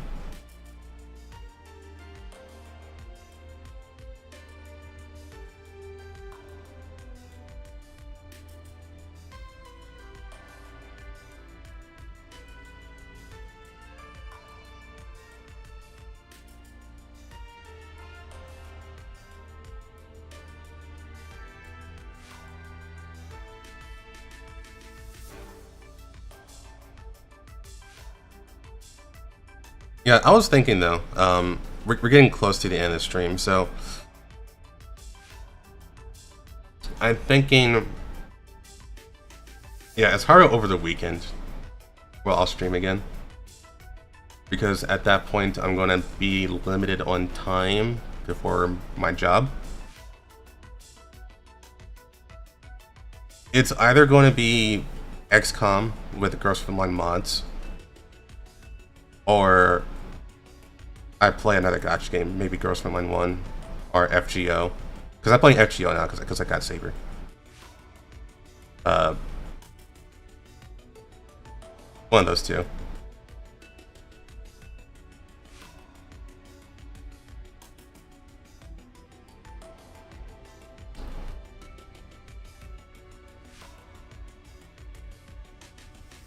I got Saber on my old account, but I got her now. FGO, I plan on doing a long stint in reading.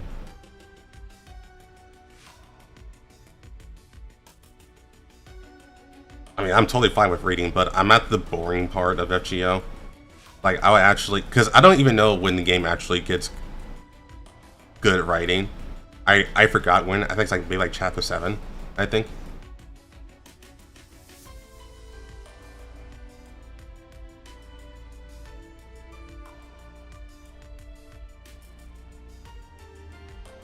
But even then, there's like a bunch of battles that I'll have to do.